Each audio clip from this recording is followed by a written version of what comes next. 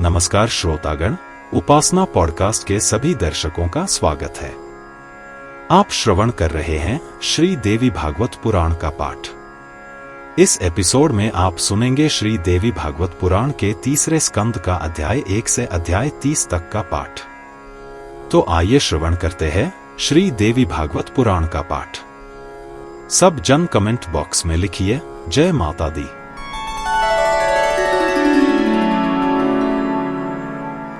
अध्याय 1।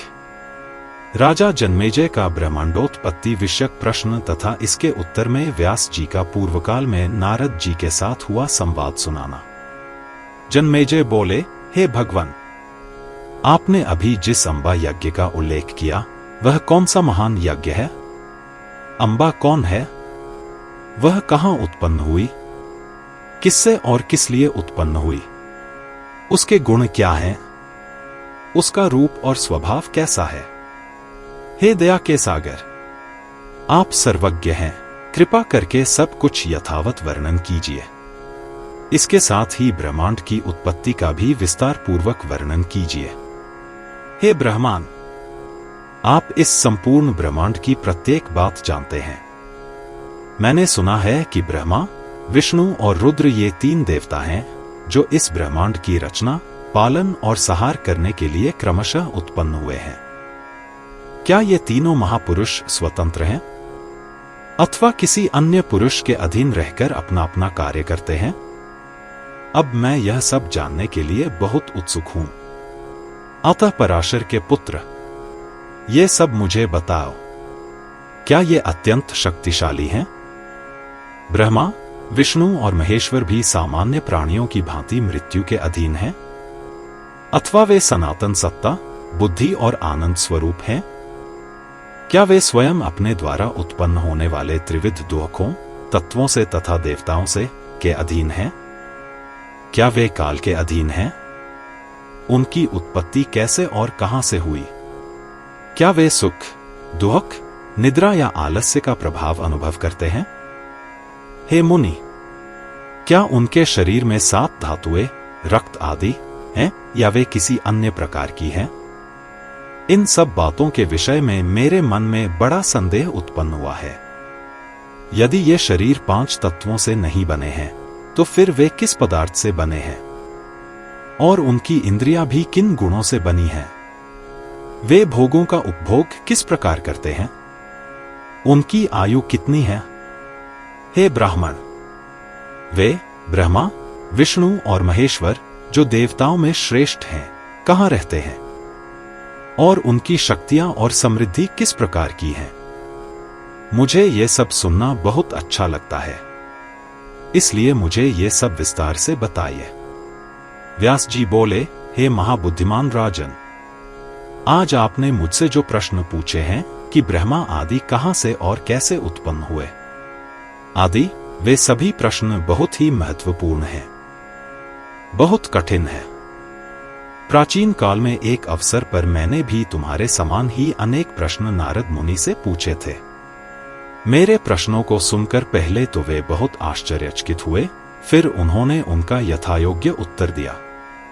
हे राजन, मैं भी तुम्हें उसी प्रकार उत्तर देता हूं, सुनो। एक बार मैंने देखा कि वेदों के ज्ञाता, सर्वज्ञ, शांतचित्त नारद गंगा के तट पर बैठे हुए हैं। मैं बहुत प्रसन्न हुआ और उनके चरणों में गिर पड़ा। उनकी आज्ञा से मैंने एक उत्तम आसन ग्रहण किया। तब मैंने उनके कल्याण की बात सुनकर और उन्हें रेत पर बैठे देखकर उनसे पूछा, हे परम बुद्धिमान, इस विस्तृत ब्रह्मांड का परम शिल्पी कौन है? यह ब्रह्मांड कहां से उत्पन्न हुआ है? यह नित्य है या अनित्य? जब यह कार्य है तब यह स्वाभाविक है कि कारण के बिना इसकी रचना नहीं हो सकती। अब जब कारण, सृष्टिकर्ता निश्चित है तो वह एक है या अनेक? हे मुनि, इस विस्तृत संसार के संबंध में मैंने अपना संदेह प्रकट किया है। अब मुझे उत्तर दीजिए कि वास्तविक और सत्य क्या है और इस प्रकार मेरा संदेह दूर कीजिए। बहुत से लोग अन्य सभी देवों के स्वामी महादेव को ही सर्वोच्च ईश्वर, सबके कारण मानते हैं। वे सभी जीवों के उद्धार के स्रोत हैं जन्म और मृत्यु से रहित हैं, सदैव शुभ हैं, स्वयं में शांत हैं और तीनों गुणों के नियंत्रक हैं। वे ही सृष्टि, स्थिति और संहार के एकमात्र कारण हैं। कुछ पंडित विष्णु को सबके ईश्वर मानते हैं और उनकी ऐसी ही स्तुति करते हैं। विष्णु वह शक्तिशाली परमात्मा हैं जो सबके स्वामी हैं और प्रथम पुरुष आदि पुरुष हैं। वे न तो जन्म लेते हैं और न ही मरते हैं। वे सभी जीवों के उद्धारक हैं, सर्वव्यापी हैं, उनके मुख सर्वत्र हैं। वे भक्तों को भोग और मोक्ष प्रदान करने वाले हैं। कुछ लोग उन्हें फिर ब्रह्मा कहते हैं जो सबका कारण है। वे ही सर्वज्ञ हैं और सभी प्राणियों को प्रेरित करने वाले हैं। देवताओं में श्रेष्ठ चतुर्मुख ब्रह्मा किसी अनंत बलवान पुरुष की नाभि कमल से उत्पन्न हुए हैं। वे सत्यलोक में निवास करते हैं। वे सबके रचयिता हैं और समस्त देवताओं के स्वामी हैं। फिर कुछ अन्य पंडितगण सूर्य को ही भगवान कहते हैं। वे प्रातः और सायंकाल बिना किसी आलस्य और आलस्य के उनका भजन करते हैं। फिर कुछ अन्य लोग कहते हैं कि इंद्र समस्त जीवों के स्वामी हैं। वे 1000 नेत्र वाले हैं। शची के पति इंद्र ही सबके ईश्वर हैं। जो लोग यज्ञ करते हैं वे देवताओं के राजा वासव की पूजा करते हैं। वे स्वयं सोमरस पीते हैं और जो सोम पीते हैं वे उनके प्रिय हैं। वे यज्ञों के एकमात्र स्वामी हैं। इस प्रकार सभी मनुष्य अपनी अपनी इच्छा के अनुसार वरुण, सोम, अग्नि, पवन, यम, मृत्यु के देवता, धन के स्वामी कुबेर की पूजा करते हैं।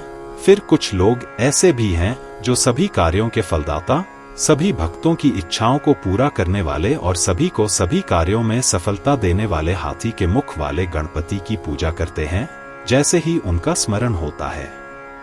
कुछ आचार्य, प्रोफेसर फिर कहते हैं कि सर्व मंगलमयी आदि माया, महान शक्ति भवानी, सब कुछ देने वाली, जो गुणों सहित और निर्गुण प्रकृति की है, जो ब्रह्मा से भिन्न नहीं है, जो पुरुष और प्रकृति दोनों है, जो सभी की सृजक, पालनहार और संहारक है, सभी देवताओं, प्राणियों और लोकों की माता है।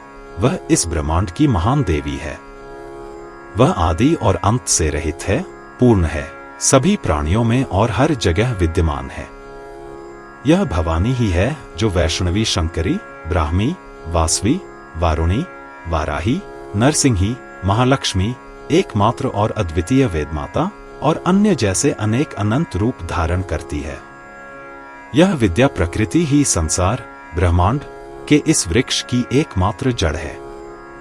उनका स्मरण मात्र करने से भक्तों के बहुत से क्लेश नष्ट हो जाते हैं और उनकी सभी कामनाएं पूर्ण हो जाती हैं। जो मोक्ष की कामना करते हैं उन्हें वे मोक्ष प्रदान करती हैं और जो मोक्ष की कामना करते हैं उन्हें वे फल प्रदान करती हैं। वे तीनों गुणों से परे हैं, फिर भी वे उन्हें उत्पन्न करती हैं। इसलिए फल चाहने वाले योगी उनका ध्यान करते हैं, जो विद्या स्वरूप और निर्गुण हैं। श्रेष्ठ मुनि, वेदांत के सत्यों के ज्ञाता उन्हें निराकार, अपरिवर्तनशील, निष्कलंक, सर्वव्यापक ब्रह्मा के रूप में ध्यान करते हैं, जो सभी धर्मों से रहित हैं। कुछ वेदों और उपनिषदों में उन्हें तेजस से परिपूर्ण बताया गया है। कुछ बुद्धिमान व्यक्ति ईश्वर को अनंत हाथ, अनंत कान, अनंत पैर, अनंत मुख वाला, शांत, विराट पुरुष बताते हैं और आकाश को भगवान विष्णु का पद बताते हैं। अन्य पुराणों के ज्ञाता उन्हें पुरुषोत्तम कहते हैं। कुछ अन्य लोग कहते हैं कि यह सृष्टि एक व्यक्ति द्वारा नहीं की जा सकती। कुछ नास्तिक कहते हैं कि इस अकल्पनीय अनंत ब्रह्मांड की रचना एक ईश्वर द्वारा कभी नहीं की जा सकती। अतः ऐसा कोई निश्चित ईश्वर नहीं है जिसे इसका रचयिता कहा जा सके। यद्यपि यह ब्रह्मांड रचयिता नहीं है, फिर भी यह प्रकृति से उत्पन्न हुआ है और उसी के द्वारा संचालित है। सांख्य मत के अनुयायी कहते हैं कि पुरुष इस ब्रह्मांड का रचयिता नहीं है। वे कहते हैं कि प्रकृति ही इस ब्रह्मांड की स्वामिनी है। हे मुनि, इस प्रकार मैंने आपके समक्ष वही कहा है जो कपिल मुनि, सांख्य के आचार्य तथा अन्य दार्शनिकों ने अपने अपने मत के रूप में कहा है। इस प्रकार मेरे हृदय में अनेक प्रकार के संशय सदैव रहते हैं।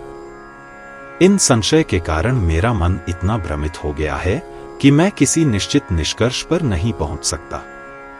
धर्म क्या है और अधर्म क्या है, इस विषय में मेरा मन बहुत ही अस्थिर है। धर्म के लक्षण क्या हैं? मैं उन्हें नहीं समझ सकता, क्योंकि सभी देवता सत्वगुण से उत्पन्न हैं और सदैव सच्चे धर्म में संलग्न रहते हैं, फिर भी वे पापी दानवों द्वारा बार बार कष्ट पाते हैं। फिर मैं धर्म की शाश्वतता पर कैसे विश्वास कर सकता हूं?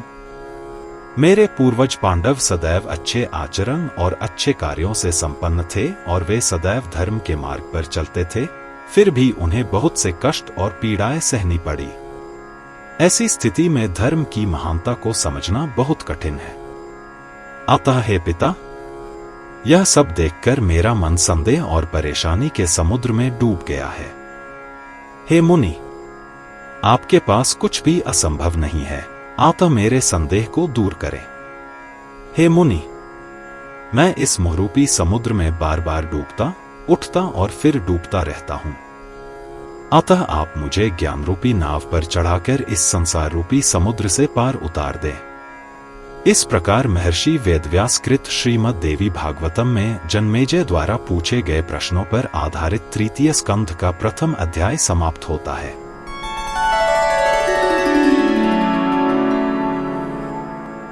अध्याय 2 भगवती आद्या शक्ति के प्रभाव का वर्णन। व्यास जी ने कहा, हे महाबाहु कुरु, तुमने जो कुछ मुझसे अभी पूछा है वही मैंने मुनियों के स्वामी नारद जी से भी पूछा था और उन्होंने मुझे यह उत्तर दिया। हे व्यास, इस विषय में मैं तुमसे इससे अधिक क्या कहूं कि पूर्वकाल में मेरे मन में भी एक शंका उत्पन्न हुई थी। आपने आज जो प्रश्न मुझसे किया है वह मेरे मन में पहले भी उठा था और मैं अपने अनंत शक्ति वाले पिता ब्रह्मा के पास गया था और उनसे इस प्रकार पूछा था, हे प्रभु, हे पिता, यह संपूर्ण ब्रह्मांड कहां से उत्पन्न हुआ है? क्या आपने इसे बनाया है अथवा यह विष्णु या महेश्वर है? हे सर्वव्यापक आत्मा, इस ब्रह्मांड में पूजनीय कौन है? हे जगत के स्वामी, सबका शासन करने वाला सर्वोच्च ईश्वर कौन है? कृपा करके बताइए। हे ब्रह्मांड, मैं इस माया और संकटों के समुद्र में डूबा हुआ हूं। मेरा हृदय संशय से व्याकुल है, अतः यह किसी तीर्थ स्थान से, किसी देवता के चिंतन से, किसी साधना से अथवा किसी अन्य वस्तु से तृप्त नहीं होता। हे निष्पाप, मुझे यथायोग्य उत्तर दीजिए और इस प्रकार मेरे संशय दूर कीजिए। हे शत्रुओं को सताने वाले, जब तक परम सत्य को नहीं जाना जाता तब तक शांति नहीं मिलती। यह हृदय अनेक प्रकार से विचलित होकर एक विषय पर स्थिर नहीं रह सकता। मैं किसका स्मरण करूं? किसकी पूजा करूं? कहां जाऊं? किसकी स्तुति करूं? इस ब्रह्मांड का सर्वोच्च ईश्वर कौन है? मैं इन बातों को समझ नहीं पाता। हे सत्यवती के पुत्र, मेरे इन गंभीर प्रश्नों को सुनकर प्राणियों के पितामह ब्रह्मा जी ने मुझसे इस प्रकार कहा, हे महाप्रतापी पुत्र, मैं तुमसे इससे अधिक क्या कहूं कि तुम्हारे प्रश्नों का उत्तर देने में भगवान विष्णु भी असमर्थ हैं। वे प्रश्न वास्तव में बहुत कठिन हैं।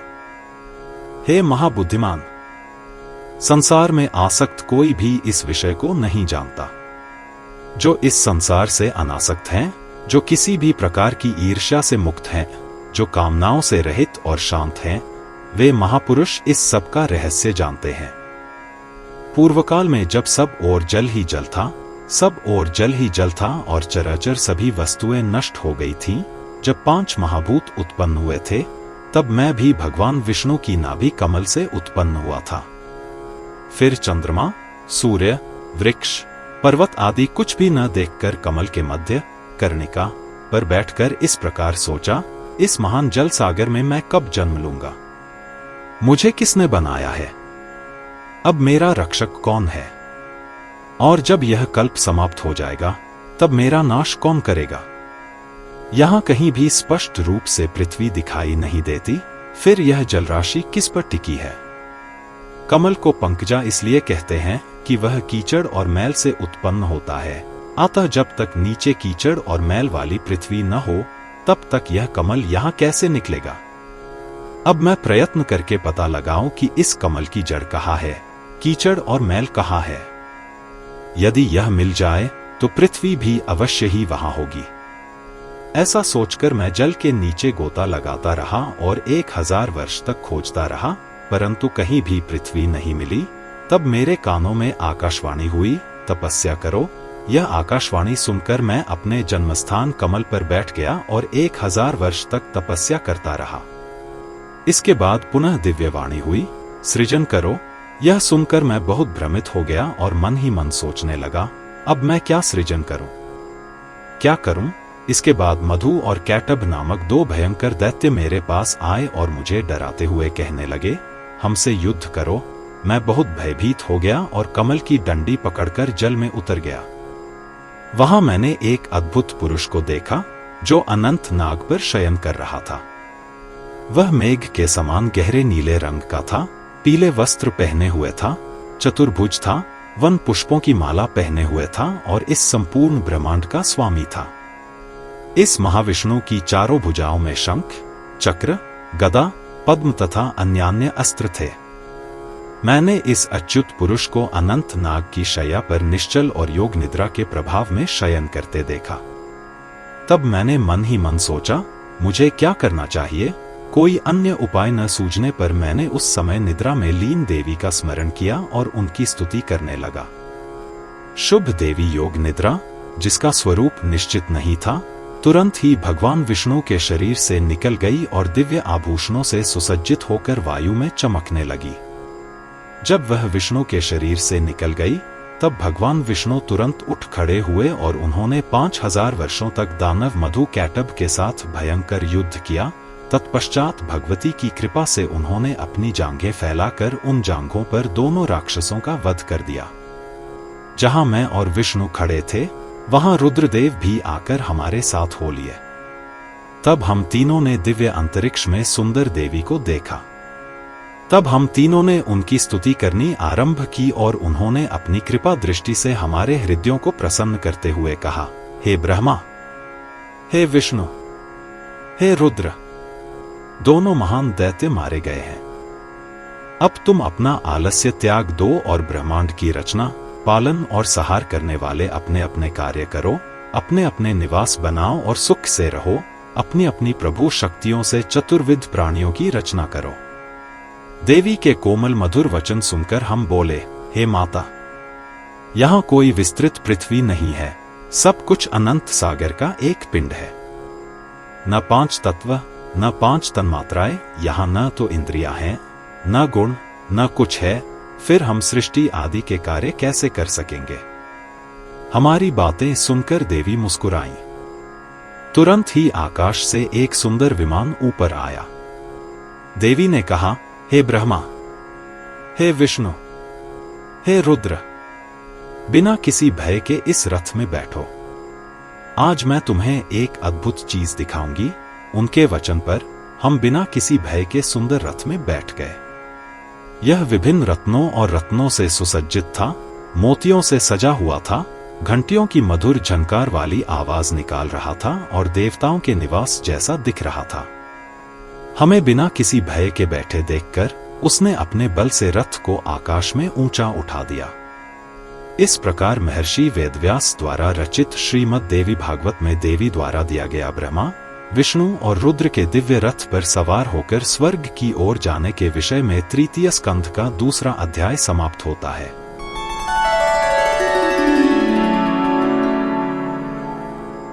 अध्याय 3। ब्रह्मा, विष्णु और महेश का विभिन्न लोकों में जाना तथा अपने ही सदृश अन्य ब्रह्मा, विष्णु और महेश को देखकर आश्चर्यचकित होना।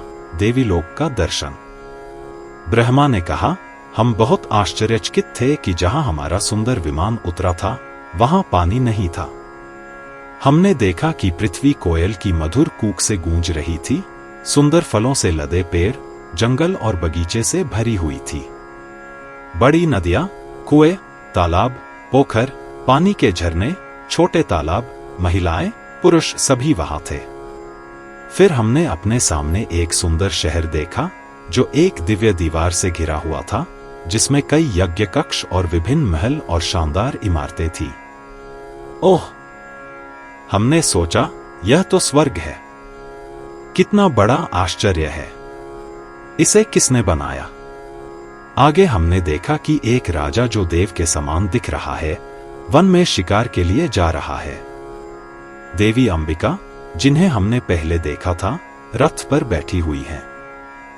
क्षण भर में हमारा विमान हवा से उड़ता हुआ आकाश से ऊपर उठ गया और पलक मारते ही एक रमणीय स्थान पर पहुंच गया। वहां हमने एक दिव्य नंदन उद्यान देखा। वहां पारिजात वृक्ष की छाया में सुरभि नामक गौ बैठी हुई थी। उसके पास ही 4 दांतों वाला एक हाथी था और मेनका तथा अन्य अप्सराएं अपनी अपनी मुद्राओं, क्रीड़ाओं, नृत्यों और गायन के साथ वहां खड़ी थी। उस मंदार उद्यान में सैकड़ों यक्ष, गंधर्व, विद्याधर क्रीड़ा और गायन कर रहे थे। उसमें पुलोमा की पुत्री शची के साथ भगवान शतक्रतु भी थे। इसके बाद हमने बड़े आश्चर्य से देखा कि जलचरों के स्वामी वरुण, कुबेर, यम, सूर्य, अग्नि तथा अन्य देवता हमारे सामने थे। फिर हमने देखा कि देवों के स्वामी इंद्र एक सुसज्जित नगर से निकलकर आ रहे थे। वे अपनी पालकी में शांत और स्थिर बैठे थे तथा उन्हें लोग ले जा रहे थे। फिर जिस रथ पर हम बैठे थे, वह चलने लगा। हम आकाश में ऊपर उठे और पलक झपकते ही ब्रह्मा लोक पहुंच गए, जिसे सभी देवता नमस्कार करते हैं। वहां ब्रह्मा को देखकर शंभु और केशव बहुत ही भ्रमित हुए। ब्रह्मा के सभाकक्ष में अंग सहित वेद, सर्प, पर्वत, समुद्र और नदियां दिखाई दी। यह सब देखकर विष्णु और महेश्वर ने मुझसे पूछा, हे चतुर्मुख, ये सनातन ब्रह्मा कौन है? मैंने उत्तर दिया, मैं नहीं जानता कि ये ब्रह्मा कौन है। मैं कौन हूं और वे कौन हैं? मुझ पर यह त्रुटि क्यों आई?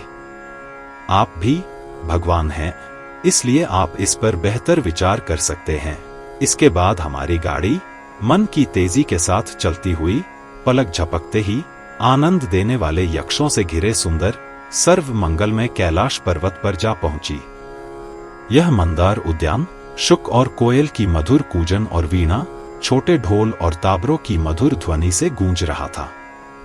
जब हम वहां पहुंचे तो हमने 5 मुख वाले, 3 नेत्रों वाले, 10 हाथों वाले, व्याघ्र चर्म पहने और हाथी की खाल का ऊपरी वस्त्र पहने भगवान शशिशेखर को देखा। उस समय वे अपने निवास से निकलकर वृषभ पर सवार हो रहे थे। उनके दोनों पुत्र महारथी गणेश और कार्तिकेय सुंदर रूप से सुसज्जित होकर उनके अंगरक्षक के रूप में उनके साथ थे। नंदी और अन्य सभी सेनाएं उनके पीछे पीछे चल रही थीं और उनकी जय जयकार कर रही थी। हे मुनि नारद, हमें यह देखकर बहुत आश्चर्य हुआ कि दूसरे शंकर को मातृकाओं से घिरा हुआ देखकर हम बहुत आश्चर्यचकित हुए। इतना अधिक कि मैं संशयग्रस्त होकर वहीं बैठ गया। फिर हमारा विमान वायु के वेग से आगे बढ़ा और क्षण भर में वैकुंठ धाम में पहुंच गया, जो लक्ष्मी का मनोरंजन गृह है। हे सूत, वहां वैकुंठ में हमने शक्ति का अद्भुत प्रकटीकरण देखा। हमारे साथी विष्णु को उस उत्कृष्ट नगर को देखकर बहुत आश्चर्य हुआ। हमने वहां पर 88 पुष्प के समान रंग के पीले वस्त्र पहने, दिव्य आभूषणों से सुसज्जित गरुड़ पर बैठे चतुर्भुज विष्णु को देखा। लक्ष्मी देवी उन्हें अद्भुत चौरियां उड़ा रही थी। शाश्वत विष्णु को देखकर हम आश्चर्यचकित होकर गाड़ी में बैठ गए और एक दूसरे के चेहरे को देखने लगे। फिर वह गुब्बारा वायु के वेग से ऊपर उठा और पलक मारते ही सुधा सागर नामक अमृत सागर के पास जा पहुंचा, जिस पर मधुर लहरें चल रही थी। यह सुधा सागर जलचरों से भरा हुआ है और तरंगों से व्याकुल है। हम देखते देखते समुद्र के बीच में मणिद्वीप नामक एक बहुत ही अद्भुत स्थान पर पहुंचे। वह स्थान मंदरा, पारिजात तथा अन्य दिव्य पुष्पों, पौधों से सुशोभित था। उस पर नाना प्रकार के सुंदर कालीन बिछे हुए थे तथा वहां अशोक, वकुल, केतकी, चंपक, कुरवाक आदि भांति भांति के वृक्ष चमकते हुए रत्नों और मोतियों से सुशोभित थे।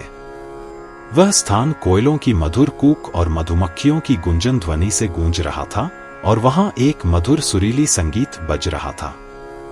अपने हवाई जहाज पर बैठे हुए हमने दूर से देखा कि द्वीप एक सुंदर खाट, जिसे शिवकार के नाम से जाना जाता है, अर्थात जिसके 4 पैर ब्रह्मा, विष्णु, रुद्र आदि का प्रतिनिधित्व करते हैं और जिसका शीर्ष भाग सदा शिव का प्रतिनिधित्व करता है, जो इंद्रधनुष की तरह दिखता है, जिसके ऊपर अति सुंदर कालीन बिछा हुआ है और जो विभिन्न रत्नों और जवाहरातों से सुसज्जित है और मोतियों से जड़ी हुई है।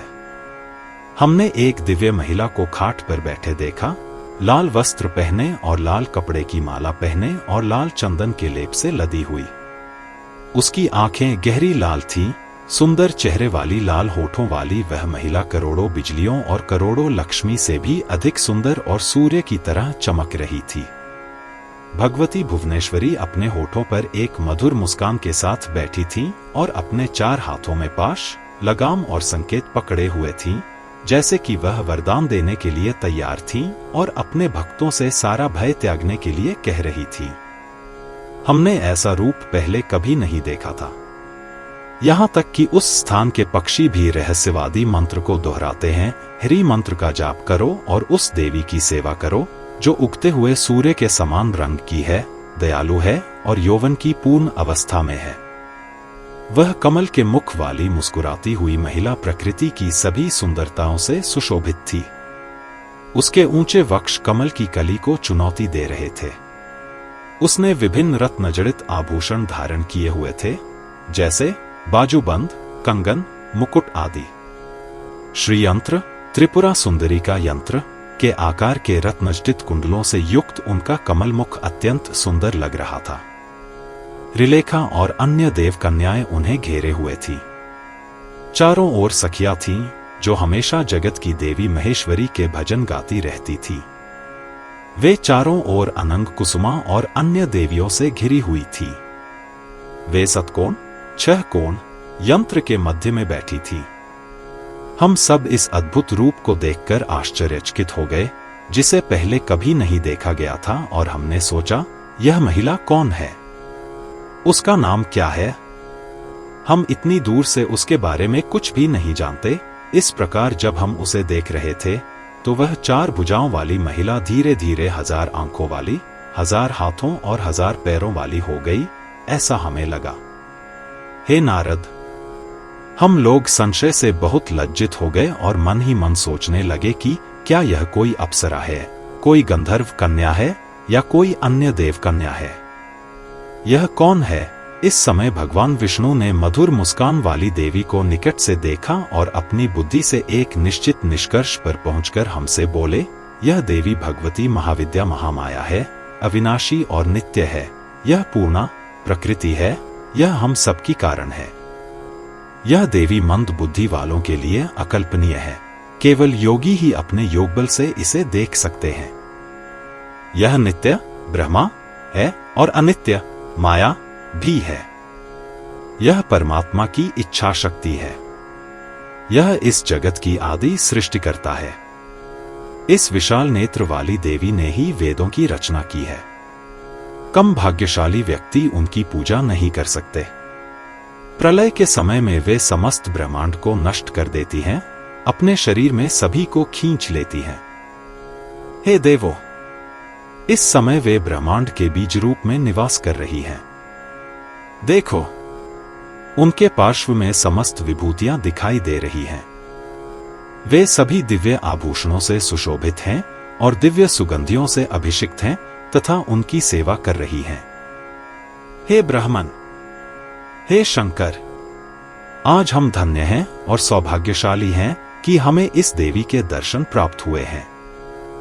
हमने जो प्राचीन काल में तपस्या की थी, उसका यह फल हमें प्राप्त हुआ है।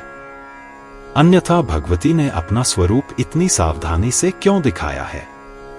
जो लोग तपस्या और प्रचुर धन के दान से अत्यंत पुण्यशाली हैं, वे महापुरुष इस सर्वमंगलमयी भगवती को देखने में समर्थ होते हैं। विषयों में आसक्त व्यक्ति उन्हें कभी नहीं देख सकता। वे ही मूल प्रकृति हैं, जो चिदानंद पुरुष से संयुक्त हैं। वे ही इस ब्रह्मांड की रचना करती हैं और परमात्मा को दिखाती हैं। हे देवों, यह संपूर्ण ब्रह्मांड तथा इसमें स्थित सभी दृष्टा, दृश्य और अन्य वस्तुएं उन्हीं के कारण हैं। वे ही सभी रूप धारण करने वाली माया हैं, वे ही सबकी देवी हैं। मैं स्वयं कहाँ हूं? देव कहाँ हैं? लक्ष्मी और अन्य देवियां कहाँ हैं? हम उनके 1,00,000वें भाग के बराबर भी नहीं हैं। यह वही सर्वगुण संपन्न महिला हैं जिन्हें मैंने महासागर में देखा था, जब उन्होंने मुझे शिशु के रूप में देखा था और बहुत प्रसन्नता से देखा था। पूर्वकाल में जब मैं बरगद के अचल पत्तों से बनी चारपाई पर सो रहा था और अपने पैर के अंगूठे को चाट रहा था, उसे अपने मुंह में डाल रहा था और एक साधारण बच्चे की तरह खेल रहा था, तब यह देवी मेरे कोमल शरीर को बरगद के पत्तों पर इधर उधर झुला रही थी और एक माँ की तरह गीत गा रही थी। अब मुझे वह सब याद आ रहा है जो मैंने उनके दर्शन से पहले महसूस किया था और मैं पहचानता हूं कि वे भगवती हैं। यही बातें मैं अब तुम्हें बता रहा हूं। ध्यान से सुनो कि वे यही देवी हैं और वे हमारी मां हैं। इस प्रकार महर्षि वेदव्यास कृत श्रीमद् देवी भागवत में देवी के दर्शन पर आधारित तृतीय स्कंध का 3रा अध्याय समाप्त होता है।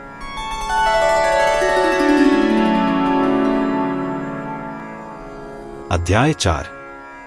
भगवती के चरण नख में त्रिदेवों को संपूर्ण ब्रह्मांड का दर्शन होना, भगवान विष्णु द्वारा देवी की स्तुति करना। ब्रह्मा जी ने कहा, ऐसा कहकर भगवान जनार्दन विष्णु मुझसे पुनः बोले, आओ हम उनको बार बार प्रणाम करें और उनके पास चलें। हम निर्भय होकर उनके चरणों में पहुंचेंगे और उनका भजन करेंगे। महामाया हम पर प्रसन्न होंगी और हमें वरदान देंगी। यदि द्वार पर खड़े पहरेदार हमें जाने से रोकें, तो हम द्वार पर खड़े होकर एक मन से देवी का भजन करेंगे। ब्रह्मा जी ने कहा, जब हरि ने हम लोगों से उपर्युक्त बात कही, तब हम दोनों हर्ष के तीव्र आवेग से भर गए। हमारा कंठ कांप उठा और हमारी वाणी कांप उठी। हम वहां कुछ देर तक प्रतीक्षा करते रहे। हमारे हृदय उनके पास जाने की खुशी से प्रफुल्लित थे। तब हमने हरि के वचन स्वीकार किए, ओम कहा और अपनी गाड़ी से उतर गए और जल्दी जल्दी कदमों से और डरते हुए द्वार की ओर गए। हमें प्रवेश द्वार पर खड़ा देखकर देवी भगवती मुस्कुराईं और एक पल में हम तीनों को स्त्रियों में बदल दिया। हम सुंदर और युवा स्त्रियां लग रही थीं, जो अच्छे आभूषणों से सजी थीं। इस प्रकार हमें बहुत आश्चर्य हुआ और हम उनके पास गए। हमें स्त्री रूपों में अपने चरणों में खड़ा देखकर सुंदर देवी भगवती ने स्नेह भरी आंखों से हमारी ओर देखा। फिर हमने महान देवी को प्रणाम किया, एक दूसरे को देखा और उस स्त्रियोचित वेश में उनके सामने खड़े हो गए।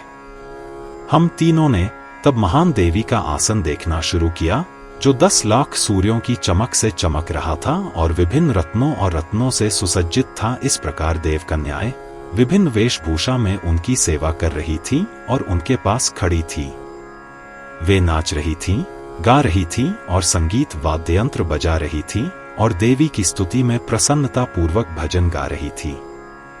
हे नारद, हमने वहां एक और अद्भुत चीज देखी। सुनो, हमने देवी के चरण कमलों के नखों के भीतर पूरे ब्रह्मांड को चलते फिरते और अचल होते देखा।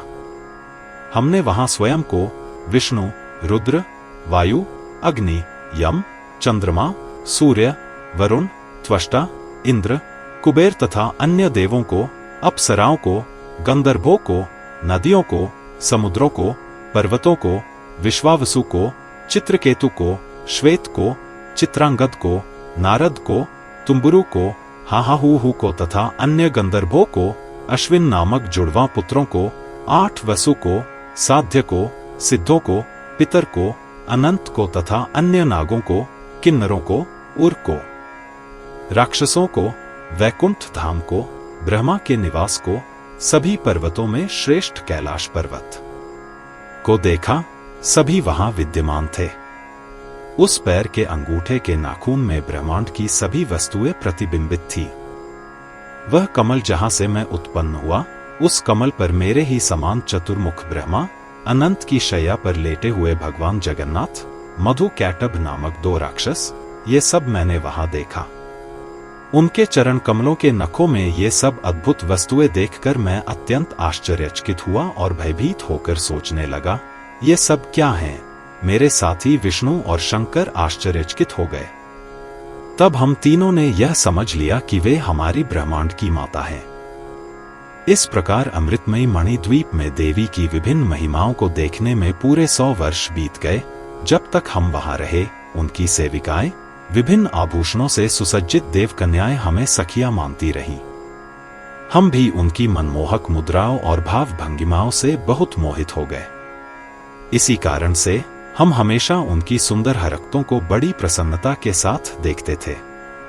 एक बार एक अवसर पर भगवान विष्णु ने, जब वे उस स्त्री रूप में थे, महान देवी श्री भुवनेश्वरी की स्तुति में भजन गाए।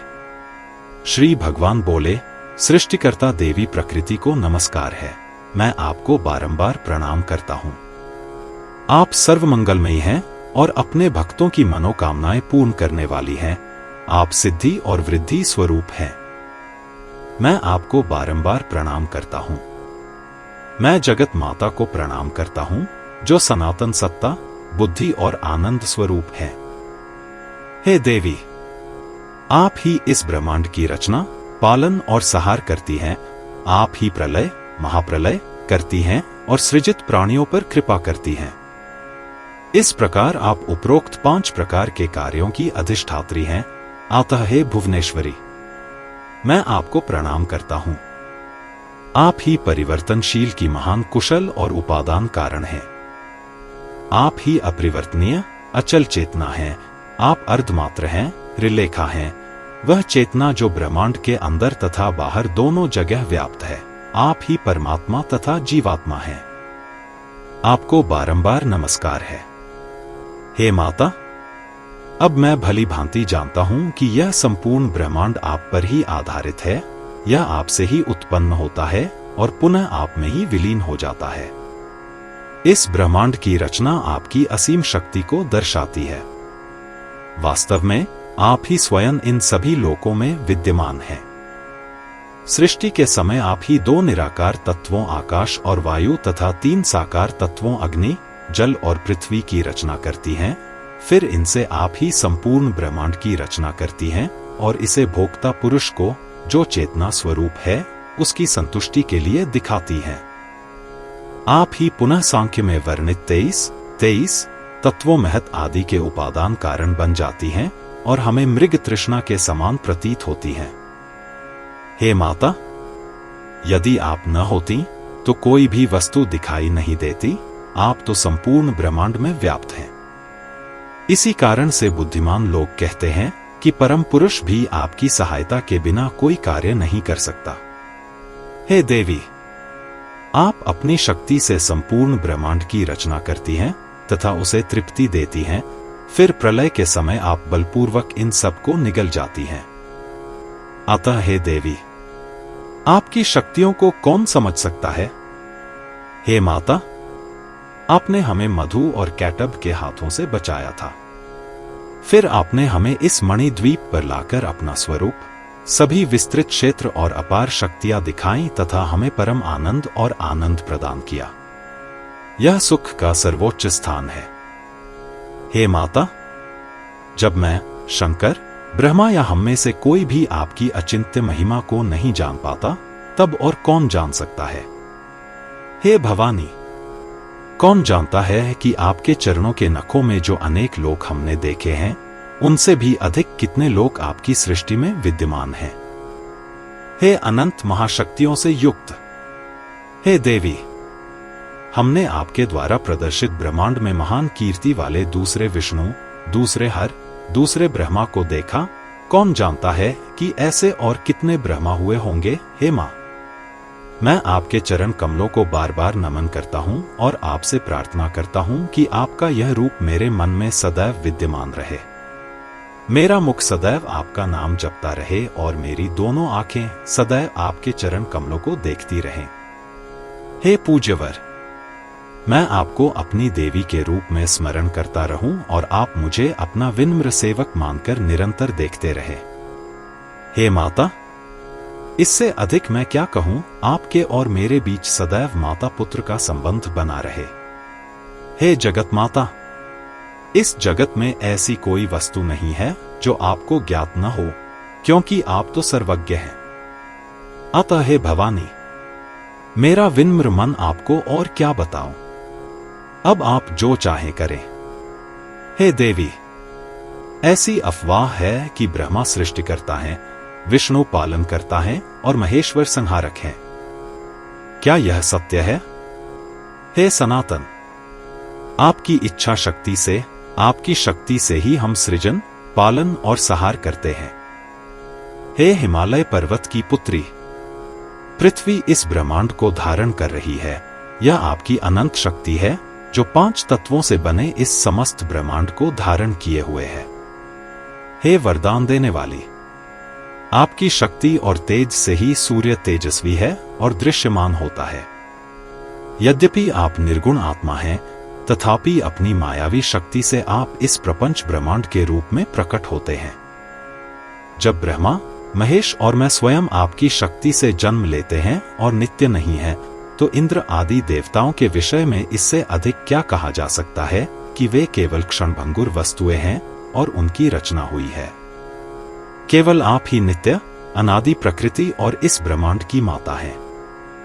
हे भवानी, अब मैं आपके साथ रहने से यह जान गया हूं कि आप ही दया करके इस अनादि पुरुष को ब्रह्म विद्या प्रदान करती हैं, और इस प्रकार वह अपने नित्य स्वरूप का साक्षात्कार कर सकता है। अन्यथा वह सदैव इस भ्रम में रहेगा कि वह भगवान है, वह अनादि पुरुष है, वह अच्छा है और विश्वात्मा है, और इस प्रकार वह अनेक प्रकार के अहंकारों से ग्रस्त रहेगा। तुम बुद्धिमानों की विद्या और बलवान प्राणियों की शक्ति हो। तुम कीर्ति, यश, कांति, चमक, कमला, धन और निष्कलंक तुष्टि, शांति, सुख हो। मनुष्यों में तुम वैराग्य हो, जो मुक्ति, बंधन से पूर्ण मुक्ति की ओर ले जाता है। तुम वेदों की माता गायत्री हो, और तुम स्वाहा, स्वधा आदि हो। तुम तीनों गुणों की प्रकृति वाली भगवती हो। तुम आधी मात्रा, अक्षर के ऊपरी भाग का आधा भाग हो, जो गुणों से परे चौथी अवस्था है। तुम ही हो जो देवताओं और ब्राह्मणों की रक्षा के लिए सदैव शास्त्र प्रदान करती हो। यह आप ही हैं जिन्होंने देहधारी आत्माओं, जीवों की मुक्ति के लिए शुद्ध पवित्र ब्रह्मा के अंश, पूर्ण, आदि, अमर की तरंगों का निर्माण करते हुए दृश्यमान ब्रह्मांड की इस संपूर्ण घटना को विस्तारित और प्रकट किया है। सागर का अनंत विस्तार।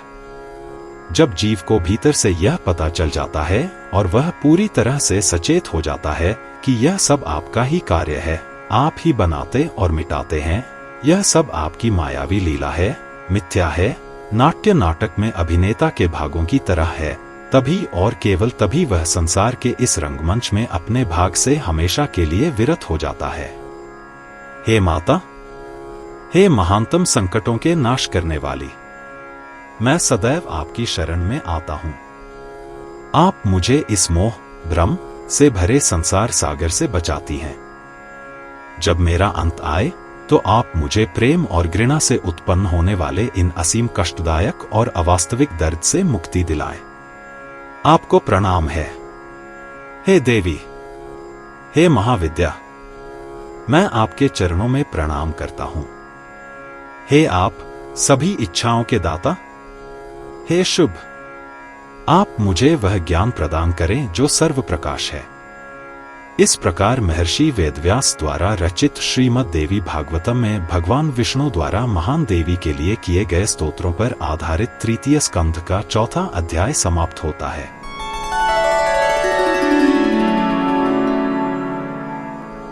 अध्याय 5। ब्रह्मा और शिवजी का भगवती की स्तुति करना। ब्रह्मा जी ने कहा, हे नारद। ऐसा कहकर भगवान विष्णु रुक गए। तब संहारक शंकर जी ने आगे बढ़कर देवी को प्रणाम करके कहा। शिवजी ने कहा, हे देवी, यदि हरि आपकी शक्ति से उत्पन्न हुए हैं और कमलजनित ब्रह्मा भी आपसे उत्पन्न हुए हैं, तो फिर मैं तमोगुणी क्यों आपसे उत्पन्न नहीं हो सकता? हे शुभ, आप सभी लोकों की रचना करने में चतुर हैं। आपके द्वारा मेरी रचना होने में क्या आश्चर्य है। हे माता, तुम पृथ्वी, जल, वायु, आकाश और अग्नि हो। तुम ही ज्ञानेंद्रिया और ज्ञानेंद्रिया हो। तुम ही बुद्धि, मन और अहंकार हो। जो लोग कहते हैं कि हरि, हर और ब्रह्मा इस संपूर्ण जगत के पालनकर्ता, संहारक और रचयिता हैं, वे अवश्य जानते हैं उपर्युक्त तीनों ही आपके द्वारा उत्पन्न हैं। अतः वे सदैव अपना अपना कार्य करते रहते हैं। उनका एकमात्र आश्रय आप ही हैं। हे माता, यदि स्पर्श, रस आदि गुणों वाले पृथ्वी, वायु, आकाश, अग्नि और जल इन 5 तत्वों से यह जगत उत्पन्न हुआ है, तो फिर गुण और प्रभाव स्वभाव वाले ये 5 तत्व आपके चित्त अंश, बुद्धि से उत्पन्न हुए बिना कैसे प्रकट हो सकते हैं। हे मंगलमयी माता, ब्रह्मा, विष्णु और शिव के रूप में आप ही इस ब्रह्मांड की रचना कर रही हैं और आपने ही इस संपूर्ण ब्रह्मांड का रूप धारण किया है, चाहे वह चल रहा हो या अचल। इस प्रकार आप अपनी इच्छानुसार बार बार विभिन्न रूपों में क्रीड़ा करती हैं। आप प्रलय के दौरान अपनी इच्छानुसार क्रीड़ा करना बंद कर देती हैं। हे माता, जब ब्रह्मा, विष्णु तथा मैं संसार की रचना करने के लिए इच्छुक होते हैं, तब हम आपके चरण कमलों की धूल, पृथ्वी आदि लेकर अपना कार्य संपन्न करते हैं।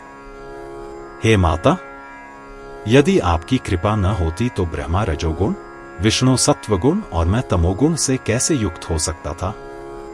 हे माता, यदि आपके मन में कोई भेद नहीं था, तो आपने इस संसार में धनी और निर्धन, राजा और मंत्री, सेवक आदि विभिन्न प्रकार के प्राणी क्यों बनाए। आपने सभी को समान रूप से सुखी या दुखी क्यों नहीं बनाया। अतः आपको मुझ पर अपनी कृपा दिखानी ही पड़ेगी। आपके तीनों गुण जगत की रचना, पालन तथा सहार करने में सदैव समर्थ हैं। फिर हरि, हर तथा ब्रह्मा, जिन्हें आपने तीनों लोकों के कारण के रूप में उत्पन्न किया है, वे केवल आपकी इच्छा मात्र हैं। हे भवानी, यदि सृष्टि आदि में आपके गुणों की कोई शक्ति नहीं थी, तो फिर हम तीनों हरि, ब्रह्मा और मैं विमान में बैठकर आते समय आपके द्वारा बनाए गए नए नए लोकों को कैसे देख पाए। इस विषय में आप कृपा करके बताएं। हे जगत माता, आप ही अपनी मायिक शक्ति से इस जगत की रचना, पालन और सहार करना चाहती हैं। आप अपने पति पुरुष के साथ सदैव भोग विलास में रहती हैं। हे शिव, हम आपकी गूढ़ विधियों को नहीं समझ सकते। हे शुभ, हम आपकी लीला को कैसे समझ सकते हैं। हे माता, हम आपके समक्ष युवतियां बन गई हैं। हम आपके चरण कमलों की सेवा करें। यदि हमें पुरुषत्व प्राप्त हो जाए, तो हम आपके चरणों की सेवा से वंचित हो जाएंगे और इस प्रकार परम सुख से वंचित हो जाएंगे। हे माता, हे स्वामी, मुझे आपके चरण कमलों को छोड़कर पुनः पुरुष देह प्राप्त कर तीनों लोकों में राज्य करना अच्छा नहीं लगता। हे सुंदर मुख वाली, अब जब मैंने आपके समक्ष यह युवा स्त्री रूप प्राप्त कर लिया है, तो मेरे भीतर पुनः पुरुष रूप प्राप्त करने की इच्छा का लेश मात्र भी नहीं है। यदि मुझे आपके चरण कमलों के दर्शन न हो, तो पुरुषत्व प्राप्त करने से क्या लाभ, क्या सुख। हे माता, मेरी यह निष्कलंक कीर्ति तीनों लोकों में फैल जाए, क्योंकि मुझे इस युवा नारी रूप में आपके चरण कमलों की सेवा का जो अवसर मिला है, उसका प्रभाव यह है कि संसार की कल्पना ही दूर हो जाती है। ऐसा कौन है जो आपकी सेवा छोड़कर संसार में अधर्म का राज्य भोगना चाहेगा। अरे, जिसके पास आपके चरण कमल नहीं है, उसके लिए एक क्षण भी युग के समान है। हे माता, जो आपके चरण कमलों की सेवा नहीं करते, उन्हें एक क्षण भी युग के समान लगता है। जो लोग आपके चरण कमलों की पूजा छोड़कर तपस्या में लग जाते हैं, वे भगवान द्वारा दी गई उत्तम वस्तु से वंचित हो जाते हैं, यद्यपि उनका मन शुद्ध और पवित्र होता है। उनकी तपस्या से उन्हें शक्ति प्राप्त हो सकती है और वे मुक्ति के अधिकारी हो सकते हैं, फिर भी वे आपको न पाकर घोर पराजय को प्राप्त होते हैं। हे अजन्मा, वेदों में बताए गए तप, वासनाओं का निग्रह, आत्मज्ञान या यज्ञ, ये कुछ भी इस संसार सागर से नहीं बचा सकते। आपके चरण कमलों की भक्ति ही परम पद की प्राप्ति करा सकती है। हे देवी, यदि आप मुझ पर अत्यंत कृपालु हैं तो मुझे अपने उस अद्भुत पवित्र मंत्र की दीक्षा दीजिए। मैं चंडिका देवी के उस सर्वशक्तिमान श्रेष्ठ 9 अक्षरों वाले मंत्र का जप करके प्रसन्न हो जाऊंगा। हे माता, पूर्व जन्म में मुझे 9 अक्षर वाला मंत्र मिला था, पर अब मैं उसे भूल गई हूं। हे तारिणी, हे तारिणी, आज मुझे वह मंत्र देकर इस संसार सागर से मेरा उद्धार करो। ब्रह्मा ने कहा। जब अद्भुत अग्नि और शक्ति वाले शिव ने यह कहा तो देवी अंबिका ने स्पष्ट रूप से 9 अक्षरों वाला मंत्र बोला। महादेव ने मंत्र स्वीकार कर लिया और बहुत प्रसन्न हुए। वह देवी के चरणों में गिर पड़े और वहीं पर विजय बीज के साथ 9 अक्षरों वाला मंत्र जपना शुरू कर दिया, जो इच्छाओं और मुक्ति को जन्म देता है और जिसका उच्चारण आसानी से किया जा सकता है। जब मैंने समस्त लोकों के मंगल में शंकर को उस अवस्था में देखा तो मैं भी देवी के चरणों में गिर पड़ा और महामाया से बोला, हे माता, ऐसा नहीं है कि वेद आपके स्वरूप को जानने में असमर्थ हैं, क्योंकि यज्ञों तथा अन्य छोटे छोटे कार्यों में वे आपके पूर्ण स्वरूप, जो कि सबका पालन करता है, का उल्लेख नहीं करते, बल्कि केवल इंद्र तथा छोटे छोटे देवताओं का तथा आपके सार के एक अंश स्वाहा देवी का उल्लेख करते हैं, जो कि यज्ञों तथा आहुतियों के अधिष्ठाता देवता हैं। अतः हे देवी, इस ब्रह्मांड में आप ही सर्वज्ञ, सर्वदेवमयी तथा सभी देवों तथा सभी लोकों से परे सर्वज्ञ, सर्वज्ञ तथा सर्वज्ञ हैं। इस रूप में आपकी ही प्रशंसा की गई है। 9 अक्षरों वाला मंत्र है, ऐहरी श्री चंडिकाय नमः। मैंने इस महान अद्भुत ब्रह्मांड की रचना की है। मैं इस ब्रह्मांड का स्वामी हूं। इन तीनों लोकों में मुझसे अधिक शक्तिशाली कौन है? जब मैं ब्रह्मा हूं, सभी लोकों से परे हूं, तब मैं धन्य हूं, इसमें कोई संदेह नहीं है। इस अहंकार के कारण मैं इस व्यापक संसार सागर में डूबा हुआ हूं। अब मुझे आपके चरण कमलों की धूली प्राप्त हो गई है। इससे मैं सचमुच बहुत गौरवान्वित हो गया हूं और सचमुच आज मैं धन्य हूं और आपकी कृपा से मेरा यह अभिमान पूर्णतः उचित सिद्ध हुआ है। आप इस संसार के भय को नष्ट करती हैं और मुक्ति प्रदान करती हैं। अतः हे देवी, आपसे प्रार्थना है कि आप मेरे मोह की इस लौह श्रृंखला को काट डालें। हे शिव, मैं आपके द्वारा खोजे गए कमल से उत्पन्न हुआ हूं। अब मैं अत्यंत चिंतित हूं कि मैं कैसे मुक्ति प्राप्त करूं। मैं आपका आज्ञाकारी सेवक हूं। मैं इस संसार सागर के मोह में डूबा हुआ हूं। हे शिव, मुझे इस संसार से बचाओ। जो लोग आपके चरित्र को नहीं जानते, वे सोचते हैं कि मैं इस ब्रह्मांड का निर्माता और स्वामी हूं। जो लोग आपकी पूजा नहीं करते हैं और इंद्र आदि देवताओं की पूजा करते हैं और स्वर्ग प्राप्त करने के लिए यज्ञ करते हैं, वे निश्चित रूप से आपकी महिमा से अनभिज्ञ हैं। हे प्रधान माया, आप शाश्वत महामाया हैं। यह आप ही हैं जो इस विश्वलीला को खेलना चाहती हैं और उसी उद्देश्य से आपने मुझे ब्रह्मा के रूप में बनाया है। फिर मैंने इन 4 प्रकार के प्राणियों की रचना की, जो गर्मी और नमी से उत्पन्न हुए। कीटों और कृमियों के बारे में कहा जाता है, वे जो अंड प्रजक हैं, वे जो कीटाणुओं या टहनियों से उत्पन्न हुए हैं, और वे जो गर्भ से पैदा हुए हैं, जीवित प्रज्वलित करने वाले हैं और मेरा गर्व प्रदर्शित करते हैं कि मैं सर्वज्ञ हूं। इसलिए मेरे इस पाप को, मेरे इस गर्व को क्षमा करें। हे माता, जो अज्ञानी पुरुष काम से अंधे होकर अष्टांग योग और समाधि का आश्रय लेते हैं और उसके अधीन रहते हैं, वे निश्चय नहीं जानते कि यदि वे बहाने से भी आपका नाम लेंगे तो उन्हें मोक्ष मिल जाएगा। हे भवानी, क्या वे भ्रम से मोहित नहीं हुए हैं और इस संसार के प्रति काम से अंधे हो गए हैं, जो केवल तत्वों का भेद करते हैं और आपका नाम भूल जाते हैं? क्योंकि आप ही इस संसार से मुक्ति प्रदान करने वाली हैं।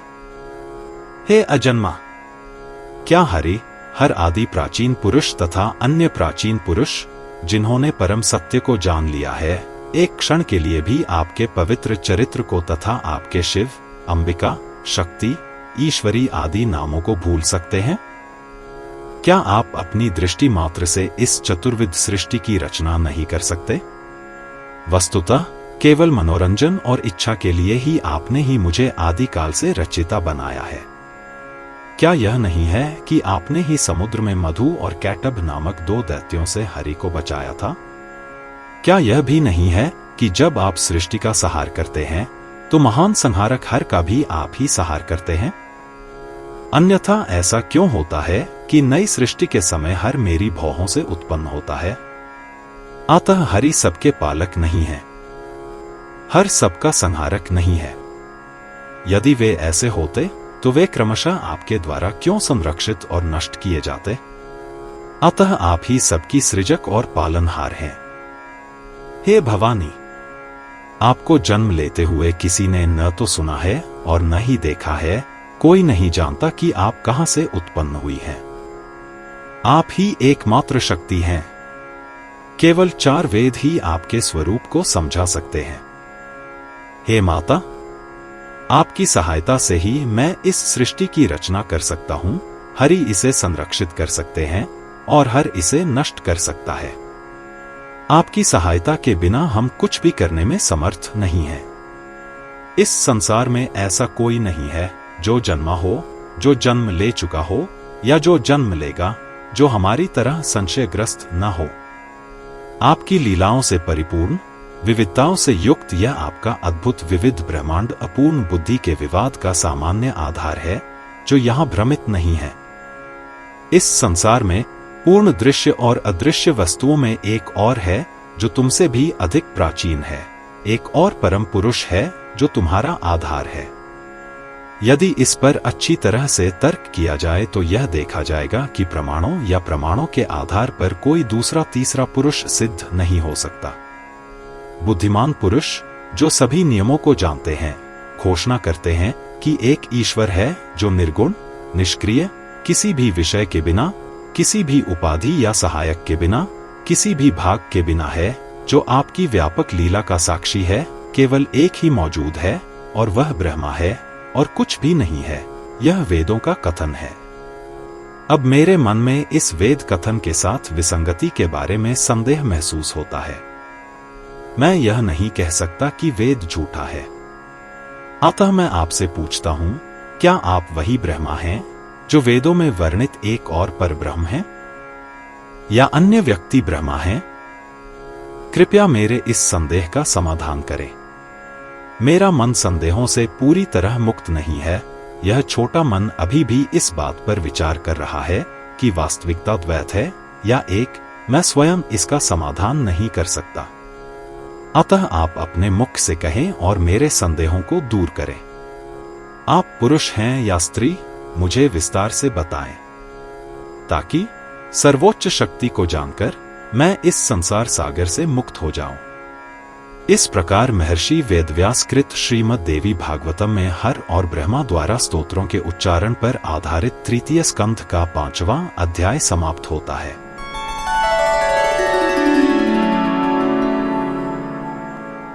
अध्याय 6 भगवती जगदंबिका द्वारा अपने स्वरूप का वर्णन।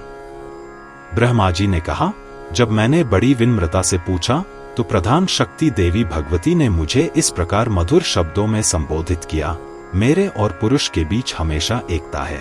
मेरे और पुरुष, सर्वोच्च आत्मा के बीच किसी भी समय कुछ अंतर हो सकता है। जो मैं हूं वह पुरुष है, जो पुरुष है वह मैं हूं।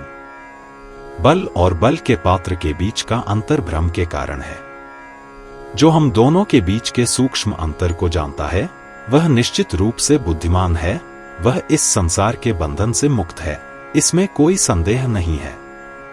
एक द्वितीयहीन शाश्वत नित्य ब्रह्मा तत्व सृष्टि के समय द्विगुणित हो जाता है। जैसे एक दीपक एक होने पर भी सहायक तत्वों के कारण 2 हो जाता है, जैसे एक चेहरा एक होने पर भी दर्पण में प्रतिबिंबित होने पर 2 हो जाता है, जैसे एक मनुष्य अपनी छाया से दुगुना हो जाता है, वैसे ही हम माया द्वारा निर्मित विभिन्न अंतःकरणों, मन, बुद्धि और अहंकार के कारण अनेकों में प्रतिबिंबित हो जाते हैं। प्रकृति प्रलय के पश्चात बार बार सृष्टि की आवश्यकता जीवों के उन कर्मों के फलस्वरूप होती है जिनका फल प्रलय से पूर्व नहीं भोगा गया था। अतः जब पुनः सृष्टि आरंभ होती है तो उपरोक्त भेद समाप्त हो जाते हैं, प्रकट होते पाए जाते हैं। ब्रह्मा इन परिवर्तनों का भौतिक कारण है। ब्रह्मा के आधार के बिना माया का अस्तित्व असंभव है। इसलिए माया और माया की क्रिया में ब्रह्मा अंतर्निहित है। इस कारण माया में जितने भेद पाए जाते हैं ब्रह्मा में भी उतने ही भेद हैं। माया और ब्रह्मा दो रूप में प्रकट होते हैं और इसलिए सभी दृश्य और अदृश्य भेद सामने आए हैं। केवल सृजन के दौरान ही इन भेदों की कल्पना की जाती है। जब सब कुछ पिघल जाता है यानी प्रलय या सामान्य विघटन होता है, तब मैं स्त्री नहीं हूं, मैं पुरुष नहीं हूं, न ही मैं उभयलिंगी हूं। तब मैं माया के साथ ब्रह्मा के रूप में रहता हूं। सृजन के समय मैं श्री, धन, बुद्धि, धृति, धैर्य हूं। स्मृति, स्मरण, श्रद्धा, विश्वास, मेधा, बुद्धि, दया, लज्जा, शील, क्षुधा, भूख, तृष्णा, प्यास, क्षमा, अक्षमा, क्षमा न करना, कांति, चमक, शांति, पिपासा, प्यास, निद्रा, नींद, तंद्रा, उनिंदापन, जरा, बुढ़ापा, अजरा, बुढ़ापा नहीं, विद्या, ज्ञान, अविद्या, गैर ज्ञान, स्पृहा, इच्छाएं, वाणी, इच्छाएं, शक्ति, बल, आसक्ति, गैरबल, वासा, वसा, मज्जा, त्वक, त्वचा, दृष्टि, सत्य वाक्य तथा मैं ही परा, मध्यमा, पश्यंती आदि असंख्य नाड़ियां बनती हूं। कुल 3 कोटि नाड़ या हैं। हे ब्रह्मा, देखिए इस संसार में ऐसा कौन सा पदार्थ है जो मुझसे अलग है, और ऐसा क्या है जिसके साथ मेरा संबंध नहीं है। अतः यह निश्चय पूर्वक जानिए कि मैं ही ये सभी रूप हूं। हे सृष्टिकर्ता, कहिए क्या ऐसी कोई वस्तु है जहां आपको मेरा उपर्युक्त सकारात्मक रूप न दिखाई दे। अतः इस सृष्टि में मैं एक हूं और अनेक भी हूं, अनेक रूपों में। यह निश्चय पूर्वक जानिए कि मैं ही हूं जो सभी देवों के नाम धारण करके अनेक शक्तियों के रूपों में विद्यमान हूं। मैं ही शक्ति प्रकट करता हूं और बल का प्रयोग करता हूं। हे ब्रह्मा, मैं गौरी, ब्राह्मी, रौद्री, वाराही, वैष्णवी, शिवा, वारुणी, कौवेरी, नारसिंही तथा वासवी शक्तियां हूं। मैं प्रत्येक पदार्थ में, कार्य रूपी प्रत्येक वस्तु में प्रविष्ट रहती हूं। उस पुरुष को निमित्त बनाकर मैं समस्त कर्म करती हूं, बल्कि पुरुष ही कार्य कारण है, प्रत्यक्ष करता है। मैं जल में शीतलता, अग्नि में ऊष्मा, सूर्य में तेज, चंद्रमा में शीतलता देने वाली किरणें हूं, और इस प्रकार मैं अपनी शक्ति प्रकट करती हूं। हे ब्रह्मा, मैं तुमसे यह निश्चय पूर्वक कहती हूं कि यदि मैं इसे त्याग दूं तो यह जगत निश्चल हो जाएगा। यदि मैं शंकर को त्याग दूं तो वे दैत्यों को नहीं मार सकेंगे। अत्यंत दुर्बल मनुष्य बलहीन माना जाता है, उसके बिना नहीं कहा जाता है। रुद्र या विष्णु रहित ऐसा कोई नहीं कहता, सब कहते हैं वह बलहीन है, शक्तिहीन है।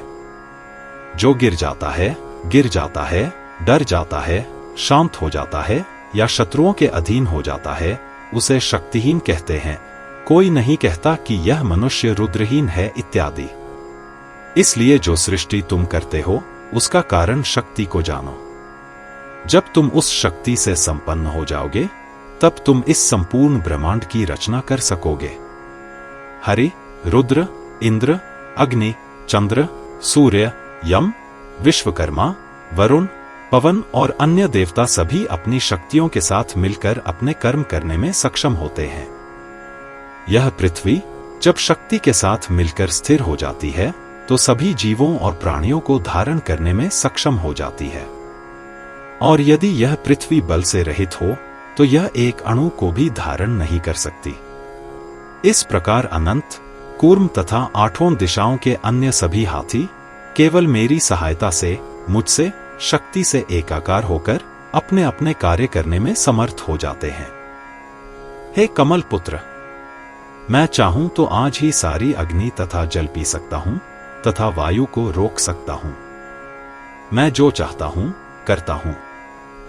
यदि मैं कहूं कि मैं इस जगत की रचना कर रहा हूं, तो असंगति इस प्रकार उत्पन्न होती है, जब मैं ही सब कुछ हूं तब मैं नित्य हूं, यह सारा प्रपंचमय जगत नित्य हो जाता है। जबकि यह जगत इस अर्थ में नित्य नहीं है कि यह परिवर्तनशील है। यदि यह कहा जाए कि यह जगत मुझसे भिन्न है, तो मेरा यह कहना कि मैं ही सब कुछ हूं असंगत हो जाता है। ऐसा विचार करके अनित्य जगत की वास्तविकता, उत्पत्ति और पृथकता के विषय में संशय में मत पड़ो, क्योंकि जो मिथ्या है वह कैसे अस्तित्व में आ सकता है। मिथ्या पदार्थ कभी अस्तित्व में नहीं आ सकते। बांझ स्त्री के बच्चे की तरह आकाश में फूल बिल्कुल बेतुके हैं। जो सत्य है वह केवल जन्म ले सकता है।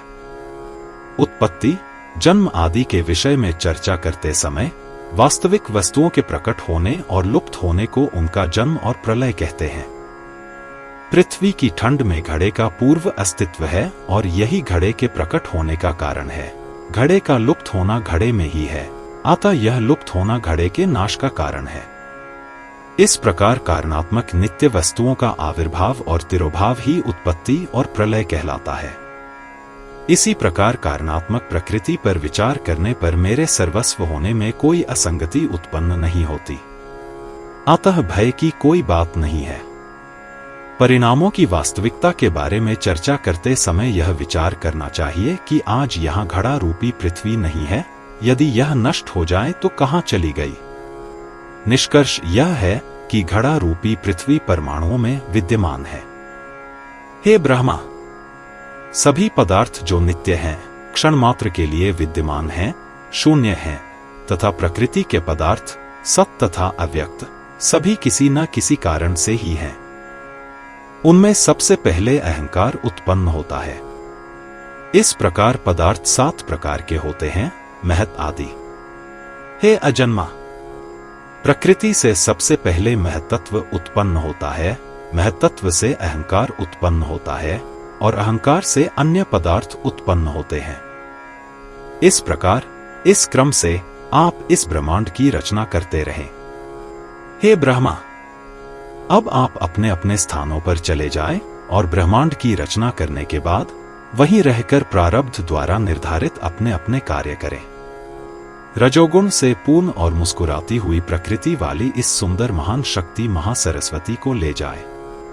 श्वेत वस्त्र धारण करने वाली, दिव्य आभूषणों से सुसज्जित और वरसाना पर बैठी यह शक्ति हमेशा आपकी क्रीड़ा संगिनी रहेगी। यह सुंदर स्त्री हमेशा आपकी वरद सहचरी रहेगी। इसे मेरी विभूति शक्ति का प्रकटीकरण और इसलिए सबसे अधिक पूजनीय समझिए। इसके प्रति कभी किसी प्रकार का अनादर न करें।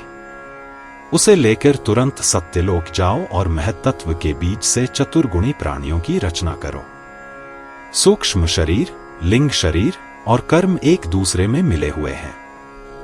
उन्हें पहले की तरह समय आने पर विधिपूर्वक पृथक कर दो। अब पहले की भांति आगे बढ़ो और काल, कर्म और स्वभाव के अनुसार उनके गुण, ध्वनि और अन्य गुण जोड़ दो। दूसरे शब्दों में उनके गुण और प्रारब्ध के अनुसार तथा फल देने के समय के अनुसार फल प्रदान करो।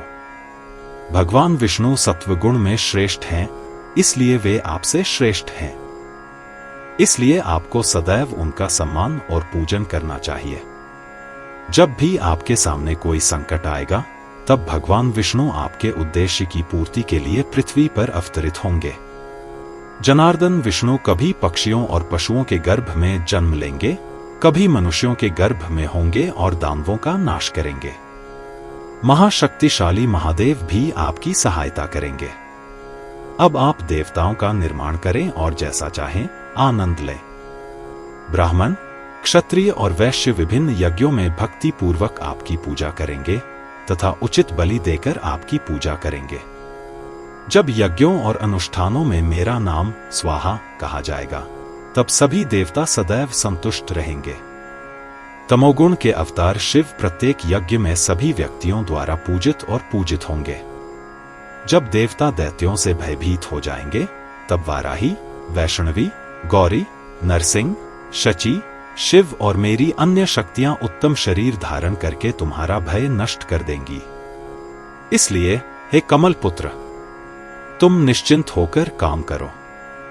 तुम विजय और ध्यान के साथ मेरे नवाक्षर मंत्र का उच्चारण करो और अपना काम करो। हे महाबुद्धिमान, यह 9 अक्षरों वाला मंत्र सभी मंत्रों में श्रेष्ठ है। तुम्हें अपने सभी कार्यों की सिद्धि के लिए इस मंत्र को अपने हृदय में धारण करना चाहिए। मुझसे ऐसा कहकर भगवती मुस्कुराईं और विष्णु से कहने लगी, हे विष्णु, तुम इस सुंदर महालक्ष्मी को लेकर जाओ। वे सदैव तुम्हारे वक्षस्थल में निवास करेंगी, इसमें कोई संदेह नहीं है। यह सर्व मंगलमयी शक्ति मैं तुम्हें भोग के लिए देती हूं। तुम्हें हमेशा उनके प्रति सम्मान दिखाना चाहिए, कभी घृणा या अवमानना नहीं दिखानी चाहिए। संसार के कल्याण के लिए मैं इस प्रकार लक्ष्मी और नारायण को एक करता हूं। तुम्हारे भरण पोषण के लिए मैं यज्ञ की रचना करता हूं। तुम तीनों एक मत होकर एक साथ काम करोगे। तुम, ब्रह्मा और शिव मेरे गुणों से उत्पन्न 3 देव हो। तुम तीनों निसंदेह संसार द्वारा आदरणीय और पूजित होगे। जो मूर्ख मनुष्य तुम तीनों में भेद करेगा वह नरक में जाएगा, इसमें संशय नहीं है। जो हरि है वही शिव है, जो शिव है वही हरि है, इनमें भेद करने से नरक की प्राप्ति होती है। अतः ब्रह्मा, शिव और विष्णु दोनों एक ही हैं, इसमें संशय नहीं है। हे विष्णु, परंतु उनके गुणों में अन्य भेद हैं, यह मैं बताता हूं, सुनो। जहां तक परमात्मा के ध्यान का प्रश्न है, तुम्हारे अंदर सत्वगुण की प्रधानता होगी तथा रजोगुण और तमोगुण गौण होंगे। अन्य अनेक कार्यों और विकारों में लक्ष्मी के साथ रजोगुण रखना और उनका सदैव आनंद लेना अच्छा है। हे राम, मैं तुम्हें वाक्विज, कामविज और मायाविज देता हूं, जो तुम्हें परमगति तक ले जाएंगे। इस मंत्र को लो और इसका जप करो तथा जैसा चाहो वैसा आनंद लो। हे विष्णु, इससे काल के कारण होने वाली मृत्यु का भय कभी तुम्हारे पास नहीं आएगा। जब इस ब्रह्मांड की रचना पूर्ण रूप से हो जाएगी, तब मैं इस समस्त चराचर को नष्ट कर दूंगा। तब तुम सब मुझ में लीन हो जाओगे। तुम्हें मोक्ष की ओर ले जाने वाले कामविज के साथ इस मंत्र को प्रणव के रूप में जोड़ना चाहिए तथा शुभ भावना से इसका जप करना चाहिए। हे पुरुषोत्तम, अपनी वैकुंठपुरी बनाओ, वहां रहो तथा मेरे इस शाश्वत रूप का चिंतन करो और जैसा चाहो वैसा आनंद लो। ब्रह्मा ने कहा, वासुदेव से ऐसा कहकर वह उच्च प्रकृति देवी जो तीनों गुणों से युक्त है और फिर भी उनसे परे है, देवों के देव महादेव को मधुर शब्दों में संबोधित करने लगी, इस प्रकार, हे शंकर, इस सुंदर महाकाली गौरी को स्वीकार करो, एक नया कैलाश शहर बनाओ और वहां सुखपूर्वक रहो। तुम्हारे प्राथमिक गुण तामस होंगे, सत्व और रजस तुम्हारे द्वितीयक गुण होंगे। असुरों का वध करते हुए रजो और तमो गुणों का सहारा लो और इस प्रकार विचरण करो। हे पाप रहित शंकर, जब आप परम आत्मा का चिंतन करें और तपस्या करें तो शांतिपूर्ण सत्व गुण का आश्रय लें। आप सभी ब्रह्मांड की रचना, संरक्षण और विनाश के लिए हैं और आप तीनों ही हैं। गुण, इस संसार में ऐसी कोई वस्तु नहीं है जो इन 3 गुणों से रहित हो। जो कुछ भी दिखाई देता है वह तीनों गुणों से युक्त है और जो कुछ भी पहले था या होगा वह इनसे रहित नहीं हो सकता। केवल परमात्मा ही इन गुणों से रहित है, परंतु वह दिखाई नहीं देता। हे शंकर, मैं परा प्रकृति हूं, कभी गुणों से युक्त होती हूं तो कभी गुणों से रहित रहती हूं। हे शंभु, मैं सदैव कारण प्रकृति वाली हूं, कभी कार्य प्रकृति वाली नहीं हूं। जब मैं कारण होती हूं तब गुणों से युक्त होती हूं और जब मैं परम पुरुष के समक्ष होती हूं तब साम्यावस्था, समयावस्था में रहने के कारण गुणों से रहित होती हूं। महत्त्व, अहंकार, शब्द, स्पर्श आदि सभी गुण दिन रात संसार का कार्य करते रहते हैं। उनमें से प्रत्येक पहले वाला कारण है और प्रत्येक बाद वाला कार्य है। वे कभी भी अपना कार्य बंद नहीं करते। सत वस्तु से अहंकार उत्पन्न होता है, अतः मैं कारण कार्य प्रकृति का हूं, तथा अहंकार भी तीनों गुणों से युक्त है, अतः पंडितगण इसे मेरा प्रभाव कहते हैं। अहंकार से महातत्व उत्पन्न होता है, इसे बुद्धि कहते हैं। अतः महातत्व प्रभाव है और अहंकार इसका कारण है। महातत्व से पुनः दूसरा अहंकार उत्पन्न होता है। इस दूसरे अहंकार से 5 तन्मात्राएं या सूक्ष्म तत्व उत्पन्न होते हैं। इन 5 तन्मात्राओं से पंचीकरण नामक प्रक्रिया के पश्चात 5 स्थूल तत्व उत्पन्न होते हैं। 5 तन्मात्राओं के सात्विक भाग से 5 ज्ञानेंद्रियां उत्पन्न होती हैं तथा उनके राजसिक भाग से 5 कर्मेंद्रियां उत्पन्न होती हैं। उनके पंचीकरण से 5 स्थूल भूत उत्पन्न हुए। 5 भूतों के सात्विक भाग से मन उत्पन्न हुआ। इस प्रकार 16 वस्तुएं उत्पन्न हुई।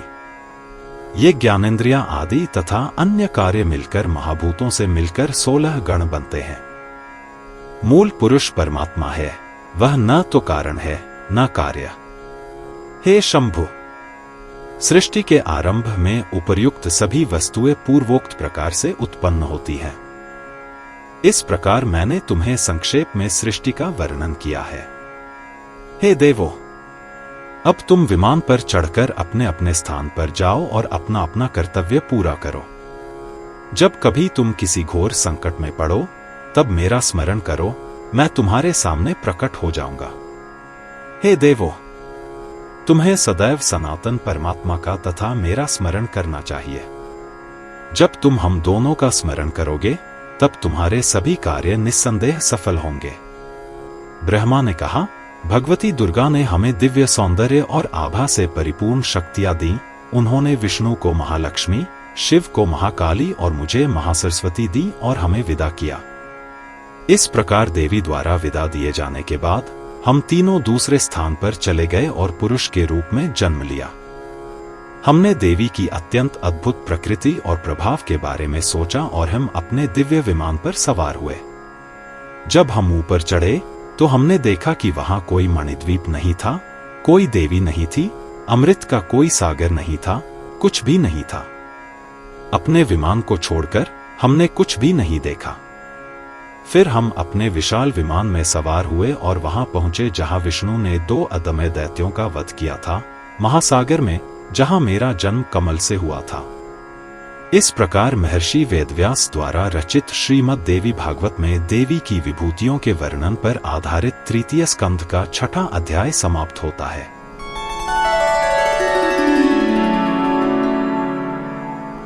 अध्याय 7 ब्रह्मा जी के द्वारा परमात्मा के स्थूल और सूक्ष्म स्वरूप का वर्णन तथा पंचीकरण क्रिया द्वारा सृष्टि की उत्पत्ति का वर्णन। हे ब्रह्मा जी ने कहा, नारद, इस प्रकार हम तीनों ने, विष्णु और महादेव ने उस परम तेजस्वी देवी को देखा। हमने उनकी सहचरी देवियों को भी एक के बाद एक देखा, जो उनके लिए पर्दा बन रही थी। वे भी अत्यंत भव्य थी। व्यास जी ने कहा, हे राजन, मुनियों में श्रेष्ठ नारद जी ने अपने पिता के इस प्रकार वचन सुनकर अत्यंत प्रसन्न होकर पूछा, हे लोक पितामह, अब उस प्राचीन, अविनाशी, अपरिवर्तनीय, सनातन पुरुष अर्थात निर्गुण, प्राकृत गुणों से रहित को विस्तार पूर्वक कहिए, जिसे आपने देखा और अनुभव किया है। पिताश्री, आपने सगुण शक्ति का साकार रूप, हाथ पैरों वाली पराशक्ति को देखा है, किंतु यह नहीं समझ पा रहे हैं कि वह निर्गुण शक्ति कैसी है, जो दिखाई नहीं देती और जो समस्त प्राकृतिक गुणों से रहित है। हे कमल पुत्र, आप मुझे उस प्रकृति और पुरुष का वास्तविक स्वरूप बताकर मुझे संतुष्ट कीजिए। हे सृष्टि के स्वामी, मैंने श्वेत द्वीप में कठोर तपस्या की ताकि मैं निर्गुण परम आत्मा और निर्गुण शक्ति परम देवी को देख सकूं। मैंने वहां अनेक महात्माओं को देखा जिन्होंने सिद्धियां प्राप्त कर ली थीं और जो अपने काम और क्रोध पर विजय प्राप्त कर तपस्या कर रहे थे। लेकिन मुझे उस निर्गुण परम आत्मा का न तो कुछ पता चला और न ही मैंने उसका कुछ देखा। हे पिता, मैं निराश नहीं हुआ। मैंने बार बार अपनी तपस्या जारी रखी, लेकिन फिर भी मैं असफल रहा। हे पिता, आपने उस सुंदर सद्गुणी शक्ति को देखने में सफलता प्राप्त की है। मैंने आपसे उसके विषय में सुना है किंतु वह अदृश्य निर्गुण शक्ति तथा वह निर्गुण पुरुष किस प्रकार का है? कृपया यह सब बताइए तथा समझाइए तथा मेरी उन कामनाओं को संतुष्ट कीजिए जो सदैव मेरे हृदय में रहती हैं। व्यास जी ने कहा, हे राजन, नारद जी के इस प्रकार पूछने पर सृष्टि के स्वामी लोक पितामह भगवान मुस्कुराए और इस प्रकार सत्य वचन बोलने लगे। हे मुनिश्रेष्ठ, निर्गुण पुरुष प्राकृत गुणों से परे परमात्मा का स्वरूप न तो विद्यमान है न ही दृश्यमान है, क्योंकि दृष्टि की सीमा में आने वाली प्रत्येक वस्तु क्षणभंगुर है। फिर उस सनातन परमात्मा का स्वरूप कैसे हो सकता है और वह दृश्यमान कैसे हो सकता है? हे नारद, निर्गुण शक्ति या निर्गुण पुरुष ज्ञान की सीमा में आसानी से नहीं आते, परंतु मुनियों द्वारा अपनी चेतना में ध्यान करके उन दोनों को ही प्राप्त किया जा सकता है। प्रकृति और पुरुष का न तो कोई आदि है और न ही अंत, उन्हें केवल श्रद्धा से ही जाना जा सकता है। जो श्रद्धा नहीं रखते वे उन्हें कभी नहीं पा सकते। नारद, जो सर्वव्यापक चेतना समस्त प्राणियों में अनुभव की जाती है उसी को पर ब्रह्म जान। जो शक्ति सर्वव्यापक है और समस्त प्राणियों में सदैव दिखाई देती है उसी को पर ब्रह्म जान। हे भगवान, पुरुष और प्रकृति सर्वत्र व्याप्त हैं और सभी वस्तुओं में विद्यमान हैं। इस ब्रह्मांड में उन दोनों की उपस्थिति के बिना कुछ भी अस्तित्व में नहीं रह सकता। दोनों ही परम बुद्धिमान आत्मा हैं, निर्गुण हैं, अपवित्र हैं, अविनाशी हैं। इन दोनों का एक ही रूप है जिसका हृदय में सदैव ध्यान करना चाहिए। जो शक्ति है वही परम सत्ता है, जो परम सत्ता है वही परम सत्ता है। हे नारद, इन दोनों में सूक्ष्म भेद कोई नहीं जान सकता। हे नारद, त्याग के बिना केवल समस्त शास्त्रों और वेदों का अध्ययन करने से मनुष्य इन दोनों का भेद नहीं जान सकता। हे बालक, यह समस्त चराचर जगत अहंकार से उत्पन्न है। अहंकार से मुक्त हुए बिना कोई 100 कल्पों तक प्रयत्न करने पर भी उपरोक्त भेद कैसे जान सकता है? जीव सगुण गुणों सहित हैं, सगुण अपनी भौतिक आंखों से निर्गुण को कैसे देख सकते हैं? इसलिए हे बुद्धिमान, सगुण ब्रह्मा को केवल अपने हृदय में ही देखने का प्रयास करो, जब तक कि तुम स्वयं को भौतिक गुणों से मुक्त नहीं कर लेते और इस प्रकार निर्गुण ब्रह्मा को प्राप्त करने के योग्य नहीं हो जाते। हे मुनिश्रेष्ठ, यदि जिह्वा, स्वादेंद्रिय और नेत्र, दृष्टियेंद्रिय पित्त से ग्रसित हो जाएं, तो तीखा स्वाद और पीला रंग पहले जैसा नहीं दिखाई देता।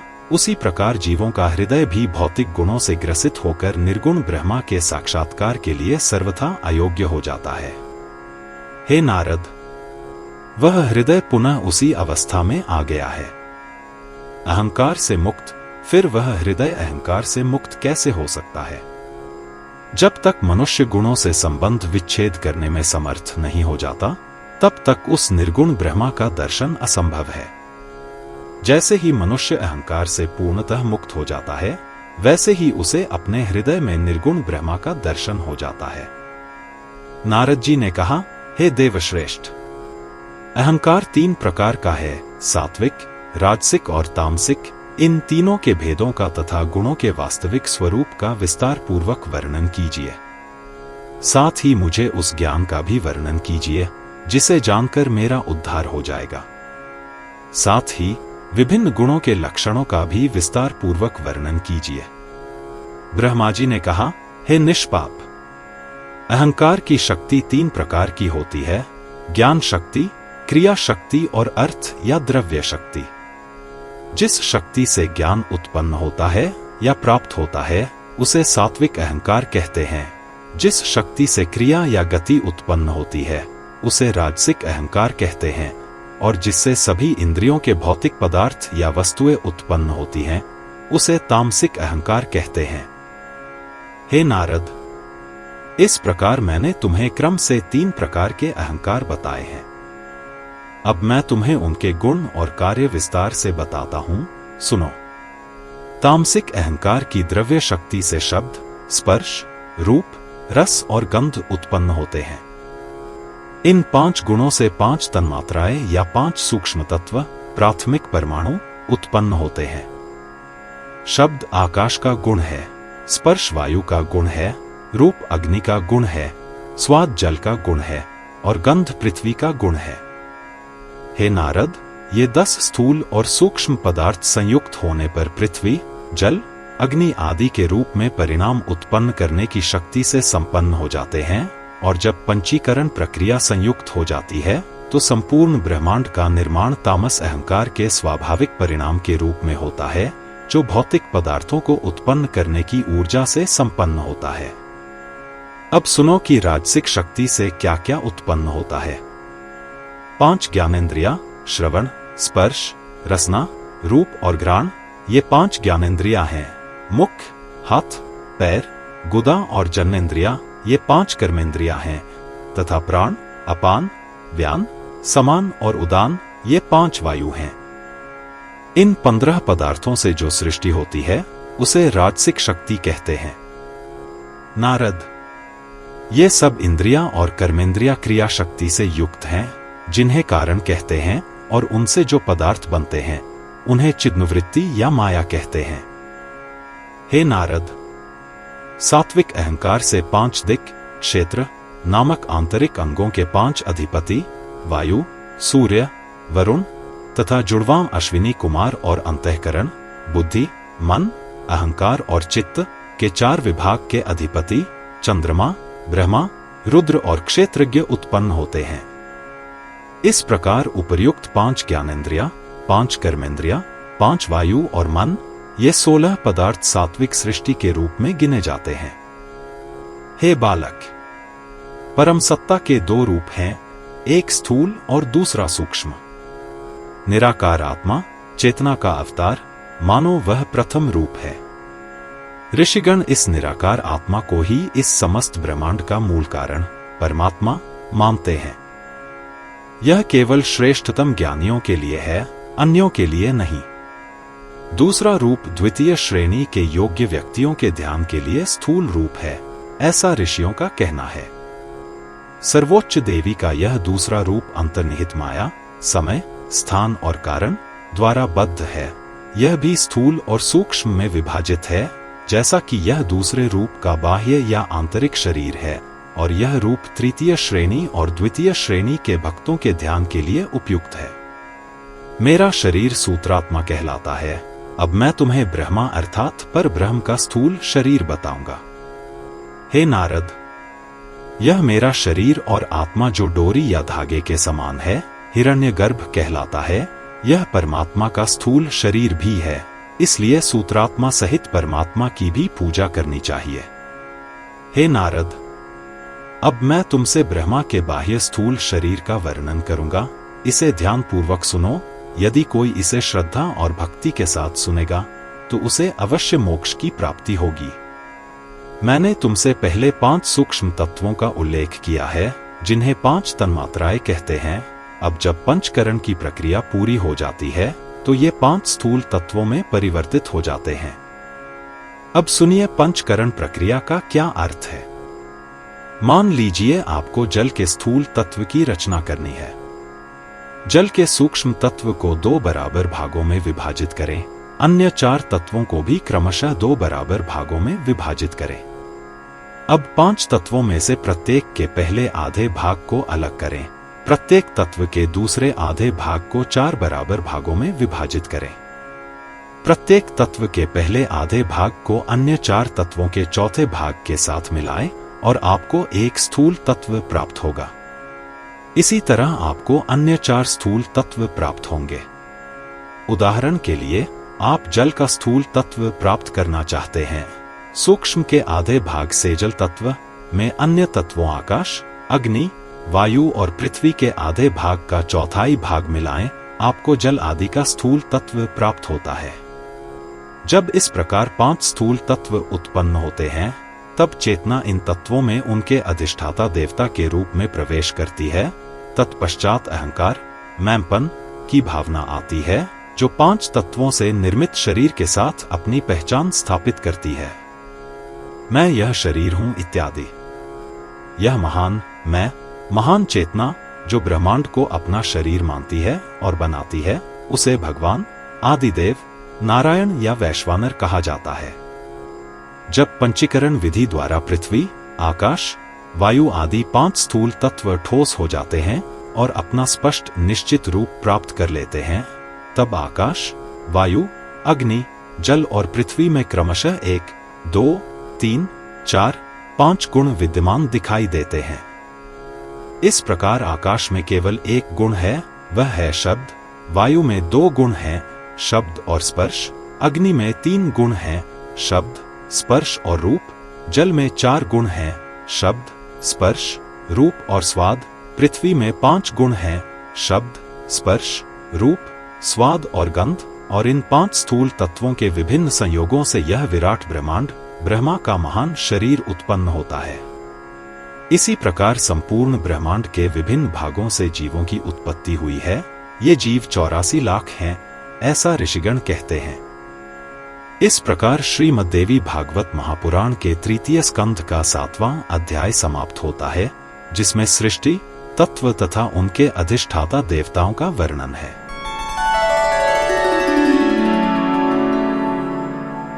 अध्याय 8 सत्वगुण, रजोगुण और तमोगुण का वर्णन।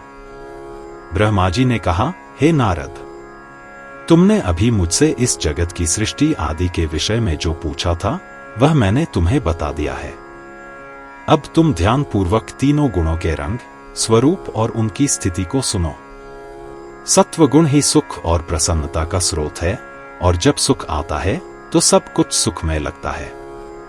जब किसी के हृदय में सत्यनिष्ठा, पवित्रता, श्रद्धा, क्षमा, धैर्य, दया, लज्जा, शांति और संतोष उत्पन्न हो जाए, तो निश्चय ही समझिए कि उस मनुष्य में सत्वगुण दृढ़ता पूर्वक उत्पन्न हो गया है। सत्वगुण का रंग सफेद है। यह मनुष्य को सदैव धर्म प्रिय बनाता है, अच्छे उद्देश्यों के प्रति आस्था रखता है और बुरी वस्तुओं के प्रति अपनी प्रवृत्तियों को त्याग देता है। सत्य के दृष्टा ऋषिगण श्रद्धा को 3 श्रेणियों में वर्गीकृत करते हैं, सात्विक, राजसिक और तामसिक। रजोगुण लाल रंग का, अद्भुत और अप्रिय है। यह सभी कष्टों का मूल है, इसमें कोई संदेह नहीं है।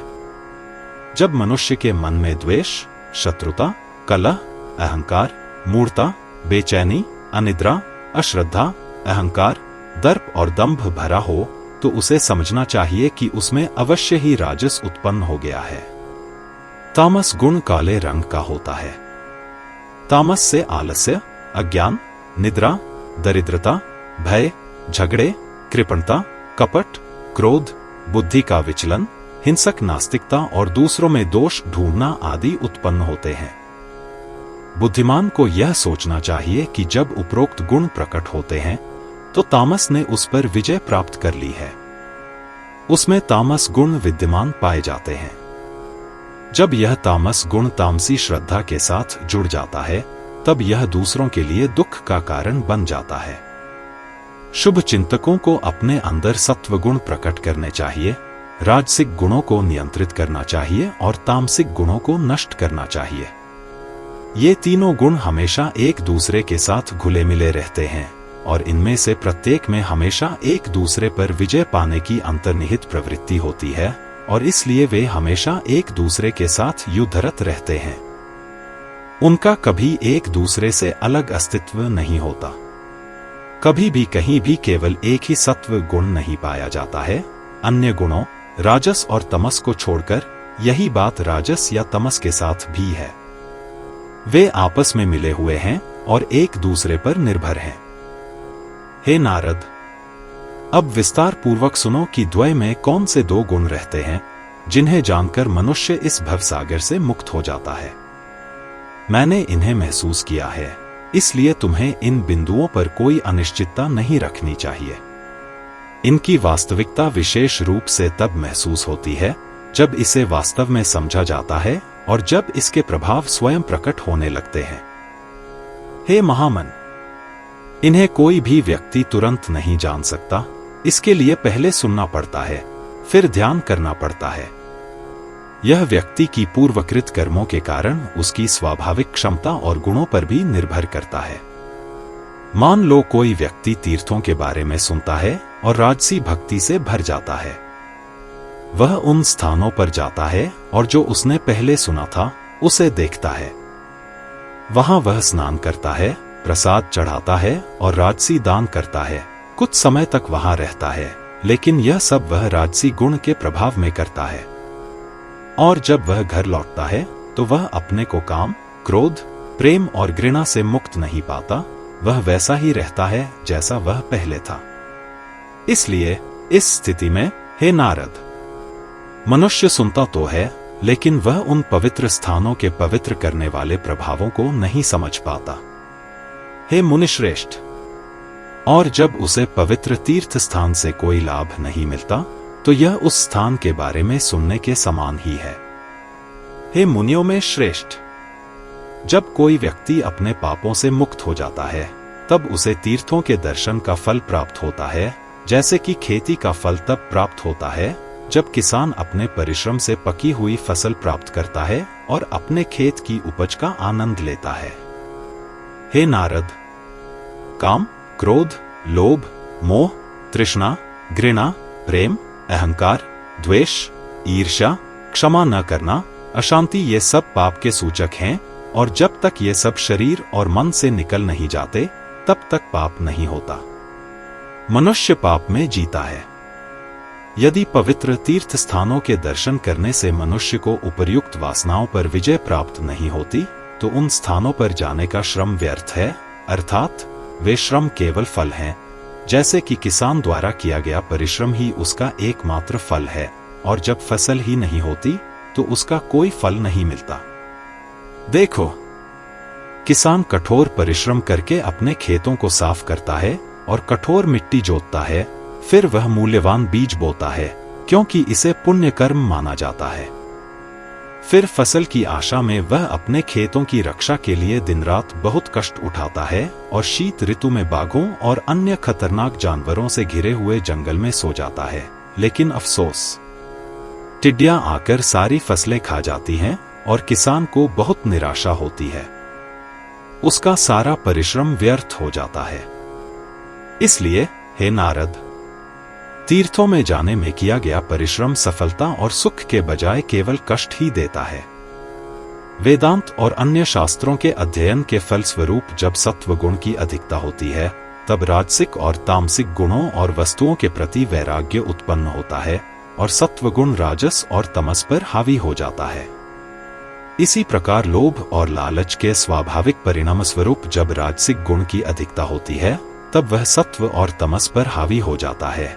इसी प्रकार मोहवश जब तामसिक गुण की अधिकता होती है तब वह सत्व और राजसिक गुणों पर हावी हो जाता है।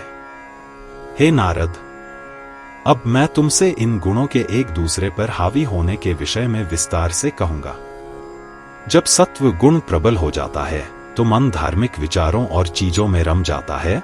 वह उन बाहरी चीजों के बारे में नहीं सोचता जो राजस और तामस गुणों के उत्पाद हैं, बल्कि वह सात्विक चीजों का आनंद लेना चाहता है। धन, धार्मिक कार्य, यज्ञ जो बिना किसी परेशानी के प्राप्त या किए जा सकते हैं। तब वह व्यक्ति मोक्ष की लालसा करता है और राजसिक और तामसिक वस्तुओं के पीछे भागना छोड़ देता है। हे नारद, पहले राजस को फिर तम को जीतने का प्रयत्न करो, तब सत्व शुद्ध हो जाता है। जब राजसिक गुण प्रबल हो जाता है तो व्यक्ति राजसिक धर्म को अपना लेता है, अपना सनातन धर्म त्याग देता है और अपने धार्मिक निर्देशों के विरुद्ध आचरण करने लगता है। राजसिक प्रवृत्तियों के अंतर्गत व्यक्ति धन संपत्ति एकत्रित करने तथा राजसिक वस्तुओं का भोग करने के लिए लालायित रहता है।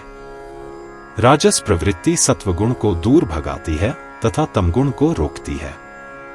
नारद, जब तामसिक गुण की प्रधानता बढ़ जाती है, वेदों और धार्मिक शास्त्रों में आस्था पूरी तरह से खत्म हो जाती है।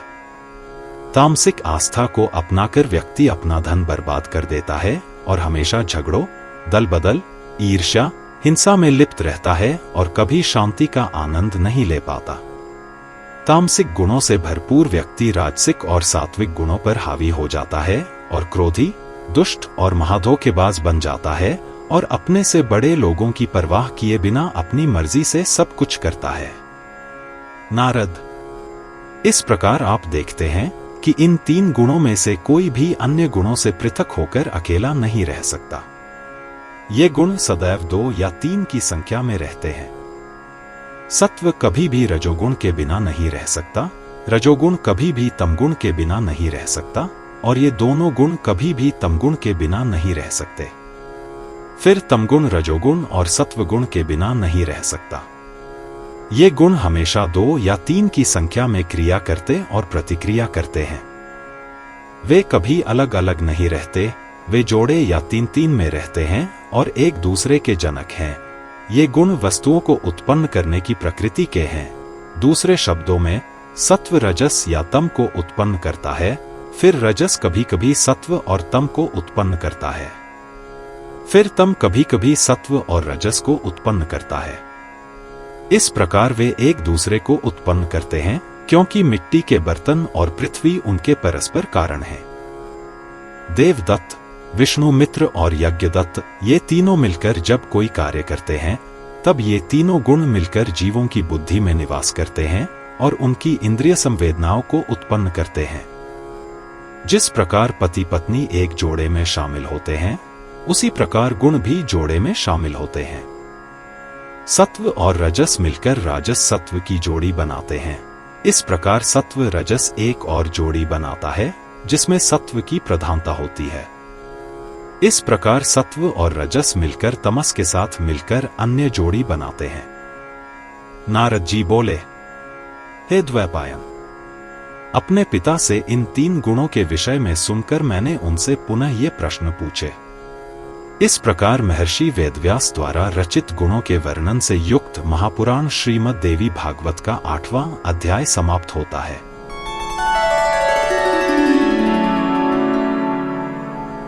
अध्याय 9, गुणों के परस्पर मिश्री भाव का वर्णन, देवी के बीज मंत्र की महिमा। नारद जी बोले, पिताजी, आपने मुझे तीनों गुणों का लक्षण बताया है। यद्यपि मैंने आपके मुख कमल से मधुर रस पी लिया है, फिर भी मैं पूर्णतया तृप्त नहीं हुआ हूं। कृपया मुझे विस्तार पूर्वक यथाक्रम बताइए कि मैं तीनों गुणों को किस प्रकार स्पष्ट रूप से पहचान सकता हूं, जिससे मुझे परम शांति प्राप्त हो। व्यास जी ने कहा, हे राजन, रजोगुण से उत्पन्न हुए जगत के रचयिता ब्रह्मा जी अपने महामान्य पुत्र नारद जी के पूछने पर इस प्रकार कहने लगे, हे नारद, मैं स्वयं तीनों गुणों का पूर्ण ज्ञान नहीं रखता, फिर भी जहां तक मुझे मालूम है वही मैं तुम्हें बता रहा हूं। शुद्ध सत्वगुण कहीं भी अकेला नहीं पाया जाता, वह सदैव अन्य गुणों के साथ मिश्रित अवस्था में प्रकट होता है।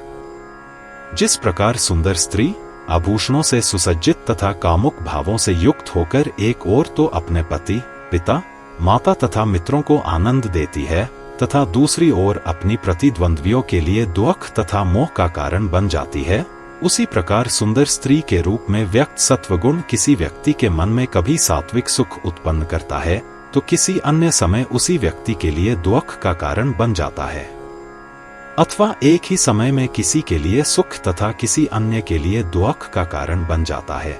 इस प्रकार सुंदर स्त्री के रूप में व्यक्त राजस या तामस गुण किसी व्यक्ति के लिए कभी दुख या मोह का कारण बन जाता है, तो किसी अन्य समय उसी व्यक्ति के लिए सुख का कारण बन जाता है।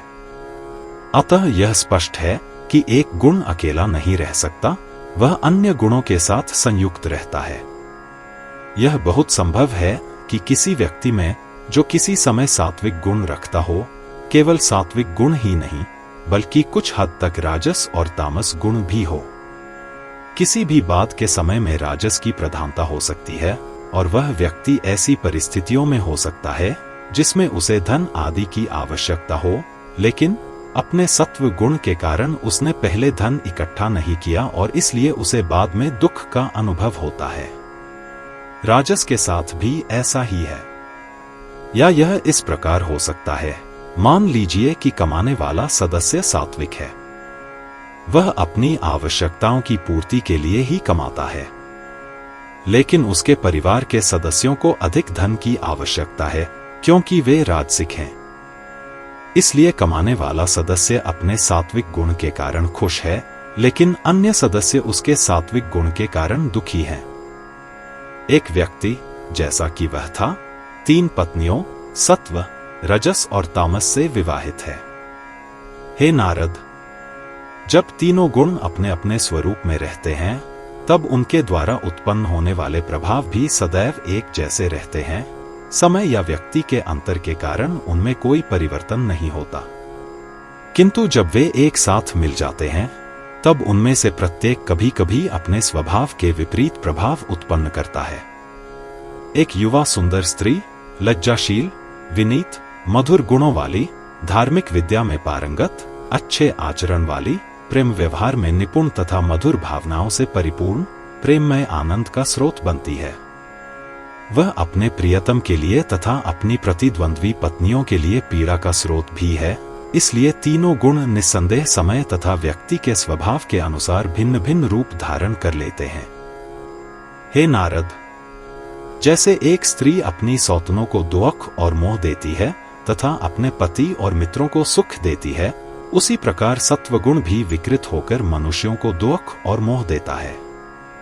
जिस प्रकार पुलिस के सिपाही और हवलदार एक ओर तो चोरों से परेशान साधुओं के लिए सुखदायी होते हैं, दूसरी ओर चोरों और लुटेरों के लिए दुख और भ्रम का कारण होते हैं, उसी प्रकार जैसे वर्षा ऋतु में जब आकाश बादलों से घिरा हो और बिजली चमक रही हो और गरज रही हो, तब घनघोर अंधेरी रात में होने वाली भारी वर्षा एक ओर तो किसान के लिए, जिसके पास सभी बीज, आवश्यक वस्तुएं और उपकरण हैं, परम आनंद का कारण होती है, तथा दूसरी ओर उस अभागे गृहस्थ के लिए दुख का कारण होती है, जिसके घर में अभी घास फूस नहीं लगा है या जो छत के लिए कड़ियां और घास नहीं जुटा पाया है, तथा उस युवती के लिए जिसका पति उस समय विदेश में वापस आने की आशा कर रहा है, अत्यंत भ्रमित करने वाला कारण होती है। उसी प्रकार तीनों गुण शेष गुणों के संपर्क में आने पर विपरीत परिणाम उत्पन्न करते हैं, जबकि यदि वे विकृत न होते तो वे जो परिणाम उत्पन्न करते वही नहीं उत्पन्न करते। हे बालक, मैं तुम्हें गुणों के लक्षण फिर से बताता हूं। सत्व गुण शुद्ध, स्पष्ट, प्रकाशमान, हल्का, भारी नहीं, श्वेत है। जब इंद्रियां, नेत्र आदि अंग बहुत हल्के, भारीपन रहित अनुभव होने लगे तथा हृदय और मस्तिष्क स्वच्छ हो जाए, जब राजसिक और तामसिक भोगों के प्रति वैराग्य हो जाए, तब समझो कि शरीर में सत्व गुण की प्रधानता हो गई है।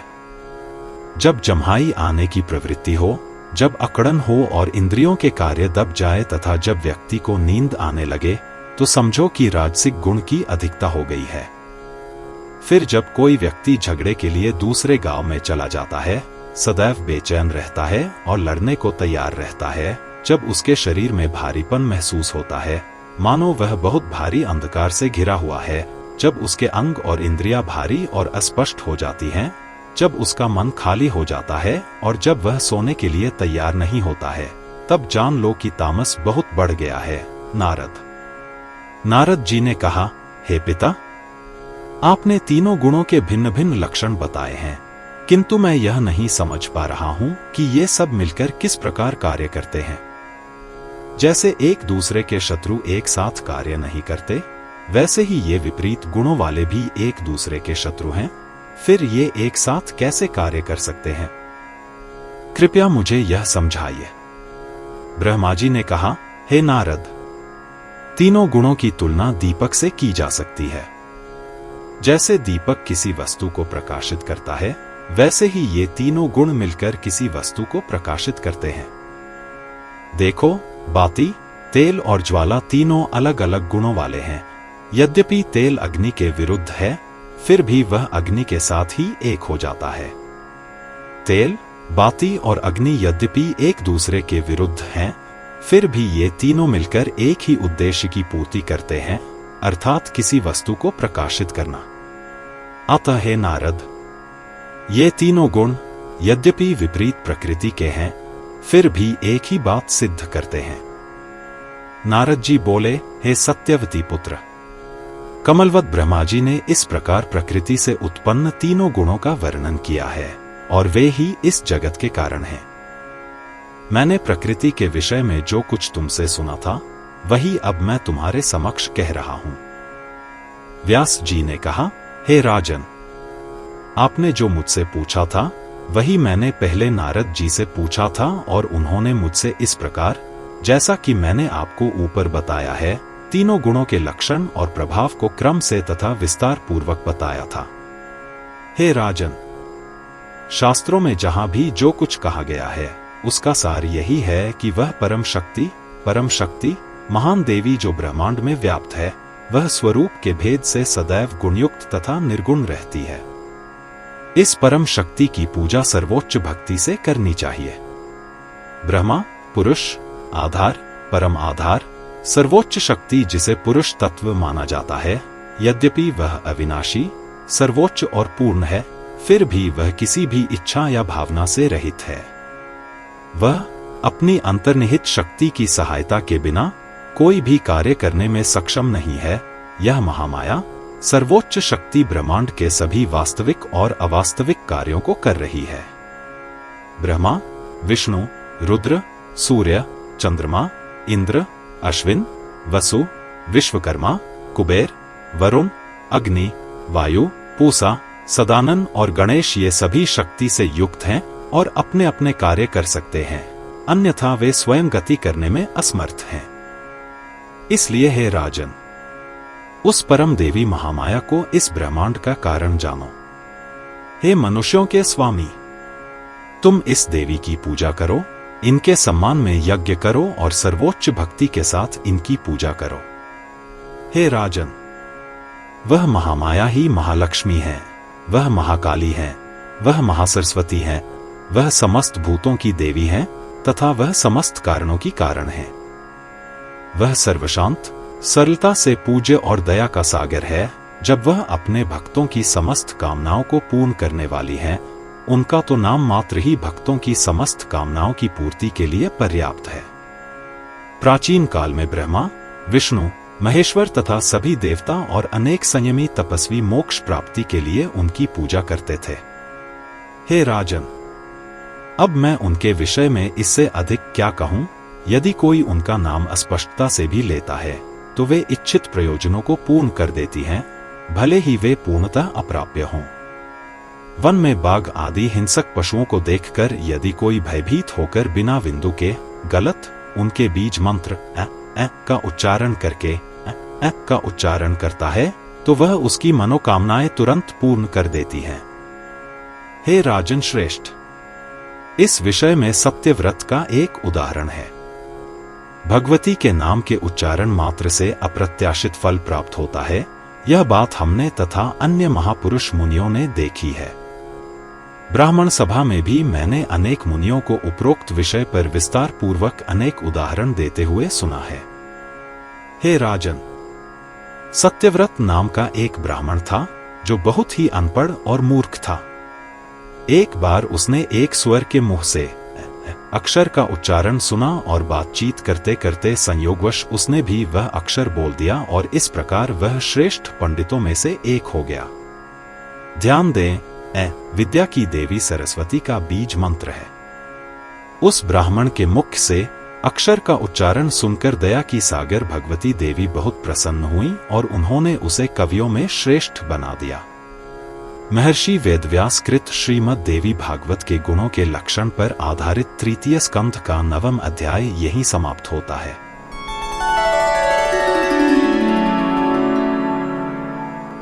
अध्याय 10 सत्यव्रत की कथा। जन्मेजय ने कहा, हे महर्षि, आपने जिस ब्राह्मण का नाम लिया है वह सत्यव्रत कौन था? वह किस देश में पैदा हुआ था? वह किस स्वभाव का था? कृपया मुझे यह सब बताकर मेरी जिज्ञासा शांत करें। उसने वह ध्वनि कैसे सुनी? उसने वह शब्द कैसे दोहराया? उस अशिक्षित ब्राह्मण को उसी क्षण सफलता कैसे प्राप्त हुई? और वह सर्वज्ञ और सर्वव्यापक महान देवी उस पर कैसे प्रसन्न हुई? कृपया इस रोचक घटना का विस्तार पूर्वक वर्णन करें। सूत जी बोले, राजा के इस प्रकार पूछने पर सत्यवती के पुत्र व्यास जी ने निम्न शुद्ध, मधुर तथा अत्यंत उदार वचन कहे। व्यास जी ने कहा, हे राजन, सुनो, तुम कुरुवंश में श्रेष्ठ और श्रेष्ठ हो। जो कथा मैंने मुनियों की सभा में सुनी थी वही प्राचीन कथा मैं अब तुम्हारे लिए अत्यंत हितकारी कह रहा हूं। हे कुरुश्रेष्ठ, एक बार तीर्थ स्थानों का भ्रमण करते हुए मैं नैमिषारण्य वन में आया, जो मुनिगणों का परम पवित्र निवास स्थान है। उस समय वहां सनक, सनातन आदि ब्रह्मा जी के अन्य पुत्र निवास कर रहे थे, जो जीवित रहते हुए ही मुक्त हो गए थे। मैंने वहां जाकर मुनियों को प्रणाम किया और अपना आसन ग्रहण किया। तत्पश्चात वहां धर्मसभा होने लगी। तब महर्षि जमदग्नि ने मुनियों से निम्न शब्दों में प्रश्न करना आरंभ किया। हे श्रेष्ठ तपस्वियों और मुनियों, मेरे मन में एक महान संशय उत्पन्न हो गया है। मैं इस महर्षियों की सभा में उस संशय का समाधान चाहता हूं। हे सर्वज्ञ महर्षियों, हे मान देने वाले, अब मेरा प्रश्न यह है कि ब्रह्मा, विष्णु, रुद्र, इंद्र, वरुण, अग्नि, कुबेर, वायु, विश्वकर्मा, कार्तिकेय, गणेश, सूर्य, दोनों अश्विन, भग, पूषा, चंद्रमा तथा अन्य ग्रहों में से कौन प्रथम पूजनीय तथा श्रेष्ठ है, जिसकी सेवा सरलता से की जा सकती है, जो शीघ्र प्रसन्न हो जाता है तथा जो मनचाहा वर देता है? कृपया मुझे यथाशीघ्र यह बताइए। मुनि जमदग्नि के इस प्रकार पूछने पर सभा में उपस्थित महर्षि लोमश बोले, हे जमदग्नि, अपने प्रश्न का उत्तर सुनो। शक्ति की देवी देवों में सर्वश्रेष्ठ हैं, सबसे श्रेष्ठ और पूजनीय हैं। जो लोग कल्याण चाहते हैं, उन्हें इस परम शक्ति की पूजा करनी चाहिए। वे परा प्रकृति हैं, सर्वोच्च प्रकृति हैं, ब्रह्मा हैं, जो माया, काल, स्थान और कारण से बद्ध हैं। वे सभी इच्छाओं को पूरा करती हैं, सभी का कल्याण करती हैं, सर्वत्र व्याप्त हैं तथा ब्रह्मा और अन्य उच्च आत्मा वाले देवों की माता हैं। वे प्रथम प्रकृति हैं तथा इस विशाल ब्रह्मांड वृक्ष की जड़ हैं। यदि कोई देवी को स्मरण करके पुकारे अथवा उनका नाम स्पष्ट रूप से उच्चारित करे, तो वे मनुष्यों की सभी इच्छाएं पूर्ण करती हैं। यदि कोई उनकी पूजा करता है, तो वे तुरंत दया से भर जाती हैं और वरदान देने के लिए तत्पर हो जाती हैं। हे मुनियों, जिस प्रकार एक समय ब्राह्मण के यहाँ माता के रहस्यपूर्ण मंत्र का एक अक्षर उच्चारण करके मैंने उनकी कृपा प्राप्त की थी, उसी परम मंगलमय इतिहास का वर्णन मैं अब आपके समक्ष कर रहा हूं। आप इसे सुनकर प्रसन्न हो। एक समय की बात है, कोसल देश में देवदत्त नामक एक प्रसिद्ध ब्राह्मण रहता था। उसके कोई संतान न होने के कारण उसने संतान प्राप्ति के लिए विधिपूर्वक पुत्रेष्टि नामक यज्ञ आरंभ किया। कोसल रामायण के अनुसार सरयू या गोगरा के किनारे बसा एक देश है। इसे उत्तर कोसल और दक्षिण कोसल में विभाजित किया गया था। पूर्व को गंडा भी कहा जाता है और इसलिए यह अयोध्या के उत्तर में स्थित देश को दर्शाता होगा, जिसमें गोंडा और बहराइच शामिल हैं। कहा जाता है कि अज और दशरथ आदि ने इस प्रांत पर शासन किया था। राम की मृत्यु के समय उनके दो पुत्र कुश और लव क्रमशः विंध्य की घाटियों में दक्षिणी कोसल के कुसावती और उत्तरी कोसल के श्रावस्ती में शासन करते थे। तमसा नदी के तट पर ब्राह्मण ने अनुष्ठान करने के लिए एक अस्थायी भवन या खुली छत बनवाया। वहां एक वेदी बनाई और वेदों में पारंगत तथा यज्ञ करने में निपुण ब्राह्मणों को आमंत्रित किया। वहां उसने अग्नि स्थापित की और कठोर नियमों के अनुसार पुत्रेष्टि यज्ञ करना शुरू किया। उस यज्ञ में श्रेष्ठ मुनियों में सुहोत्र ने ब्रह्मा का कार्य किया, 1 याज्ञवल्क्य ने अध्वर्यु का कार्य किया, 2 बृहस्पति ने होता का कार्य किया, 3 पैल ने प्रस्तोता का कार्य किया, 4 गोविल ने उद्गाता का कार्य किया, 6 तथा अन्य मुनियों ने सहायक का कार्य किया। इन सभी को यथायोग्य पारिश्रमिक दिया गया। 1 सोम यज्ञ में अधीक्षक के रूप में नियुक्त 4 पुरोहितों में से 1। 2 कोई भी पुजारी जो तकनीकी रूप से होत्री, उद्गात्री और ब्राह्मण से अलग होता है। उसका काम था जमीन नापना, वेदी बनाना, बलि के बर्तन तैयार करना, लकड़ी और पानी लाना, आग जलाना, जानवर लाना और उसका बलिदान करना और ऐसा करते समय यजुर्वेद का पाठ करना। 3 यज्ञ करने वाला पुरोहित जो आहुति देता है, या वह जो यज्ञ में ऋग्वेद की प्रार्थनाएं पढ़ता है। 5 यज्ञ के 4 प्रमुख पुरोहितों में से एक, जो सामवेद के मंत्रों का पाठ करता है। साम भजनों के उत्कृष्ट वाचक होटा गोविला ने स्वरिता, उच्चारण 3 उदात्त, अनुदत्त और स्वरिता हैं, नामक उच्चारण स्वरों में गाना शुरू किया और रथंतरा साम को 7 धुनों में गाना शुरू किया। फिर वह बार बार सांस लेने लगा और परिणाम स्वरूप गोविल के स्वर में समय का अंतराल आ गया। यह देखकर देवदत्त क्रोधित हो गए और तुरंत गोविल से बोले, अच्छा गोविंद, तुम मुनियों में श्रेष्ठ हो और फिर भी तुम अपना काम एक अनपढ़ व्यक्ति की तरह कर रहे हो। मुझे डर है कि मेरे इस पुत्रेष्टि यज्ञ में मेरे पुत्र की प्राप्ति में बाधाएं उत्पन्न हो सकती हैं। तब गोविला बहुत क्रोधित हो गए और देवदत्त से कहा, आपका पुत्र अनपढ़, पाखंडी और गूंगा होगा। देखो, प्रत्येक प्राणी श्वास प्रश्वास के अधीन है, उन्हें वश में करना बहुत कठिन है। मेरे गीतों का स्वर इस प्रकार टूट गया, इसमें मेरा कोई दोष नहीं है। आश्चर्य है कि तुम बुद्धिमान होते हुए भी इसे नहीं समझ सकते। गोविंद के मुख से शाप सुनकर देवदत्त को बहुत दुख हुआ और उन्होंने कहा, हे मुनि, मैंने कोई गंभीर अपराध नहीं किया है, फिर आप अकारण क्यों इतने क्रोधित हो रहे हैं?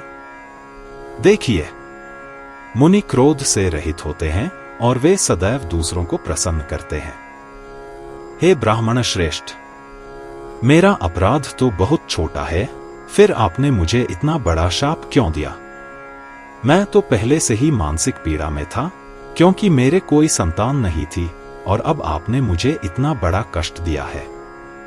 क्योंकि वैदिक पंडित कहते हैं कि अनपढ़ मूर्ख पुत्र की अपेक्षा पुत्र न होना श्रेष्ठ है, और तो और जब ब्राह्मण का पुत्र अनपढ़ हो तो सब लोग उसकी निंदा करते हैं। अशिक्षित पुत्र शूद्र या पशु के समान होता है, वह किसी भी कार्य के लिए अयोग्य होता है। हे ब्राह्मण, अशिक्षित पुत्र के साथ मैं क्या करूं? अशिक्षित ब्राह्मण शूद्र के समान है, इसलिए वह पूजा या दान के किसी भी कार्य में संलग्न होने योग्य नहीं है, वह कोई भी कार्य करने का अधिकारी नहीं है। वेदों के ज्ञान से रहित ब्राह्मण किसी देश में रहता है तो उस देश का राजा उसे शूद्र मानता है और उसे कर देना पड़ता है। जो व्यक्ति किसी भी कर्म में फल चाहता है, वह कभी भी पितरों या देवताओं से संबंधित अनुष्ठान में अपने स्थान पर किसी अशिक्षित ब्राह्मण को नहीं बुलाएगा। राजा अशिक्षित ब्राह्मण को शूद्र के समान समझेगा तथा उसे कभी किसी धार्मिक अनुष्ठान में शामिल नहीं करेगा, बल्कि उसे खेतों में खेती करने का आदेश देगा।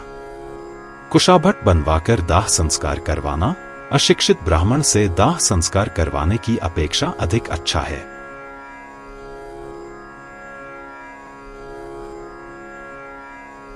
अशिक्षित ब्राह्मण को केवल पेट भर भोजन देना चाहिए, इससे अधिक नहीं।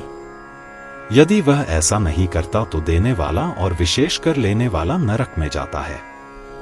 धिक्कार है उस राज्य को जहां अशिक्षित मूर्ख ब्राह्मणों को सम्मान दिया जाता है। जहां विभिन्न व्यक्तियों को आसन, पूजा और दान देने में कोई भेद नहीं देखा जाता, वहां ज्ञानियों को यह अनुमान लगाना चाहिए कि वहां पढ़े लिखे और अनपढ़ व्यक्तियों के साथ कैसा व्यवहार किया जाता होगा। जब अशिक्षित मूर्ख लोग अहंकारी हो जाते हैं, जब उन्हें सम्मान और उपहार मिलते हैं, तब साहित्यकारों को वहां कभी नहीं रहना चाहिए।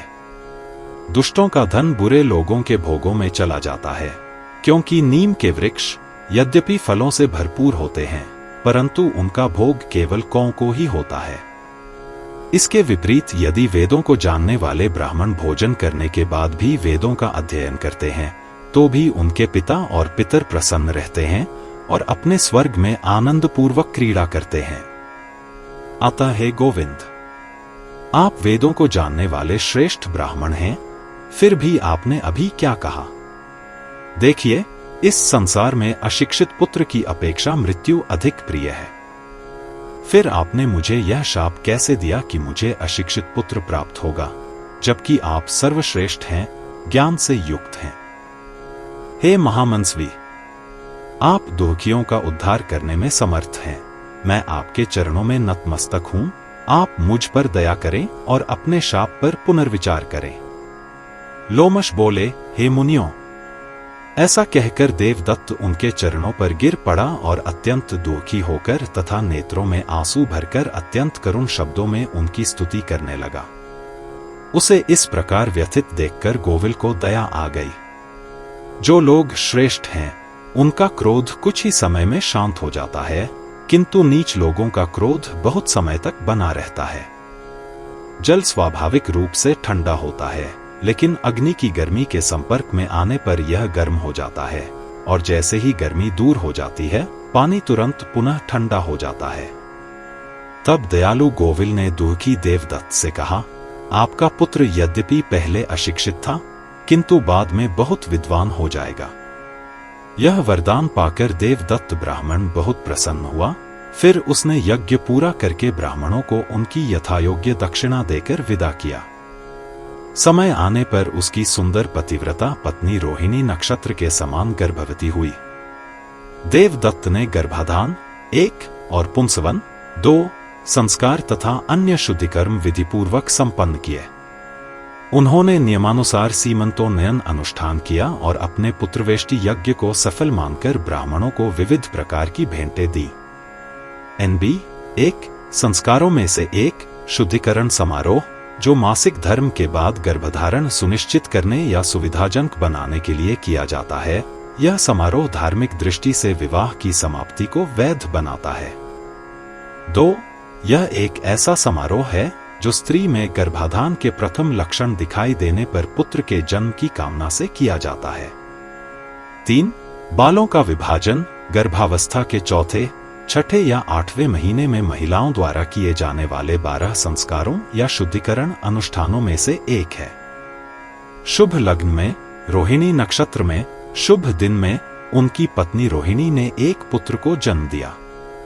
देवदत्त ने नवजात शिशु का जन्म संस्कार किया और उसका मुख देखा। तत्पश्चात पुराणों के ज्ञाता देवदत्त ने उस बालक का नाम उतथ्य रखा। जब पुत्र 8 वर्ष का हुआ तो देवदत्त ने विधिपूर्वक उसका उपनयन संस्कार किया। फिर बालक को ब्रह्मचारी का व्रत ग्रहण कराया गया तथा देवदत्त ने उसे वेदों का अध्ययन कराया, परंतु बालक एक भी शब्द नहीं बोल पाता था तथा मूर्ख बालक की भांति बैठा रहता था। यद्यपि उसे अनेक प्रकार से पढ़ने लिखने का प्रयत्न किया गया, परंतु उस दुष्ट बालक ने जरा भी ध्यान नहीं दिया, केवल निष्क्रिय बैठा रहा। यह देखकर उसके पिता को बहुत दुख हुआ तथा बहुत दुख हुआ। इस प्रकार 12 वर्ष बीत गए, फिर भी बालक संध्या वंदना करना नहीं सीख सका। यह अफवाह फैल गई कि देवदत्त का पुत्र उतथ्य बहुत अनपढ़ है। सभी ब्राह्मण, तपस्वी तथा अन्य लोग यह बात जानने आए। उतथ्य जब भी किसी वन में आश्रम में जाते तो लोग उनका उपहास करते, उनके माता पिता का उपहास करते तथा उस अशिक्षित पुत्र को डांटते। इस प्रकार पिता, माता तथा अन्य सभी व्यक्तियों द्वारा निंदा किए जाने पर उतथ्य के हृदय में वैराग्य उत्पन्न हो गया। एक बार जब उनके पिता और माता ने उन्हें डांटा कि अशिक्षित पशु की अपेक्षा अंधा और लंगड़ा पुत्र होना अच्छा है, तो उतथ्य ने संन्यास ग्रहण कर लिया और घने जंगल में चले गए। गंगा के तट पर एक सुंदर स्थान पर, जो बाधाओं से रहित था, उन्होंने एक सुंदर कुटिया बनाई और जड़ों और घास पर निर्वाह करने लगे। वन के फल खाकर और संयमित मन से मैं कभी झूठ नहीं बोलूंगा, ऐसी उत्तम प्रतिज्ञा करके तथा ब्रह्मचर्य व्रत धारण करके वह उस सुंदर आश्रम में रहने लगा। इस प्रकार महर्षि वेदव्यास द्वारा रचित श्रीमद्देवी भागवत के 3 स्कंध के अंतर्गत सत्यव्रत की कथा से संबंधित 10वां अध्याय समाप्त होता है।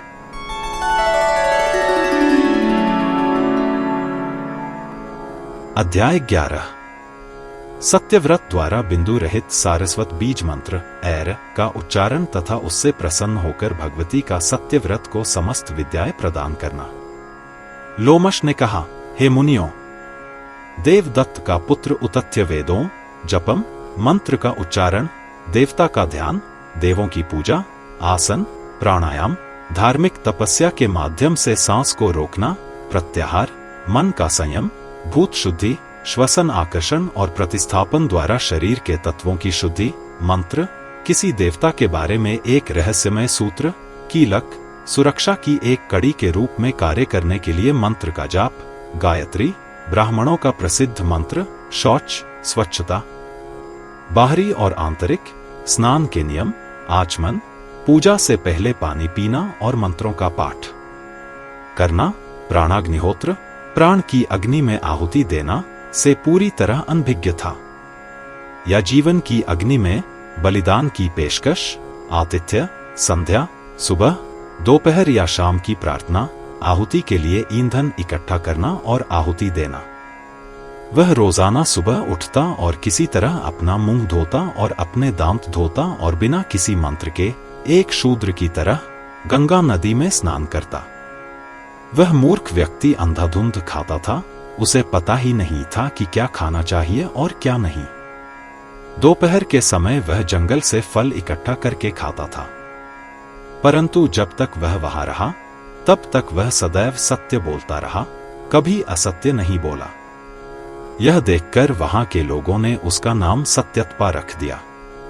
उतथ्य ने किसी का भला या बुरा नहीं किया, वह शांतिपूर्वक और आनंदपूर्वक सोता था, लेकिन वह सोचता था कि वह कब मरेगा, इस प्रकार उसके कष्टों का अंत होगा।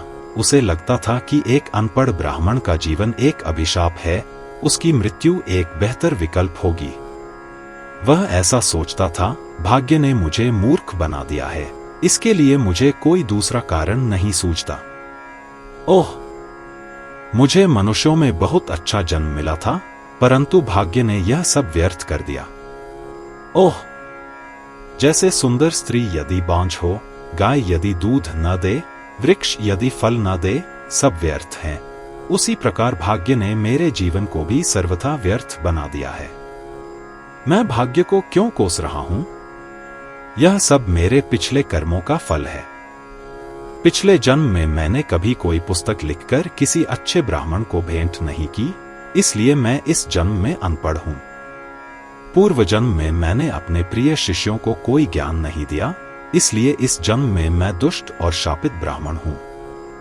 मैंने कभी किसी तीर्थ स्थान पर तप नहीं किया, संतों की सेवा नहीं की, ब्राह्मणों को कभी दान दक्षिणा नहीं दी। इन सब कारणों से मैं इस जन्म में विकृत बुद्धि वाला जन्म ले रहा हूं। बहुत से मुनिपुत्रों ने वेदों और शास्त्रों का अर्थ सीख लिया है, और मैं कुछ दुर्भाग्यपूर्ण संयोगों के कारण इस प्रकार अशिक्षित अवस्था में अपना समय व्यतीत कर रहा हूं। मैं तपस्या करना नहीं जानता, फिर ऐसा करने का मेरा प्रयास किस काम का? मैं बहुत ही बदकिस्मत हूं, इसलिए मेरा अच्छा संकल्प सफल नहीं हो सकेगा।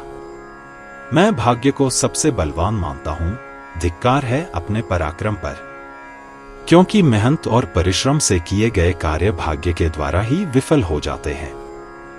काल का कभी अतिक्रमण नहीं किया जा सकता। देखो, ब्रह्मा, विष्णु, रुद्र, इंद्र आदि सभी महाकाल के अधीन हैं।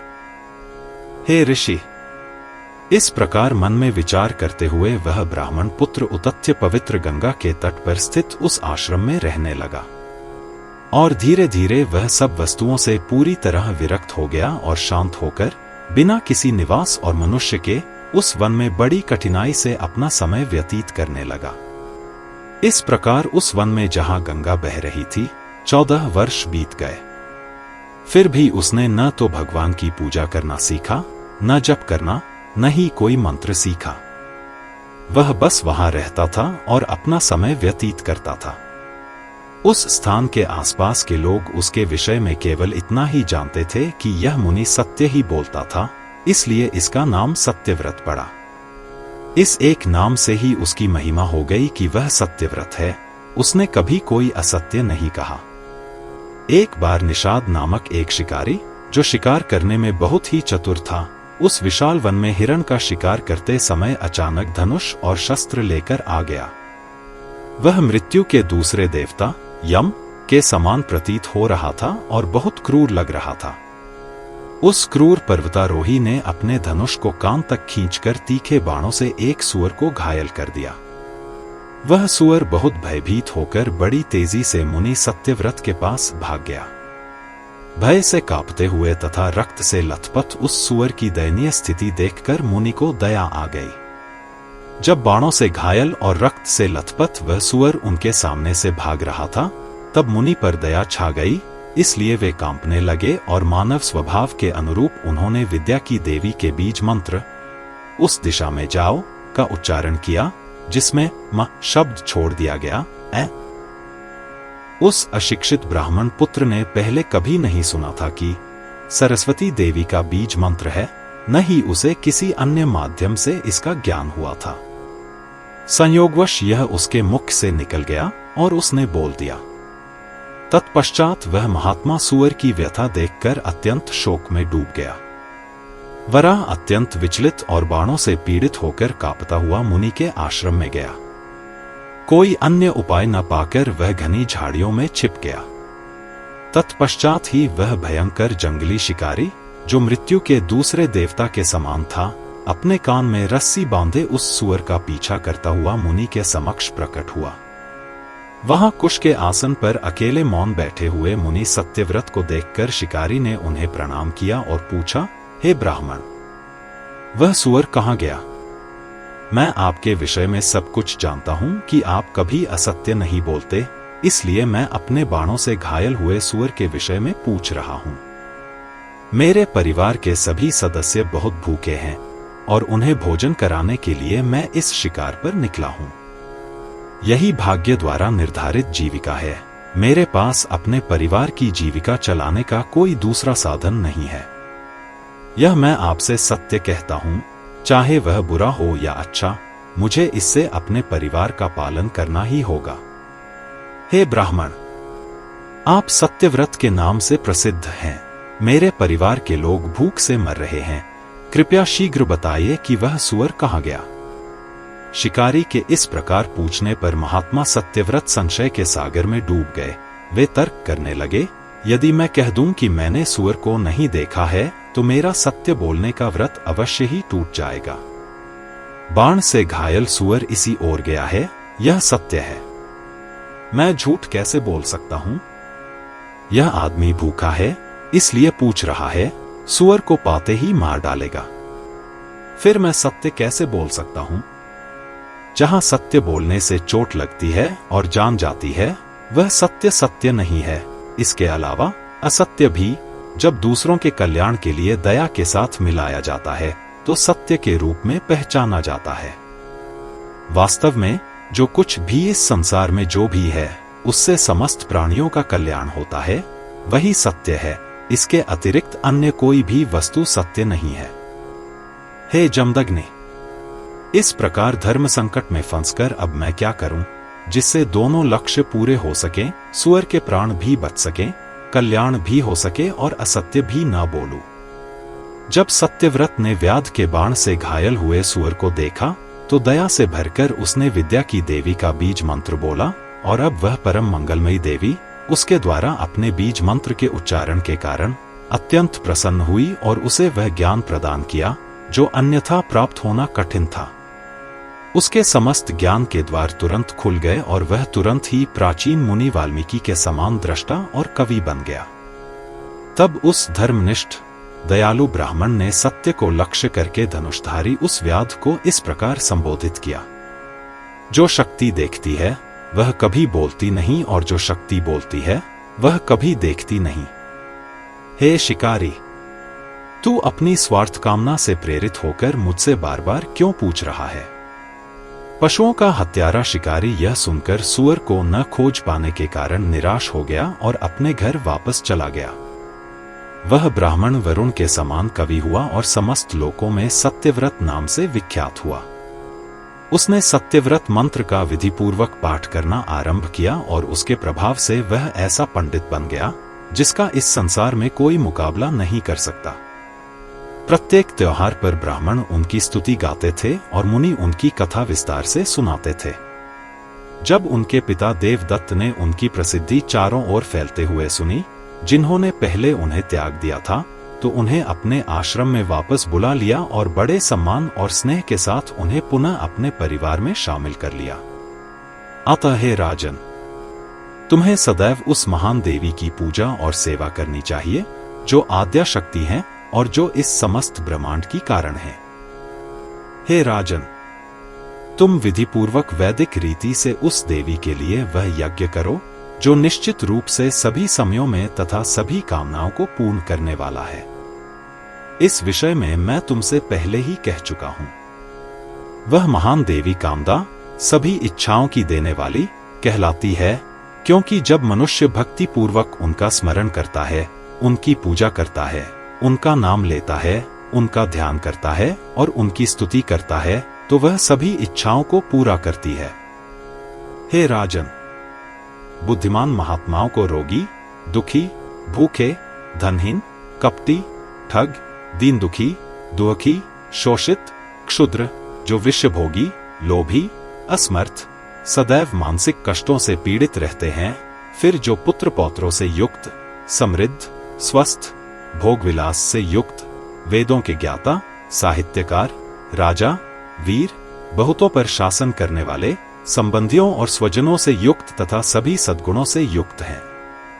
वे स्वयं ही यह निर्णय करते हैं कि इन लोगों ने देवी की पूजा नहीं की, इसलिए ये दुखी हैं, और इन लोगों ने देवी की पूजा की, इसलिए ये इस संसार में सुखी हैं। व्यास जी ने कहा, इस प्रकार मैंने मुनियों की सभा में लोमश मुनि के मुख से महान देवी के उत्तम गुणों को सुना।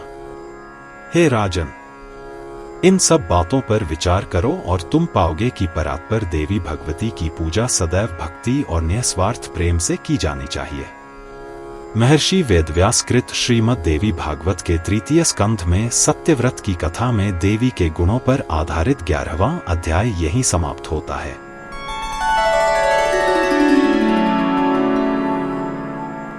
अध्याय 12 सात्विक, राजस और तामस यज्ञों का वर्णन। मानस यज्ञ की महिमा और व्यास जी द्वारा राजा जन्मेजय को देवी यज्ञ के लिए प्रेरित करना।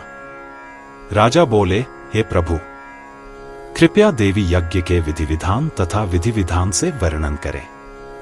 इसे सुनकर मैं अपनी शक्ति के अनुसार यथासंभव विलंब से बिना थके इसे संपन्न करूंगा। पूजन कैसे किया जाता है, मंत्र क्या हैं, आहुति के लिए क्या सामग्री चाहिए, कितने ब्राह्मणों की आवश्यकता है और उन्हें कितनी दक्षिणा देनी है, इन सब का विस्तार पूर्वक वर्णन करें। व्यास जी ने कहा, हे राजन, मैं तुम्हें विधि पूर्वक बता रहा हूं कि यज्ञ किस प्रकार किया जाता है, सुनो। यज्ञ की तैयारी तथा आचरण के अनुसार कर्म सदैव 3 प्रकार के होते हैं। ये 3 प्रकार के होते हैं, सात्विक, राजसिक तथा तामसिक। मुनि सात्विक पूजा करते हैं, राजा राजसिक पूजा करते हैं तथा राक्षस तामसिक पूजा करते हैं। एक अन्य पूजा ऐसी भी है जो गुणों से रहित है तथा जो मुक्त पुरुषों द्वारा की जाती है। मैं तुम्हें इन सब का विस्तार पूर्वक वर्णन करूंगा। हे राजन, जब बनारस आदि सात्विक देश में सात्विक समय में अर्थात उत्तरायण में जब एकत्रित सामग्री उचित रीति से अर्जित की गई हो, जब मंत्र वेदों के हों, जब ब्राह्मण श्रोत्रिय हो, जहां विषय वस्तुओं में आसक्ति रहित सात्विक श्रद्धा हो, जब ये सब संयोगवश घटित हों, तब वह यज्ञ सात्विक कहलाता है। हे राजन, जब उपर्युक्त सब हो जाए तथा सामग्री, कर्म और मंत्रों की शुद्धि हो जाए, अर्थात जब यज्ञ में सात्विक गुण हो, तब वह यज्ञ सात्विक कहलाता है। जब कर्म ठीक प्रकार से किया जाए तथा मंत्र आदि में कोई भूल चूक न हो, तभी यज्ञ पूर्ण होता है तथा निःसंदेह पूर्ण फल देता है। इसके विपरीत कुछ भी नहीं है। यदि यज्ञ अधर्म पूर्वक अर्जित सामग्री से किया जाए तो इस लोक में यश नहीं मिलता और परलोक में भी कोई फल नहीं मिलता। इसलिए यह आवश्यक है कि यज्ञ अधर्म पूर्वक अर्जित सामग्री से किया जाए, तब इस लोक में यश और परलोक में उत्तम गति मिलती है तथा सुख भी प्राप्त होता है, इसमें कोई संदेह नहीं है। हे राजन, यह तो आपकी आंखों के सामने ही हुआ कि पांडवों ने राजसूय यज्ञ किया, जो यज्ञों का राजा है और जिसके पूर्ण होने पर ब्राह्मणों आदि को उत्तम दक्षिणा दी गई। उस यज्ञ में स्वयं यादवों के स्वामी परम बुद्धिमान श्री कृष्ण उपस्थित थे, साथ ही भारद्वाज आदि अनेक ब्राह्मण तथा अन्य पूर्णतया प्रबुद्ध व्यक्ति भी उपस्थित थे।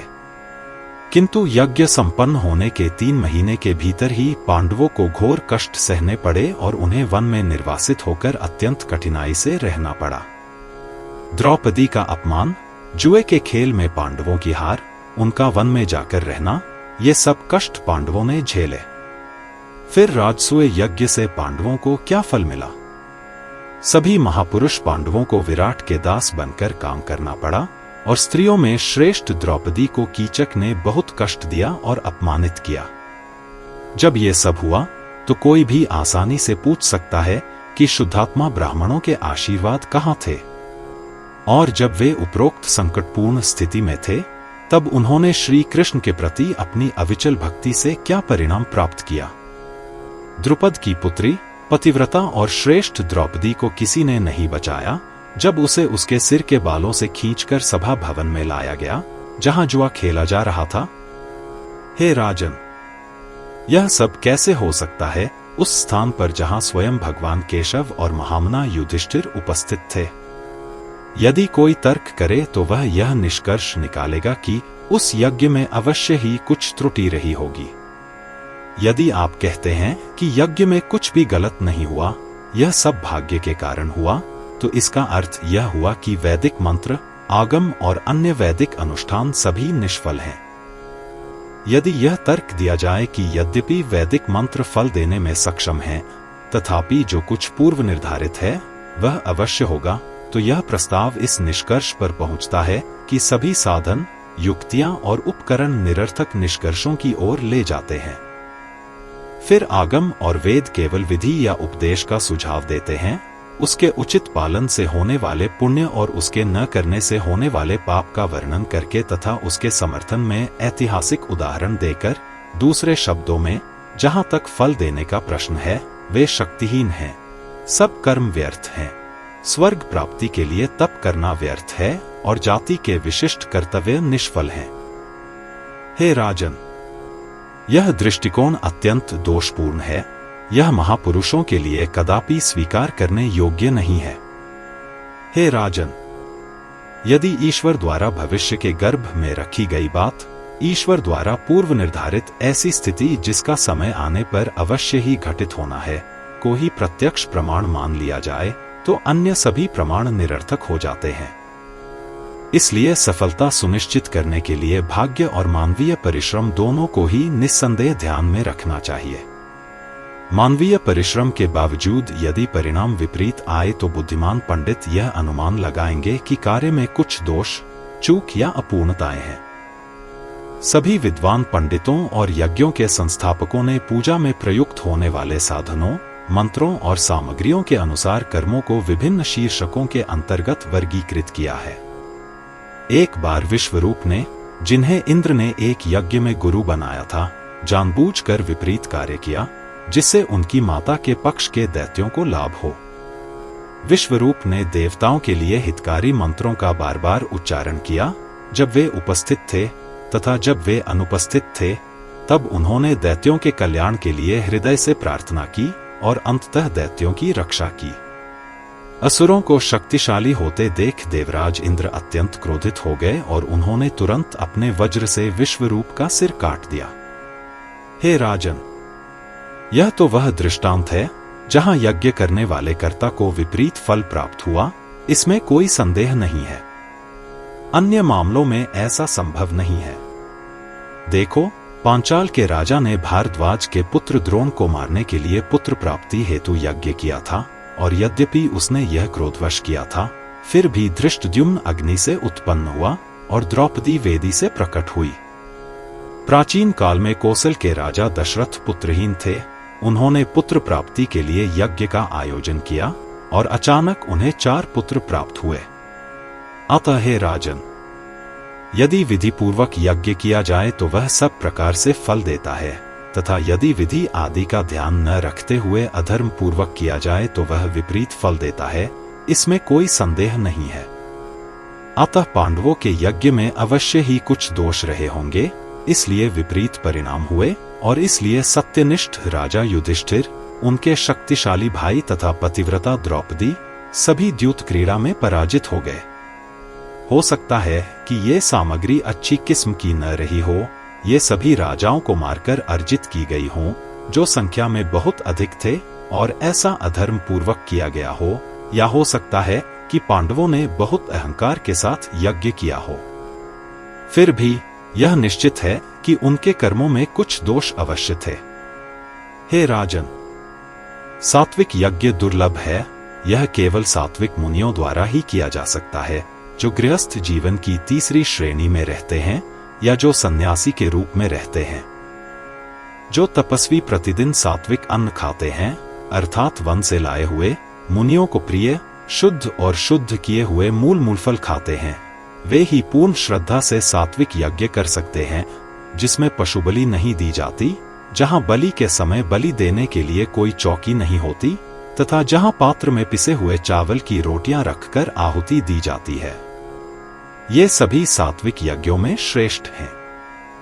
क्षत्रिय और वैश्य अभिमान, स्वाभिमान और अहंकार के साथ यज्ञ करते हैं, जिसमें बहुत से उपहार दिए जाते हैं, पशुओं की बलि दी जाती है तथा सभी वस्तुओं को अच्छी तरह से साफ, पवित्र और सजाया जाता है। इस यज्ञ को राजसिक कहा जाता है। ऋषियों के अनुसार वह यज्ञ तामसिक है, जिसमें दानव अहंकार से फूले हुए, क्रोध, ईर्ष्या और दुष्टता से ग्रस्त होकर अपने शत्रुओं को मारने के एकमात्र उद्देश्य से कार्य करते हैं।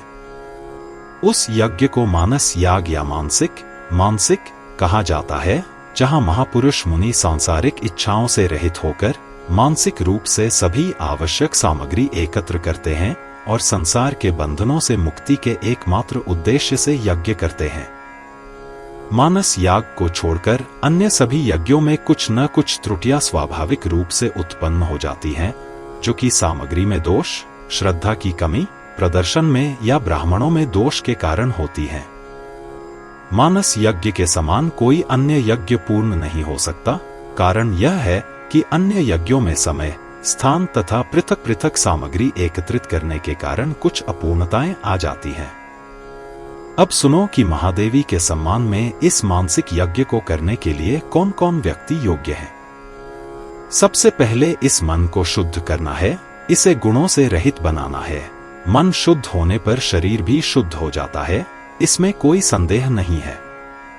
जब मन पूरी तरह से शुद्ध हो जाता है, जब वह सभी कामुक विषयों को त्याग देता है, भोग के योग्य हो जाता है, तब वह व्यक्ति माता का यज्ञ करने का अधिकारी होता है।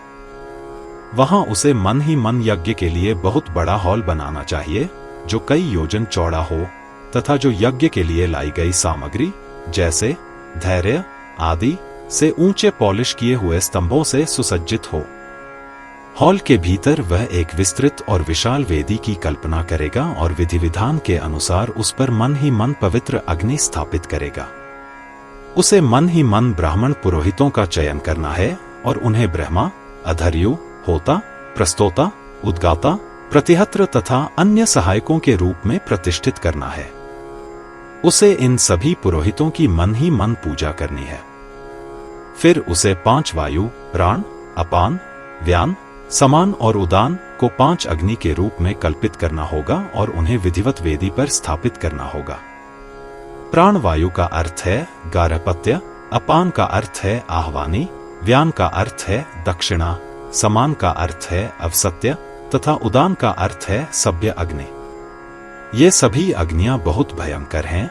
फिर मनुष्य को इन्हें बहुत ही एकाग्रता के साथ वेदी पर रखना चाहिए। फिर उसे अन्य सभी आवश्यक सामग्री एकत्र करनी चाहिए तथा यह सोचना चाहिए कि ये सभी बहुत ही शुद्ध हैं तथा इनमें कोई दोष नहीं है। मानस यज्ञ में मन ही आहुति देने वाला है, मन ही यजमान है, यज्ञ करने वाला है तथा यज्ञ के अधिष्ठाता देवता निर्गुण ब्रह्मा है। महान देवी निर्गुण शक्ति जो सदैव मंगलमयी है तथा सांसारिक विषयों के प्रति वैराग्य और उदासीनता की भावना प्रदान करती हैं, इस यज्ञ में फल प्रदान करने वाली हैं।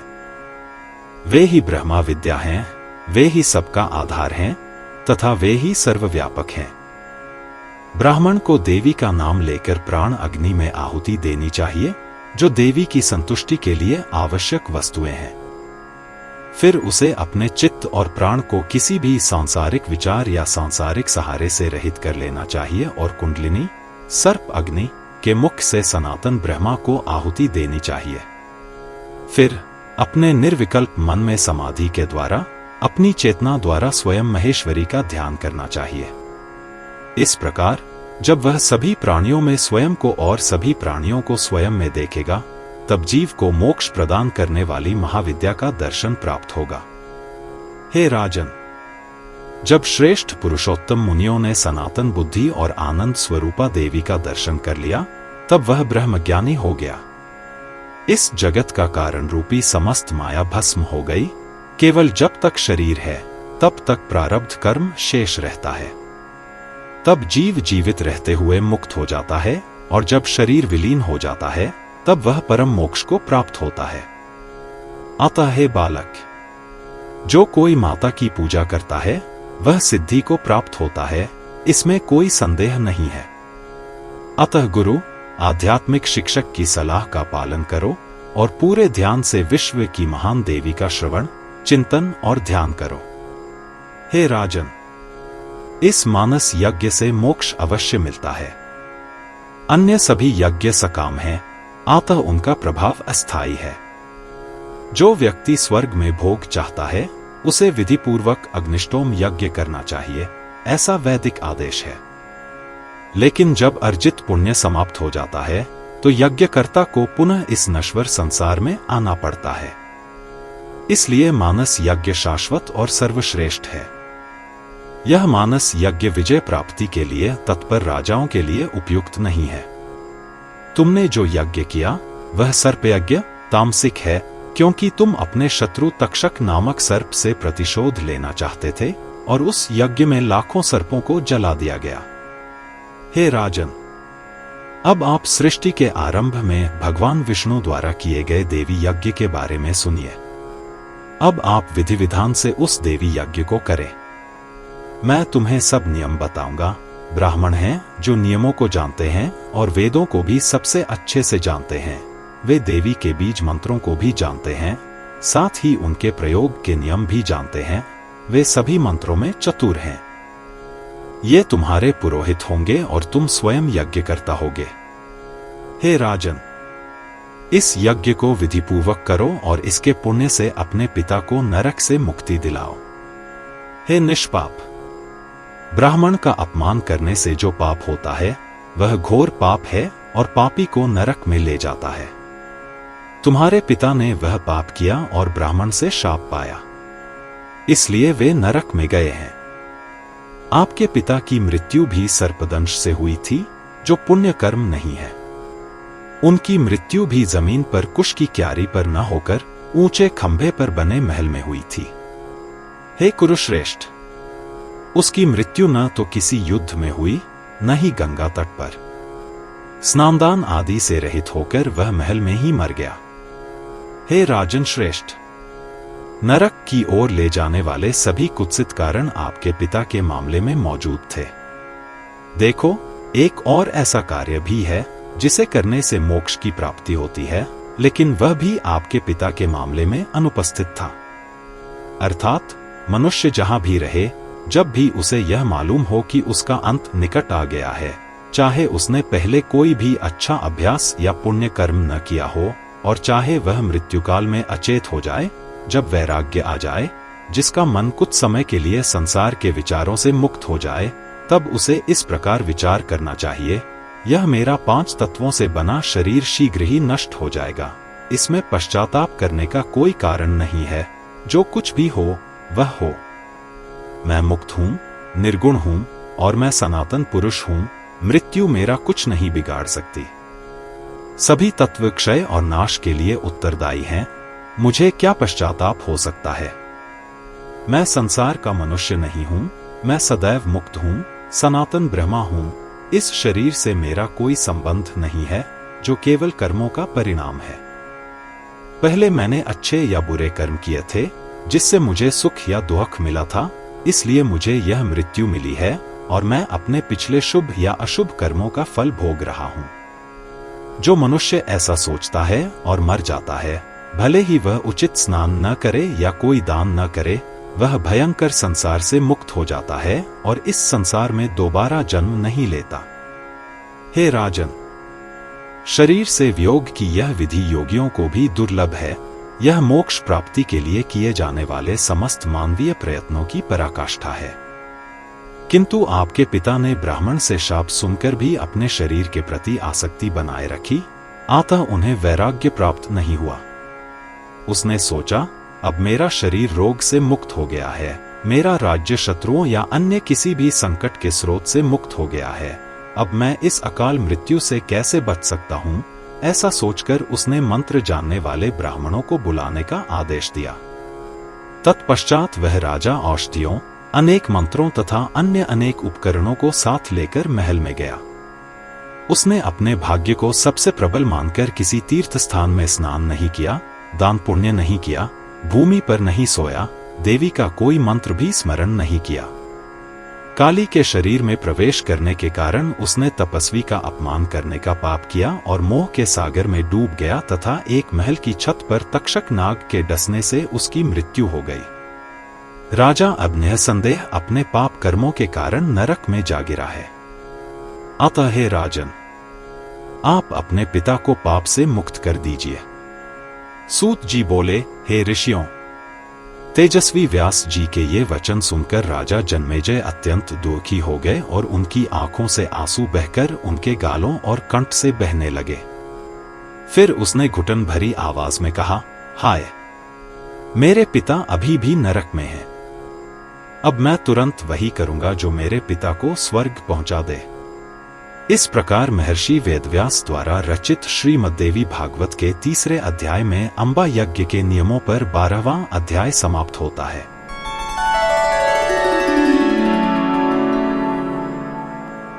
अध्याय 13।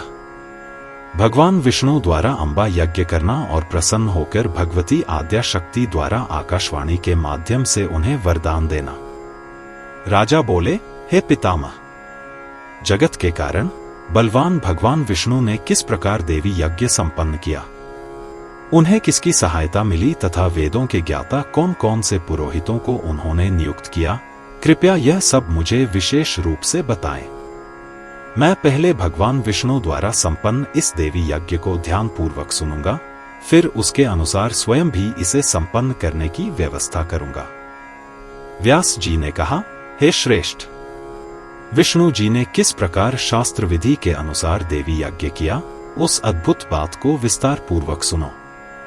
जब ब्रह्मा, विष्णु और महेश को देवी ने शक्तियां प्रदान की और जब वे अलग हुए तो ये तीनों देव अपने स्त्रीत्व से मुक्त हो गए, जबकि वे अपने हवाई वाहनों में वापस आ रहे थे और पहले की तरह पुरुष बन गए। इन तीनों देवों ने अपने सामने ही महासागर को खोज लिया। उन्होंने उसमें से संसार को निकाला और उसमें निवास स्थान बनाए तथा उनमें से कुछ में स्वयं भी रहने लगे। जब देवी ने जगत को स्थिरता और धारण करने की शक्ति प्रदान की, तब वह जगत स्थिर और सभी प्राणियों का आधार बन गया। तब मज्जा से भरी हुई पृथ्वी उनकी शक्ति से स्थिर और महान आधार बन गई। हे राजन, इस पृथ्वी का नाम मेदिनी है, क्योंकि यह मधु और कैटब नामक 2 असुरों की मज्जा से बनी है। यह पृथ्वी सबको धारण करने के कारण धरा कहलाती है। यह पृथ्वी बहुत विशाल है, इसलिए पृथ्वी कहलाती है, और यह मही कहलाती है, क्योंकि यह महान है, क्योंकि यह अनेक प्राणियों को धारण करती है। हे राजन, अनंत नाग अपने 1000 फन पर इसे धारण किए हुए है। पृथ्वी को दृढ़ और सुगठित बनाए रखने के लिए ब्रह्मा ने स्थान स्थान पर पर्वतों का निर्माण किया।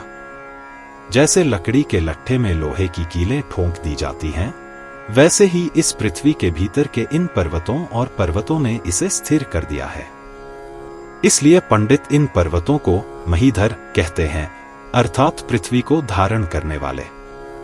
हे राजन, इस प्रकार अनेक योजन चौड़ा, अनेक स्वर्ण शिखरों से सुशोभित सुवर्णमय महान पर्वत मेरु की रचना हुई।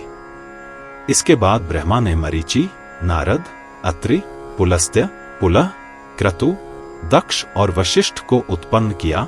ये ब्रह्मा के मानस पुत्र हैं, विशुद्ध मन की शक्ति से उत्पन्न पुत्र। मरीचि से पुत्र कश्यप पैदा हुए और दक्ष से 13 पुत्रियां पैदा हुईं। इन पुत्रियों और कश्यप के बीज से विभिन्न देवता और दैत्य पैदा हुए। फिर मनुष्य, पशु, नाग और कई अन्य जातियां उत्पन्न हुईं। इसे कश्यप सृष्टि या कश्यप की सृष्टि कहा जाता है। इसके बाद ब्रह्मा के निचले आधे भाग से स्वयंभव मनु उत्पन्न हुए और ब्रह्मा के शरीर के बाएं भाग से शत्रुपा नाम की पुत्री उत्पन्न हुई। मनु के शत्रुपा के गर्भ से प्रियव्रत और उत्तानपाद ये 2 पुत्र उत्पन्न हुए तथा उनसे अत्यंत सुंदर तथा गौर वर्ण वाली 3 पुत्रियां भी उत्पन्न हुईं।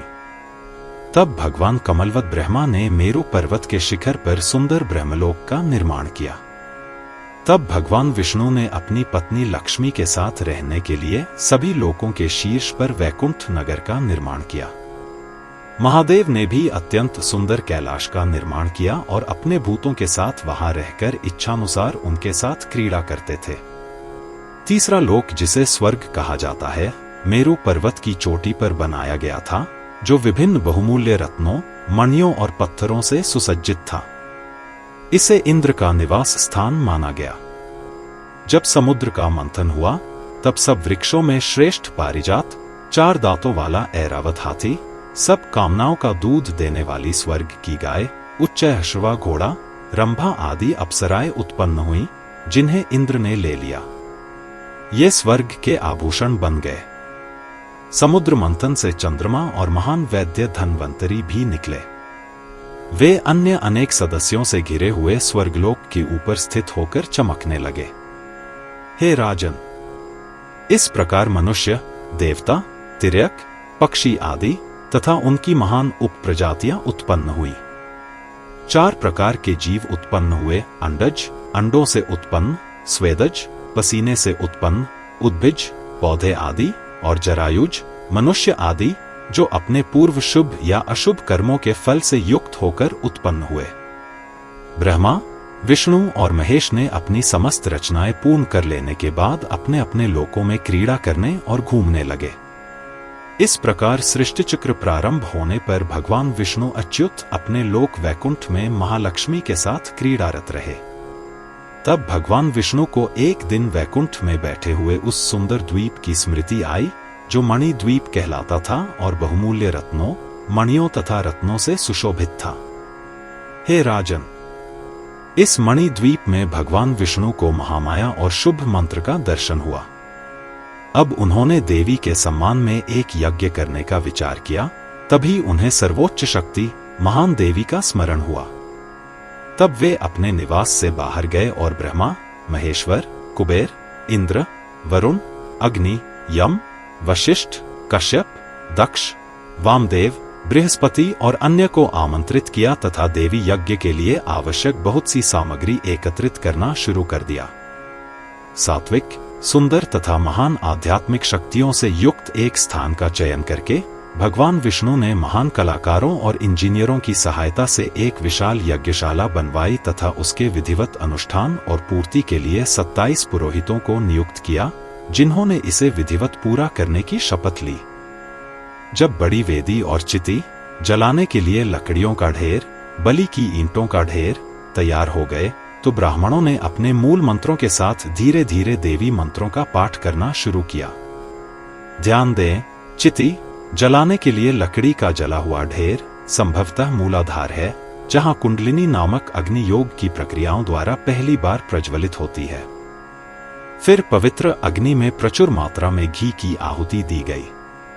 इस प्रकार जब शास्त्रों के अनुसार विधि पूर्वक अग्नि में घी की आहुति देने का अनुष्ठान संपन्न हुआ, तब आकाश में मधुर और मधुर दिव्य वाणी सुनाई दी, जो भगवान विष्णु से कह रही थी, हे विष्णु, आप देवताओं में श्रेष्ठ हो जाइए, सम्मान और पूजा सर्वप्रथम आपकी होगी और आप देवों में सबसे शक्तिशाली हो जाइए।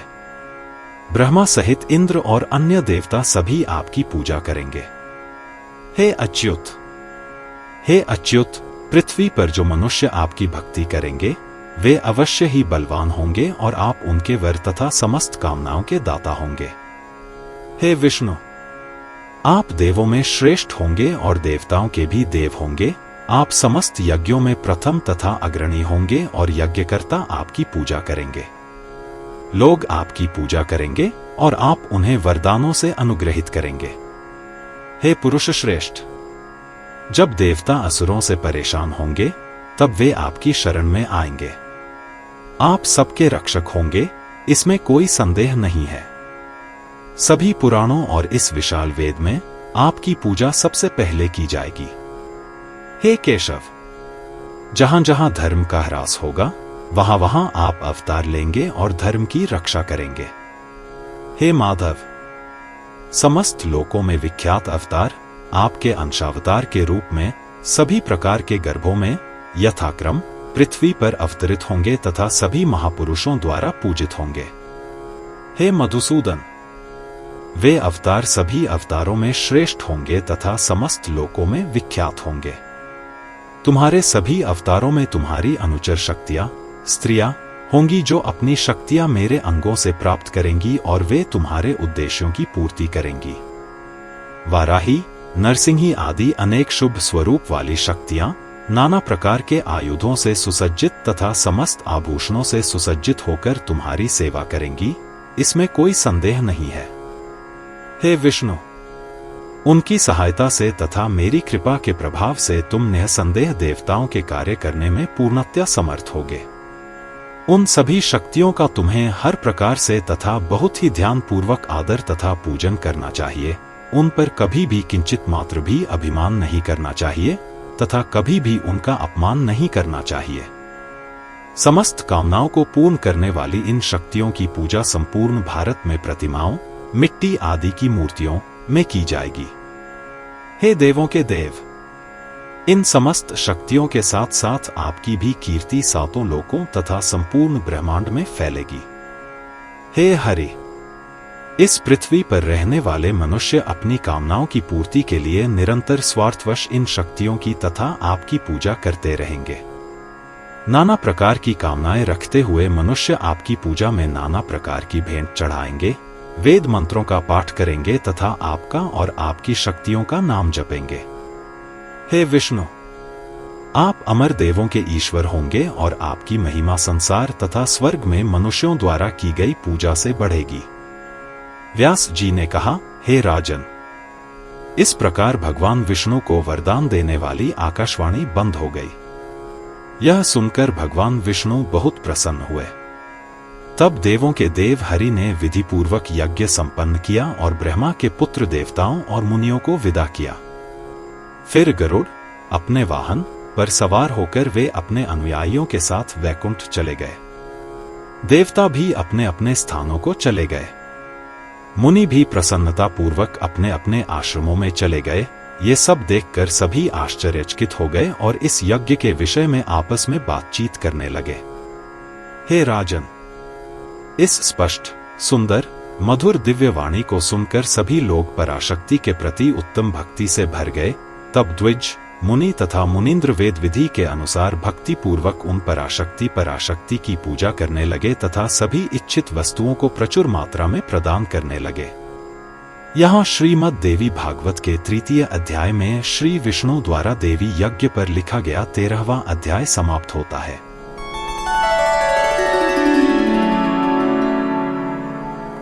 अध्याय 14 देवी महात्म्य से संबंधित राजा ध्रुव संधि की कथा। जन्मेजय बोले, हे द्विज, मैंने श्री विष्णु द्वारा किए गए देवी यज्ञ को विस्तार पूर्वक सुना है। अब उनकी महिमा तथा यशस्वी कार्यों का वर्णन करो। देवी के इन यशस्वी कार्यों को सुनने के पश्चात मैं भी सभी यज्ञों में श्रेष्ठ उस यज्ञ को करूंगा। इससे निस्संदेह मैं आपकी कृपा से पवित्र हो जाऊंगा। व्यास जी ने कहा, हे राजन, सुनो, मैं तुम्हें पुराणों के अनुसार देवी के परम मंगलमय पराक्रम का इतिहास सुनाता हूं। प्राचीन काल में कोसल देश में सूर्यवंश के राजा ध्रुव संधि राज्य करते थे। वे पुष्प के पुत्र थे और बहुत प्रसिद्ध थे। अपने महान पराक्रम के कारण वह सत्यवादी, धार्मिक, अपनी प्रजा का भला करने में लगा हुआ, चारों वर्णों और आश्रमों के नियमों का पालन करने वाला था। वह पवित्र था। उसने समृद्ध अयोध्या नगरी में अपने राजसी कर्तव्यों का पालन किया। ब्राह्मण, क्षत्रिय, वैश्य, शूद्र और अन्य अच्छे लोग सभी उसके शासन में धार्मिक रूप से रहते थे और प्रत्येक अपने अपने पेशे पर कायम रहता था। उसके राज्य में चोर, धोखेबाज, धूर्त, घमंडी, विश्वासघाती और अशिक्षित किसी को रहने की इजाजत नहीं थी। हे कौरव सेना, इस प्रकार धर्म पूर्वक राज्य करते हुए राजा की 2 पत्नियां थीं। वे दोनों ही युवा, सुंदर, रूपवती थीं तथा राजा को सुख और आनंद देने में समर्थ थीं। पहली पत्नी का नाम मनोरमा था और दूसरी का नाम लीलावती था। वे दोनों ही अत्यंत सुंदर, बुद्धिमान और गुणवान थीं। राजा ने उनके साथ महलों, उद्यानों, रमणीक पहाड़ियों, झीलों और विभिन्न सुंदर भवनों का खूब आनंद उठाया। शुभ मुहूर्त में मनोरमा ने एक सुंदर बालक को जन्म दिया जो सभी राजसी गुणों से युक्त था। आगे चलकर उस बालक का नाम सुदर्शन रखा गया। इसके 1 महीने बाद ही उनकी दूसरी पत्नी सुंदरी लीलावती ने शुभ पक्ष और शुभ दिन में एक उत्तम बालक को जन्म दिया। तब राजा ने जातकर्म, बच्चे के जन्म पर किया जाने वाला समारोह किया और बहुत प्रसन्न होकर ब्राह्मणों को बहुत से उपहार, धन आदि दिए। राजा ने दोनों बालकों से समान स्नेह किया, कभी उनमें कोई भेद नहीं किया। शत्रुओं को पीड़ा देने वाले राजा को बहुत खुशी हुई और उन्होंने अपनी स्थिति और धन के अनुसार विधिपूर्वक चूड़ाकरण समारोह संपन्न किया। इन दोनों पुत्रों को देखकर लोग बहुत प्रसन्न हुए। अब इन कृतचूड़ों को देखकर तथा उनके साथ खेलते हुए राजा आनंद के सागर में डूब गए। सुदर्शन सबसे बड़ा था, लेकिन लीलावती का दूसरा सुंदर पुत्र शत्रुजित मधुर और मनमोहक वाणी वाला था। उसका सुंदर रूप और मधुर वाणी राजा को बहुत प्रसन्न करती थी और इन गुणों के कारण बालक शत्रुजित प्रजा और मंत्रियों का प्रिय भी हुआ। राजा अभागे सुदर्शन के प्रति उतना स्नेह नहीं दिखा सके जितना शत्रुजित के प्रति दिखाया। इस प्रकार कुछ दिन व्यतीत होने पर एक दिन राजा ध्रुव संधि शिकार खेलने के लिए वन में गए।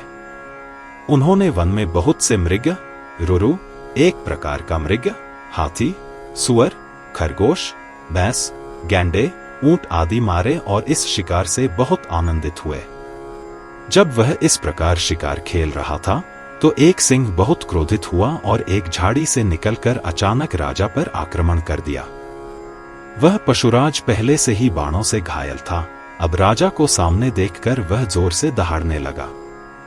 उसने गुस्से में अपनी लंबी पूंछ हवा में ऊंची उठाई और अपने अयाल को फुलाकर राजा पर हमला करने और उसकी जान लेने के लिए ऊंची छलांग लगाई। यह देखकर राजा ने तुरंत अपने दाहिने हाथ में तलवार और बाएं हाथ में ढाल ली और खुद को दूसरे शेर की तरह उसके सामने खड़ा कर लिया। राजा के सभी अनुचरों ने क्रोधित होकर सिंह पर बाण चलाए। तभी बहुत शोर मच गया और सभी लोग अपनी पूरी ताकत से तीर चलाने लगे, लेकिन आखिरकार वह खतरनाक शेर राजा पर टूट पड़ा। ऐसा देखकर राजा ने अपनी तलवार से उस पर वार किया, लेकिन सिंह ने भी अपने तीखे नाखूनों से राजा को चीर डाला। इस प्रकार सिंह के प्रहार से राजा वहीं गिर पड़ा और मर गया। सैनिकों ने जोर से चिल्लाकर सिंह को बाणों से मार डाला। इस प्रकार राजा और सिंह दोनों वहीं मृत पड़े रहे और सैनिक महल में लौट आए और उन्होंने राजमंत्रियों को सारी जानकारी दी। जब मुनियों को राजा की मृत्यु का समाचार मिला तो वे वन में गए और राजा के शव का दाह संस्कार किया। महर्षि वशिष्ठ ने उसी स्थान पर विधिपूर्वक सभी अंतिम संस्कार संपन्न किए, जिससे राजा की अगली दुनिया में सुरक्षित यात्रा सुनिश्चित हो गई। समस्त प्रजा और नागरिकों तथा मुनि वशिष्ठ ने आपस में विचार विमर्श करके सुदर्शन को राजा के रूप में सिंहासन पर बैठाया। प्रधानमंत्री तथा अन्य सदस्यों ने प्रस्ताव रखा कि सुदर्शन चूंकि वैद्य पत्नी का पुत्र है, शांत, सुंदर तथा सभी राजसी योग्यताओं से युक्त है, इसलिए वह राज सिंहासन के लिए उपयुक्त है। महर्षि वशिष्ठ ने कहा, राजपुत्र यद्यपि उचित आयु प्राप्त नहीं कर पाया है, फिर भी धार्मिक है, इसलिए वह राज सिंहासन पर राजा के रूप में आसीन होने के लिए वास्तव में योग्य है। जब बुद्धिमान वृद्ध मंत्रियों ने इस प्रकार निर्णय लिया तो उज्जैनी के राजा युधाजित ने निर्णय सुनकर तुरंत ही उस स्थान पर पहुंचे। वह लीलावती का पिता था। अपने दामाद की मृत्यु की खबर सुनकर वह वहां आया ताकि उसकी बेटी के बेटे को राज्य मिल सके। इसके बाद कलिंग देश के राजा और मनोरमा के पिता वीरसेन भी वहां इस उद्देश्य से आए कि उनकी पुत्री का पुत्र सुदर्शन सम्राट बने। दोनों राजा अपनी अपनी सेना और सैनिकों के साथ वृद्ध मंत्रियों से परामर्श करने लगे और प्रत्येक यह प्रयत्न करने लगा कि उसकी पुत्री का पुत्र ही सिंहासन प्राप्त करे। युधाजित ने प्रश्न किया, दोनों पुत्रों में सबसे बड़ा कौन है? क्या हमेशा ऐसा होता है कि सबसे बड़ा ही राज्य का उत्तराधिकारी होगा? क्या सबसे छोटा कभी इसे प्राप्त नहीं कर सकेगा? वीरसेन बोले, हे राजन, जो वैध पत्नी का पुत्र होता है वही राज्य का अधिकारी होता है। यह बात मैंने शास्त्रों के ज्ञाता विद्वानों से सुनी है। वीरसेन की बात सुनकर युधाजित ने दोहराया, सुदर्शन राजसी योग्यताओं तथा अन्य विषयों में उतना योग्य नहीं है जितना कि स्वर्गीय राजा शत्रुजित का यह पुत्र है। फिर सुदर्शन को राज सिंहासन कैसे मिल सकता है? हे राजन, तब दोनों राजाओं में झगड़ा होने लगा। अब इस विकट परिस्थिति में उनकी शंकाओं का समाधान कौन कर सकता है? तब युधाजित ने मंत्रियों को संबोधित करते हुए कहा, आप सभी स्वार्थी हैं। आप सुदर्शन को राजा बनाकर बहुत सारा धन प्राप्त करना चाहते हैं। आपके हाव भाव और मुद्राओं से मुझे पता चल गया है कि आपका निर्णय ऊपर बताए गए प्रभाव वाला है।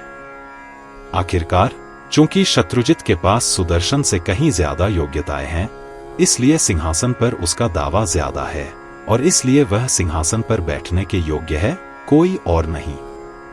इसके अलावा जब तक मैं जीवित हूं, मुझे देखना है कि कौन एक योग्य राजकुमार के दावों को दरकिनार कर सकता है जिसके पास सेना है, और एक ऐसे राजकुमार के दावों को आगे बढ़ा सकता है जिसके पास कोई योग्यता नहीं है। मैं लड़ने के लिए तैयार हूं और अपनी तलवार से पृथ्वी को 2 टुकड़ों में फाड़ दूंगा। इस पर तुम्हें और क्या कहना है? यह सुनकर वीरसेन ने युधाजित से कहा, मैं दोनों बालकों की बुद्धि एक सी देख रहा हूं। आप तो बुद्धिमान हैं, कृपया बताइए कि दोनों में अंतर कहाँ है? हे राजन, दोनों राजा आपस में झगड़ते हुए वहीं बैठे रहे। यह देखकर प्रजा तथा ऋषिगण अत्यंत चिंतित हो गए। सैकड़ों सहायक राजकुमार चाहते थे कि दोनों राजाओं को एक कर दिया जाए। आपस में झगड़ने वाले लोग अपने सैनिकों के साथ घटनास्थल पर आ गए। हालांकि ऐसा करने में उन्हें बड़ी कठिनाइयों का सामना करना पड़ा। श्री गंगावरपुर के कई आदिवासी निवासी जब दिवंगत राजा की मृत्यु की खबर सुनकर वहां पहुंचे तो वे भी लूटपाट के एकमात्र उद्देश्य से वहां पहुंचे। दोनों राजकुमार नाबालिग हैं और उनके दलों का आपस में युद्ध सुनकर विभिन्न पड़ोसी देशों से बहुत से डाकू भी वहां आ गए। इस प्रकार जब दोनों राजाओं में युद्ध छिड़ गया तो राज्यों में बड़ी उथल पुथल मच गई। दूसरी ओर युधाजित और वीरसेन दोनों ही युद्ध के लिए तैयार हो गए। इस प्रकार श्रीमद्देवी भागवत के 3 अध्याय में देवी की महिमा तथा कौशलराज ध्रुव संधि की मृत्यु का वर्णन करने वाला 14वां अध्याय समाप्त होता है।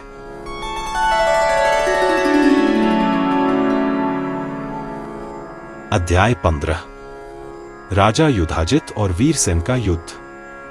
व्यास जी बोले, हे राजन, युद्ध की घोषणा हो जाने पर लोभ और क्रोध से उत्तेजित होकर दोनों राजाओं ने हथियार उठा लिए और भयंकर युद्ध होने लगा। एक ओर लंबी भुजाओं वाले राजा युधाजित अपनी सेना से घिरे हुए धनुष बाण लेकर युद्ध के लिए तैयार खड़े थे। दूसरी ओर देवताओं के दूसरे देवता उग्र वीरसेन एक सच्ची क्षत्रिय प्रथा का पालन करते हुए अपनी बेटी के बेटे की ओर से युद्ध में प्रकट हुए। तब सत्यवादी राजा वीरसेन ने युधाजित को युद्ध में देखकर अत्यंत क्रोधित होकर उस पर बाणों की वर्षा की, जैसे बादल पर्वत की चोटियों पर वर्षा करते हैं। वीरसेन द्वारा चलाए गए उनके तीखे बाणों से आच्छादित होकर युधाजित ने भी शीघ्रता पूर्वक वीरसेन पर बाण चलाकर उसके सभी बाण काट डाले। हे राजन, तब अश्वारोही सेना और हाथियों पर सवार योद्धाओं में भयंकर युद्ध होने लगा। देवता, मनुष्य और मुनि इस भयंकर युद्ध को आश्चर्य और विस्मय से देखने लगे। मृत सैनिकों का मांस खाने की इच्छा से पक्षी, गिद्ध और कौवे आकाश में उड़ने लगे। उस भीषण युद्ध भूमि में हाथियों, घोड़ों और योद्धाओं के मृत शरीरों का रक्त नदियों के समान भयंकर रूप से बह रहा था। रक्त की यह धारा देखने वालों में भय उत्पन्न कर रही थी, क्योंकि नरक, मृत्यु के देवता के मार्ग में वैतरणी नदी पापियों के लिए बहुत डरावनी है। मानव खोपड़ियां धारा द्वारा किनारे पर बहाकर लाई गई थीं और वे यमुना के तट पर लड़कों के खेलने के लिए वहां बिखरे हुए लौकी के खोखले छिलकों की तरह दिखती हैं। जब कोई योद्धा युद्ध भूमि में मृत पड़ा होता था तो गिद्ध उसके मांस को खाने के लिए हवा में उड़ने लगते थे। ऐसा लगता था कि योद्धा की आत्मा उसके सुंदर शरीर को देखकर उसके शरीर में पुनः प्रवेश करने की कोशिश करती थी, हालांकि वह सोचता था कि वह उसके लिए बहुत दुर्गम हो गया है। युद्ध में मारे जाने पर कुछ योद्धा तत्काल ही दिव्य रथ पर सवार होकर स्वर्ग चले गए और उस दिव्य अप्सरा से, जो पहले से ही उनके आलिंगन में थी, इस प्रकार कहते हुए दिखाई दिए, हे सुंदर जंघाओं वाली, देखो मेरा सुंदर शरीर नीचे पृथ्वी पर कैसे पड़ा है। इस प्रकार मारा गया एक अन्य योद्धा दिव्य रथ पर सवार होकर स्वर्ग में गया, एक दिव्य अप्सरा के साथ आया और जब वह उसके साथ रथ में बैठा तो पृथ्वी पर उसकी पूर्व पत्नी ने स्वयं को सती बना लिया और चिता में जलकर भस्म हो गई। इस प्रकार दिव्य शरीर प्राप्त करके वह स्वर्ग में आ गई और उस पतिव्रता सती स्त्री ने अपने पति को उस दिव्य अप्सरा से दूर खींच लिया। दो योद्धा ऊपर चढ़े, एक दूसरे को मार डाला और एक ही समय में मृत अवस्था में लेट गए। वे एक ही समय में स्वर्ग में चढ़ गए और एक ही दिव्य अप्सरा के लिए एक दूसरे से झगड़ने लगे और अपने हथियारों से लड़ने लगे। किसी वीर को स्वर्ग में अपने से भी अधिक सुंदर और सुंदर अप्सरा मिल गई और वह उससे बहुत अधिक आसक्त हो गया तथा उसके प्रति समर्पित हो गया। वह अपने स्वयं के वीर गुणों का वर्णन करने लगा और अपनी प्रेमिका के गुणों की नकल करने लगा ताकि वह उससे पूरी तरह से जुड़ी रहे। युद्ध के मैदान में सैनिकों के बीच हुई भयंकर मुठभेड़ से उड़ी धूल हवा में ऊपर उठ गई और सूरज को ढक लिया। रात होने लगी। कुछ देर बाद वह धूल नीचे बह रहे खून में समा गई और सूरज खून के रंग से लाल दिखाई देने लगा। एक ब्रह्मचारी युद्ध में लड़ा और मारा गया। वह स्वर्ग में चला गया। तुरंत ही एक सुंदर नेत्रों वाली देवकन्या, एक दिव्य अप्सरा ने बड़ी श्रद्धा से उसे वर के रूप में चुनने की इच्छा की, किंतु उस चतुर पुरुष ने यह सोचकर प्रस्ताव स्वीकार नहीं किया कि ऐसा करने से उसका ब्रह्मचर्य व्रत भंग हो जाएगा। हे राजन, जब युद्ध भयंकर हो गया तब राजा युधाजित ने वीरसेन पर एक तीक्ष्ण भयंकर बाण चलाकर उसका सिर धड़ से अलग कर दिया। वीरसेन युद्ध भूमि में मृत पड़ा रहा और उसकी सेना पराजित हो गई। सैनिक युद्ध छोड़कर भाग गए। युद्ध में अपने पिता के मारे जाने की बात सुनकर मनोरमा बहुत भयभीत और चिंतित हो गई। तब वह सोचने लगी कि दुष्ट राजा युधाजित अवश्य ही राज्य के हित के लिए तथा अपने पिता के साथ अपनी शत्रुता को शांत करने के लिए मेरे पुत्र का वध कर देगा। अब मैं क्या करूं? मेरे पिता युद्ध में मारे गए हैं, मेरे पति भी नहीं रहे, मेरा बच्चा आज नाबालिग है, मैं कहां जाऊं? लोभ बड़ा पाप है। ऐसा कौन है जो सोने के लोभ से न खरीदा जा सके? और ऐसा कौन सा पाप है जो लोभ से प्रेरित होकर न किया जा सके? लोभी मनुष्य अपने पिता, माता, गुरु, मित्र आदि को मारने में संकोच नहीं करता, इसमें कोई संदेह नहीं है। सांसारिक वस्तुओं के प्रति अत्यधिक प्रेम ही मनुष्य को समाज में अपवित्र समझी जाने वाली वस्तुओं को खाने के लिए विवश करता है।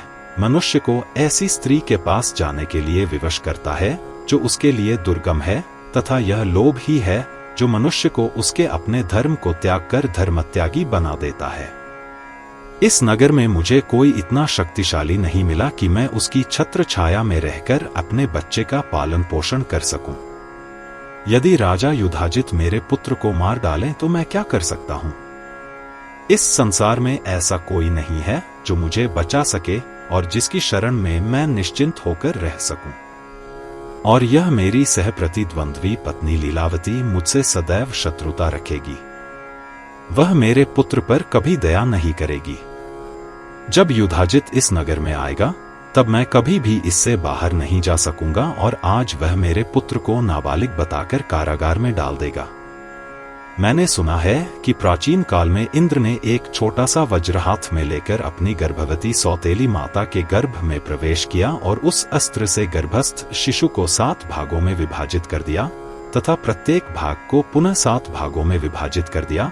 इस प्रकार 49 मरुतों का स्वर्ग में जन्म हुआ। मैंने यह भी सुना है कि प्राचीन काल में एक रानी ने अपनी प्रतिद्वंद्वी पत्नी के गर्भ में पल रहे भ्रूण को नष्ट करने के लिए विष दे दिया था।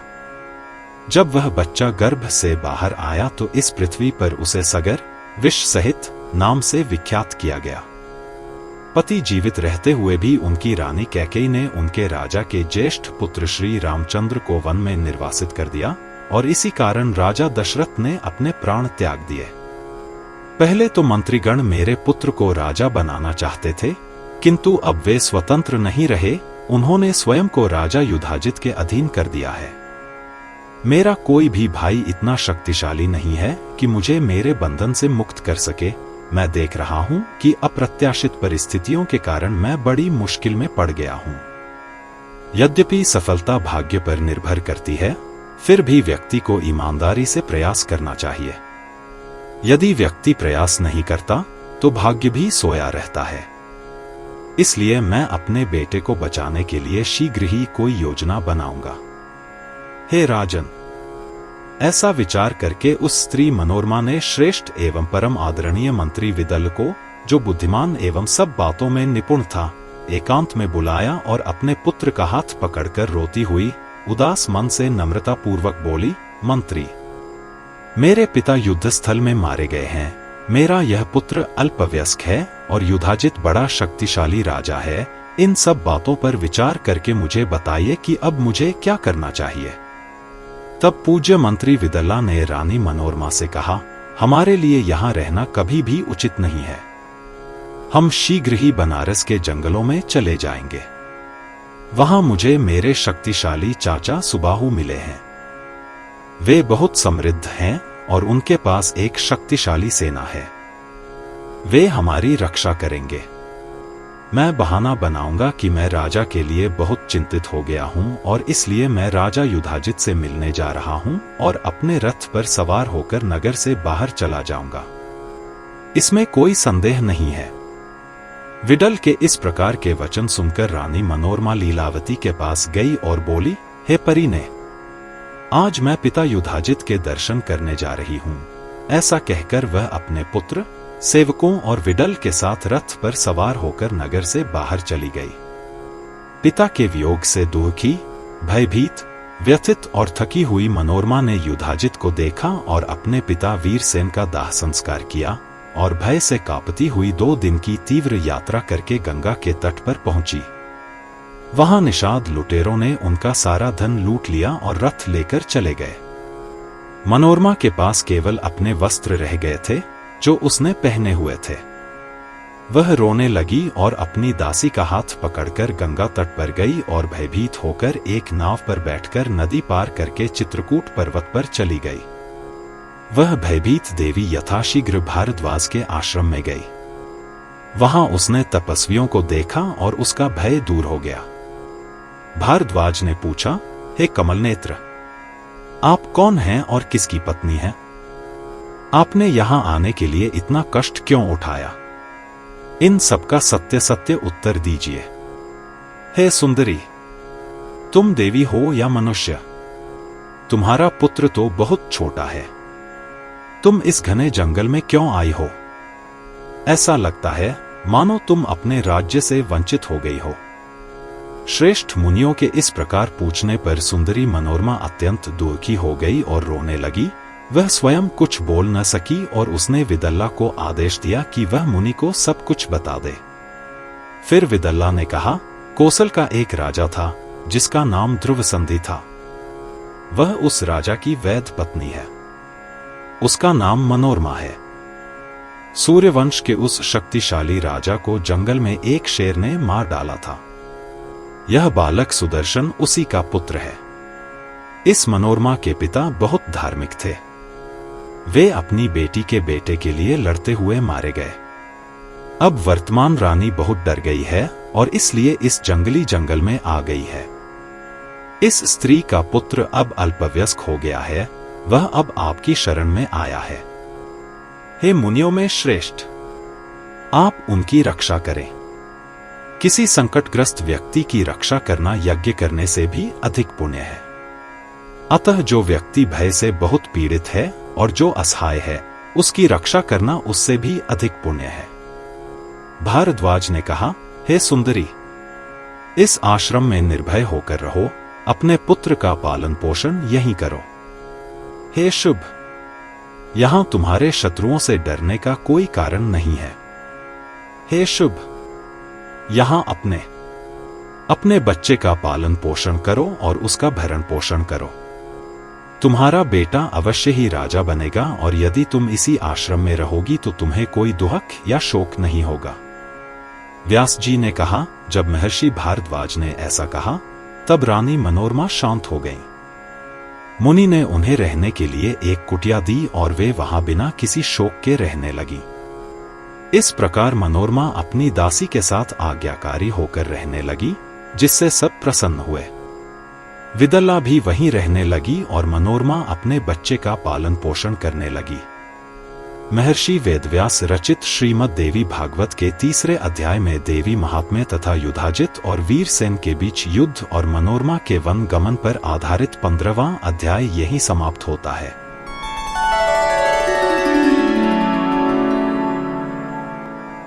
अध्याय 16। युधाजित का भारद्वाज मुनि के आश्रम पर आना और उनसे मनोरमा को भेजने का आग्रह करना। व्यास ने कहा, युद्ध में विजय प्राप्त करने के बाद राजा युधाजित अपनी विशाल सेना के साथ अयोध्या नगरी लौटे और पूछा कि सुदर्शन और मनोरमा कहाँ हैं। वह सुदर्शन को मारना चाहते थे।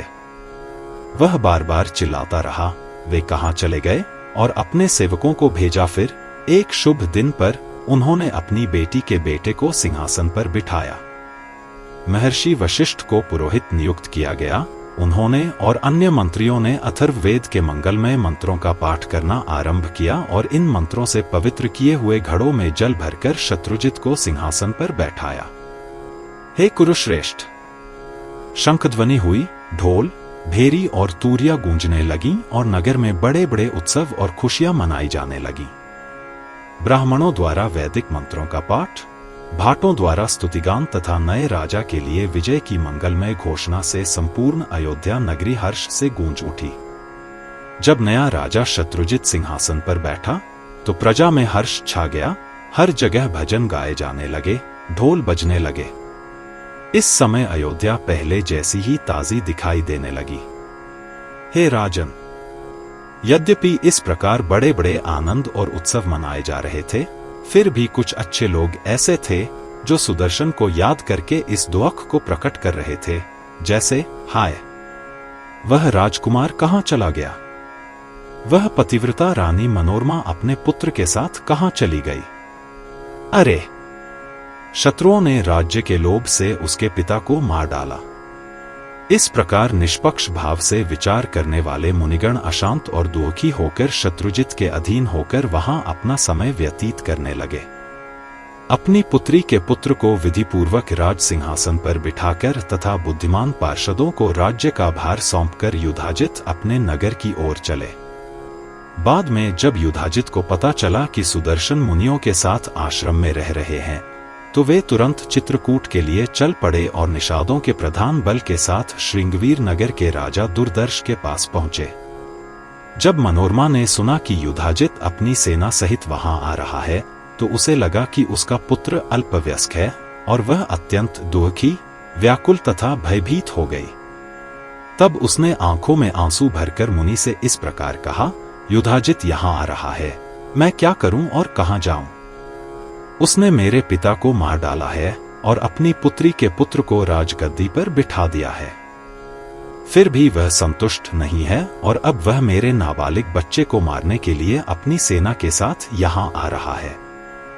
हे प्रभु, प्राचीन काल में मैंने सुना है कि पांडव जब वन में गए थे, तब द्रौपदी के साथ मुनियों के पवित्र आश्रम में रहते थे। एक दिन पांचों भाई शिकार खेलने गए और सुंदरी द्रौपदी अन्य दासियों के साथ निर्भय होकर आश्रम में रहने लगी। वह आश्रम जहां धौम्य, अत्रि, गालव, पैल, जावली, गौतम, भृगु, च्यवन, अत्रिगोत्र के कण्व, जातु, क्रतु, वीतिहोत्र, सुमंतु, यज्ञदत्त, वत्सल, रसासन, कहोड़ा, यवक्री, यज्ञकृत आदि वेदों का उच्चारण करते थे। क्रतु और भारद्वाज तथा अन्य पवित्र उच्चात्मा ऋषि। जब शत्रुओं का नाश करने वाले अर्जुन आदि 5 महारथी वन में विहार कर रहे थे, उसी समय सिंधु देश का राजा जयद्रथ अपनी सेना के साथ वेद मंत्रों का उच्चारण सुनकर आश्रम में आया। ऐसा सुनकर राजा तुरंत ही रथ से उतर पड़ा ताकि वह उन पवित्र महर्षियों के दर्शन कर सके। केवल 2 सेवकों को साथ लेकर वे मुनियों के पास गए और उन्हें वेदों के अध्ययन में व्यस्त देखकर हाथ जोड़कर अवसर की प्रतीक्षा करने लगे। हे भगवान! जब राजा जयद्रथ आश्रम में प्रवेश करके आसन पर बैठे, तब मुनियों की पत्नियां राजा को देखने के लिए वहां आईं और पूछने लगीं, यह व्यक्ति कौन है? मुनियों की पत्नियों के साथ सुंदरी द्रौपदी भी वहां आईं। जयद्रथ ने द्रौपदी को इस प्रकार देखा मानो वह दूसरी देवी लक्ष्मी हो। देवकन्याओं के समान सुंदरी उस राजकन्या को देखकर जयद्रथ ने महर्षि धौम्य से पूछा, यह सुंदर कमल नेत्रों वाली स्त्री कौन है? वह किसकी पत्नी है और उसका पिता कौन है? उसका नाम क्या है? ओह! उसके सुंदर रूप से ऐसा प्रतीत होता है कि देवी शची पृथ्वी पर अवतरित हुई है। यह सुंदरी राक्षसों से घिरी हुई स्वर्ग की अप्सरा रंभा के समान या कांटेदार वृक्षों से घिरी हुई सुंदर लता लवंगलातिका के समान शोभा पा रही है। हे श्रेष्ठ जनों, सच सच बताओ कि वह किसकी प्रेयसी है? हे ब्राह्मणों, ऐसा प्रतीत होता है कि वह किसी मुनि की पत्नी नहीं बल्कि किसी राजा की पत्नी है। धौम्य ने कहा, हे सिंधुराज, वह पांचाल की पुत्री है, उसका नाम द्रौपदी है, वह पांडवों की पत्नी है, वे अपने भय से मुक्त होकर इस वन में निवास कर रहे हैं। जयद्रथ ने कहा, वे महान पराक्रमी पांडव अब कहां चले गए? क्या वे भय से मुक्त होकर इस वन में निवास कर रहे हैं? धौम्य ने कहा, 5 पांडव रथ पर सवार होकर शिकार पर निकले हैं। वे अपना शिकार लेकर दोपहर को लौटेंगे। मुनि के वचन सुनकर जयद्रथ उठ खड़ा हुआ और द्रौपदी के पास जाकर उसे प्रणाम करके कहने लगा, हे सुंदरी, क्या सब कुछ यही है? तुम्हारी तबीयत कैसी है? तुम्हारे पति कहां चले गए? आज तुम्हें वन में रहते हुए 11 वर्ष हो गए हैं। तब द्रौपदी ने कहा, हे राजकुमार, सब कुशल से हो? थोड़ी देर यहीं रुको, पांडव शीघ्र ही आ रहे हैं। जब द्रौपदी इस प्रकार बोल रही थी, तो लोभ तथा लालच से अभिभूत उस शक्तिशाली राजा ने वहां उपस्थित समस्त मुनियों की परवाह न करते हुए उसे हर लिया। हे प्रभु, बुद्धिमान को कभी किसी पर भरोसा नहीं करना चाहिए। यदि वह किसी पर भरोसा करता है तो उसे अवश्य ही दुख उठाना पड़ता है। उदाहरण के लिए राजा बलि का उदाहरण देखें। विरोचन का पुत्र और प्रहलाद का पौत्र बलि ऐश्वर्यशाली, धर्मनिष्ठ, वचन का पक्का, यज्ञ करने वाला, दानशील, संतों को सदैव संरक्षण देने वाला और संतों का प्रिय तथा महान योद्धा था। उसका मन कभी किसी अधार्मिक विषय की ओर नहीं गया और उसने पूर्ण दक्षिणा सहित 99 यज्ञ संपन्न किए। परंतु जो भगवान विष्णु सात्विक पवित्रता से परिपूर्ण हैं, जो कभी भी वासनाओं से प्रभावित नहीं होते, जो अविचल हैं, जो योगियों द्वारा सदैव पूजित हैं, उन्होंने ही देवताओं की सेवा करने के लिए वामन अवतार में कश्यप ऋषि के पुत्र के रूप में वामन रूप धारण करके छल पूर्वक उनकी संपूर्ण पृथ्वी और राज्य को छीन लिया। हे प्रभु, मैंने सुना है कि विरोचन का पुत्र एक उदार हृदय वाला राजा था। उसने जो चाहिए था उसे देने का निश्चय कर लिया था, किंतु विष्णु ने इंद्र के हित में उसके साथ छल किया। जब शुद्ध सात्विक विष्णु बलि के यज्ञ में बाधा डालने के लिए वामन अवतार धारण कर सकते हैं, तो इसमें क्या आश्चर्य है कि अन्य साधारण मनुष्य भी वैसा ही आचरण करेंगे। इसलिए किसी पर भी किसी प्रकार से भरोसा मत करो। हे प्रभु, जिसके हृदय में लोभ और लालच व्याप्त है, उसे कोई भी बुरा काम करने में क्या डर। हे मुनि, लोभ के कारण ही मनुष्य पाप कर्म करते हैं। उन्हें इस बात की चिंता नहीं रहती कि परलोक में उनके साथ क्या अच्छा या बुरा होगा। लोभ के वशीभूत होकर वे मन, वचन और कर्म से दूसरों की वस्तुएं छीन लेते हैं और इस प्रकार पतित हो जाते हैं। देखो, मनुष्य सदैव धन के लिए देवताओं की पूजा करते हैं, किंतु देवता उन्हें तुरंत धन नहीं देते। वे उन्हें दूसरों के द्वारा व्यापार, दान, बल का प्रदर्शन या चोरी कराकर ये वस्तुएं देते हैं। वैश्य लोग देवताओं की पूजा केवल इसलिए करते हैं क्योंकि उन्हें लगता है कि इससे उन्हें बहुत समृद्धि मिलेगी और इसलिए वे अनाज, कपड़ा आदि अनेक चीजें बेचते हैं। असंयमी, क्या इस व्यापार में दूसरे की संपत्ति छीनने की इच्छा नहीं होती? अवश्य होती है। इसके अतिरिक्त व्यापारी जब देखते हैं कि लोगों को उनसे वस्तुएं खरीदने की तत्काल आवश्यकता है, तो वे आशा करते हैं कि उन वस्तुओं का मूल्य बढ़ जाएगा। हे मुनि, इस प्रकार प्रत्येक व्यक्ति दूसरे की संपत्ति हड़पने के लिए आतुर रहता है। फिर हम उन पर कैसे विश्वास कर सकते हैं? जो लोग लोभ और मोह से घिरे हुए हैं, उनका तीर्थ स्थानों में जाना, दान करना, वेद पाठ करना, ये सब व्यर्थ हो जाते हैं। यद्यपि वे तीर्थ स्थानों में जाते हैं, फिर भी ये सब उन्हें फल नहीं देते, मानो उन्होंने ये सब किया ही न हो। अतः हे ज्ञानी, आप युधाजित को उसके स्थान पर वापस भेज दीजिए, तब मैं सीता की तरह अपने पुत्र के साथ यहीं रह सकूंगी। मनोरमा के मुनि से इस प्रकार कहने पर उग्र महर्षि युधाजित के पास गए और बोले, हे राजन, आप अपने घर या जहां भी आपकी इच्छा हो वहां चले जाइए। मनोरमा का पुत्र अल्पवयस्क है, वह रानी बहुत दुखी है, वह अब आपके पास नहीं आ सकती। युधाजित ने कहा, हे शांति प्रिय, कृपया यह धृष्टता बंद करें और मुझे मनोरमा दे दें। मैं उसे छोड़कर कभी नहीं जाऊंगा। यदि आप उसे आसानी से नहीं देंगे तो मैं उसे बलपूर्वक ले जाऊंगा। ऋषियों ने कहा, हे राजन, यदि आप में शक्ति हो तो आप मनोरमा को बलपूर्वक ले जा सकते हैं, किंतु परिणाम वैसा ही होगा जैसा राजा विश्वामित्र ने वशिष्ठ के आश्रम से दिव्य गाय को बलपूर्वक ले जाना चाहा था। इस प्रकार महर्षि वेदव्यास रचित श्रीमद्देवी भागवत के 3 अध्याय में देवी की महिमा तथा सुदर्शन का वध करने के लिए राजा युधाजित का भारद्वाज के आश्रम में जाना विषयक 16वां अध्याय समाप्त होता है।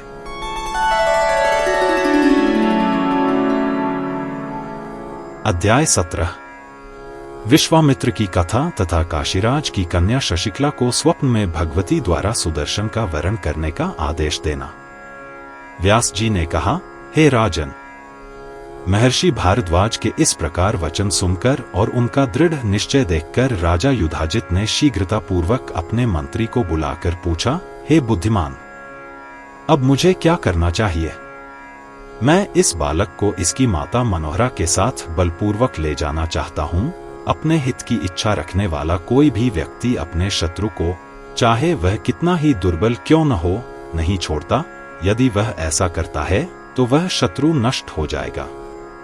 दिन प्रतिदिन यह बीमारी और अधिक प्रबल होती जाएगी, क्योंकि इसका सेवन भी अधिक तीव्र होता जाएगा और अंततः यह मृत्यु का कारण बन जाएगा।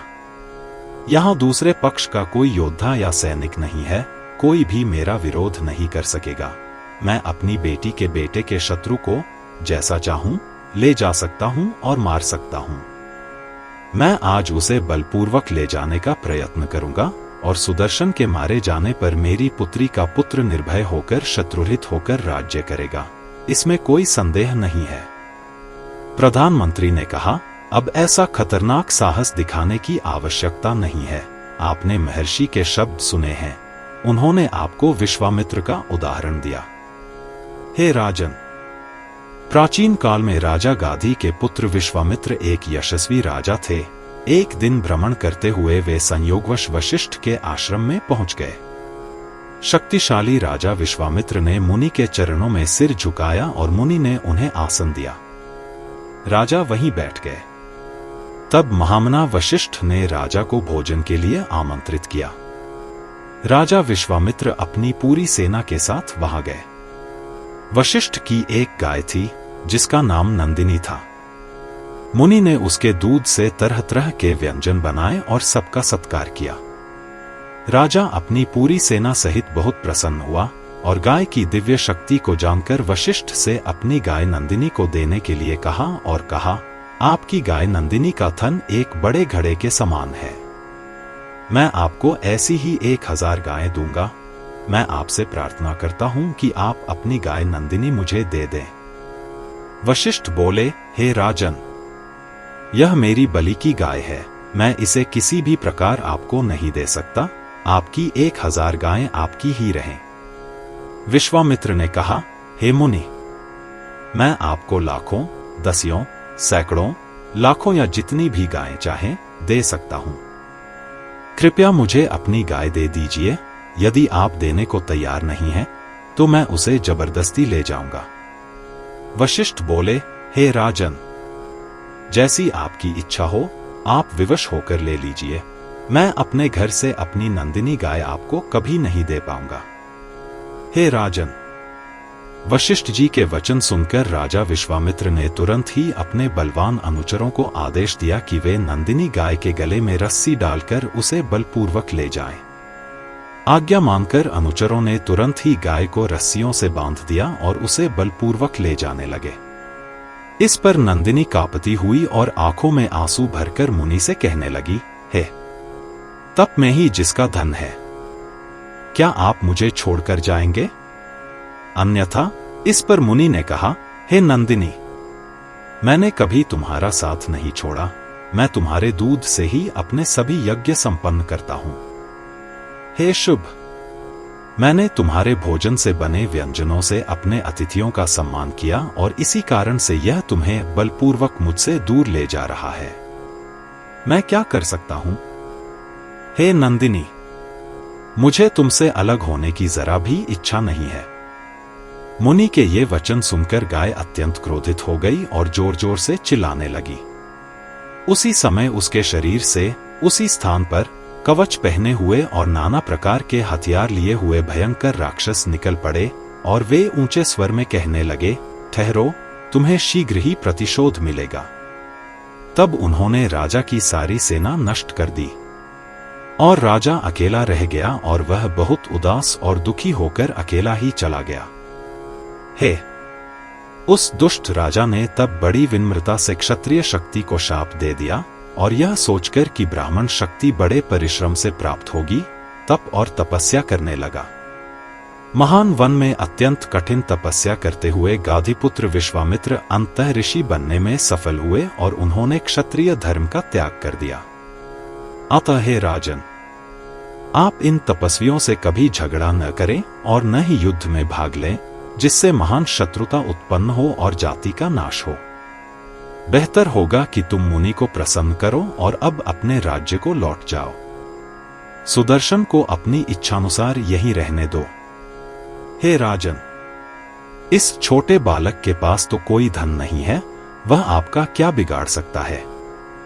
एक अनाथ, दुर्बल छोटे बालक के प्रति आपका बैर व्यर्थ है। यह संसार भाग्य के अधीन है, इसलिए सभी पर दया करनी चाहिए।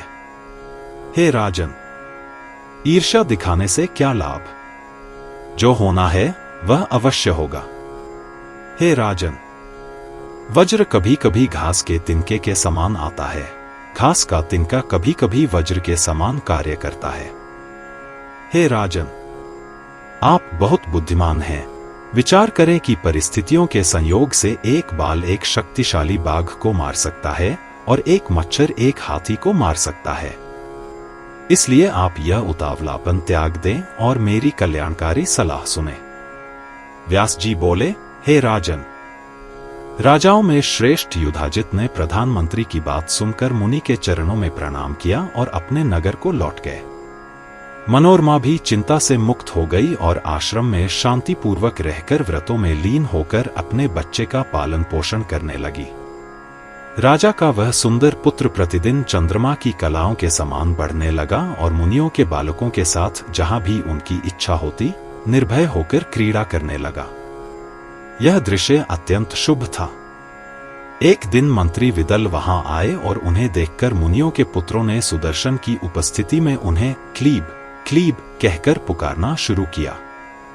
सुदर्शन ने भी जब उन्हें क्लिब कहते सुना तो क्लिब ने एक अक्षर क्ली ग्रहण कर लिया और बार बार उसी का उच्चारण किया, जो वास्तव में काम के मूल मंत्रों में सबसे बड़ा मंत्र है, जिसमें अनुस्वार छूट गया है। तब राजा के पुत्र ने वह मंत्र लिया और मन ही मन उसका उच्चारण किया। हे राजन, इस प्रकार उस बालक सुदर्शन को भाग्य की अपरिहार्य नियति के कारण अपने मूल संस्कार से अनायास ही काम के इस मूल मंत्र की दीक्षा मिल गई। राजा के पुत्र ने जब वह 5 वर्ष का था इस उत्तम मंत्र को प्राप्त किया। यद्यपि इसमें ऋषि दृष्टा नहीं था, ध्यान नहीं था, छंद नहीं था तथा न्यास, प्रार्थना और तदनुरूप हाव भाव सहित शरीर के विभिन्न अंगों को विभिन्न देवताओं को सौंपना नहीं था और इसे ही सबका सार मान लिया, इसलिए वह इसका मन में सहज ही ध्यान करता रहा और इसे कभी नहीं भूला। जब राजा का पुत्र 11 वर्ष का हुआ तब मुनि ने उसका उपनयन संस्कार किया और उसे वेदों का अध्ययन प्रारंभ करवाया। उस मंत्र शक्ति से उस पुत्र ने बहुत ही कम समय में धनुर्विद्या, सभी नैतिक और राजनीतिक शास्त्रों का उचित नियमों के साथ अध्ययन कर लिया। एक दिन सुदर्शन को लाल रंग की लाल वस्त्र पहने और लाल आभूषणों से सुसज्जित, गरुड़ पर सवार, अद्भुत वैष्णवी शक्तियों से युक्त तथा कमल पुष्प की कली के समान पूर्ण रूप से खुले हुए मुख वाली देवी का दर्शन हुआ। इस प्रकार अनेक विद्याओं में निपुण होकर सुदर्शन ने उस वन में अपनी माता की सेवा की और गंगा के तट पर विचरण करने लगे। एक दिन जगत जननी ने उस वन में उस बालक को धनुष, तीखे बाण, तरकश और कवच दिया। हे राजन, उस समय काशीराज की पुत्री, सर्वगुण संपन्न, अत्यंत सुंदरी एवं मनोहर राजकुमारी शशिकला वहां आई, जहां उन्हें यह समाचार मिला कि वीरता से परिपूर्ण, सर्वगुण संपन्न, द्वितीय कंदर्प नामक सुंदर राजकुमार सुदर्शन वन में निवास कर रहे हैं। राजकुमारी ने एक ज्योतिषी से यह बात सुनी और मन ही मन उससे प्रेम करने लगी, उसे चाहने लगी और अंततः उसे अपने वैध पति के रूप में स्वीकार करना चाहती थी। इस प्रकार एक बार रात्रि के अंत में देवी ने स्वप्न में आकर उसे सांत्वना दी और कहा, हे सुंदरी, मुझसे वर मांगो, सुदर्शन मेरा भक्त है, वह मेरे वचन से तुम्हारी सारी इच्छाएं पूर्ण करेगा। इस प्रकार स्वप्न में देवी की सुंदर आकृति को देखकर तथा उनके मधुर वचन सुनकर पूज्य शशिकला आनंद के सागर में डूब गईं। जब राजकुमारी जागी तो उसका चेहरा प्रसन्नता से चमक रहा था। उसकी मां ने उसकी प्रसन्नता को देखा और अनुमान लगाया कि उसकी पुत्री भीतर से बहुत प्रसन्न होगी और उसने उससे बार बार पूछा, किंतु शशिकला बहुत लज्जित थी और उसने अपनी संतुष्टि का कारण नहीं बताया। राजकुमारी अपने स्वप्नों को याद करके अत्यधिक प्रसन्नता के कारण बार बार हंसने लगी। अंत में उसने अपनी एक सहेली को अपने स्वप्नों के बारे में विस्तार से बताया। एक अवसर पर विशाल नेत्रों वाली शशिकला अपनी सखी के साथ चंपक पुष्पों से सुशोभित एक सुंदर उद्यान में आनंद लेने गई। जब राजा की पुत्री चंपक वृक्ष के नीचे बैठी हुई फूल चुन रही थी तो उसने एक ब्राह्मण को बड़ी तेजी से अपनी ओर आते देखा।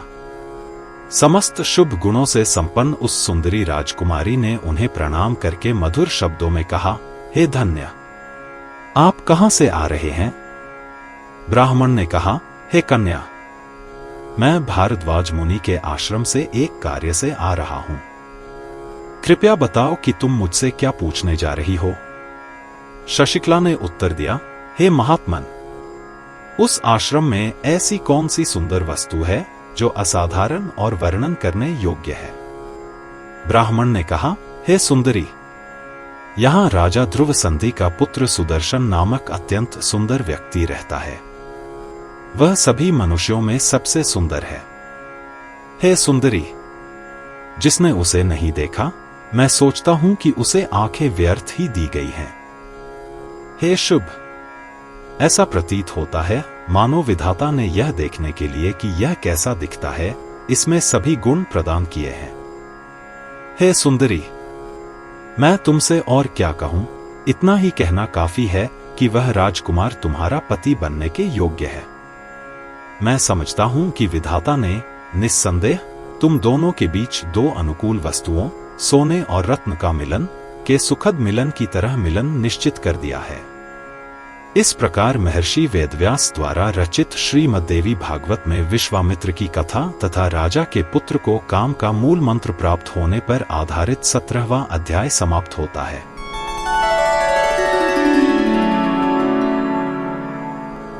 अध्याय 18 शशिकला का स्वयंवर। व्यास जी ने कहा, राजा की सुंदरी ब्राह्मण के वचन सुनकर अत्यंत प्रसन्न हुई और प्रेमोन्मत्त हो गई। ब्राह्मण भी संपूर्ण घटना का विचार करता हुआ चला गया। कन्या पहले से ही राजकुमार के प्रति आसक्त थी, अब वह उसके प्रेम में और भी अधिक लीन हो गई और बहुत व्याकुल हो गई। अब ब्राह्मण के चले जाने पर उसे ऐसा लगा कि जैसे उस पर प्रेम के बाण लग गए हों। तब प्रेम से व्याकुल होकर शशिकला ने अपनी प्रिय सखी से कहा, जो उसकी इच्छानुसार चल रही थी, हे सखी, मुझे अभी तक राजपुत्र का कुछ भी ज्ञान नहीं हुआ है, फिर भी जब से मैंने ब्राह्मण से उसके विषय में सुना है, तब से मेरे शरीर और मन में प्रेम के चिन्ह उभर आए हैं। प्रेम मुझे बहुत कष्ट दे रहा है। हे सखी, बताओ अब मैं क्या करूं और कहां जाऊं? हे प्रिय साथी, मैंने स्वप्न में उन्हें दूसरे प्रेम देवता के रूप में देखा था, तभी से मेरा मासूम मन उनके मुझसे दूर होने से व्याकुल हो रहा है। हे सुंदरी, मेरे शरीर पर लगा हुआ चंदन मुझे विष के समान प्रतीत हो रहा है।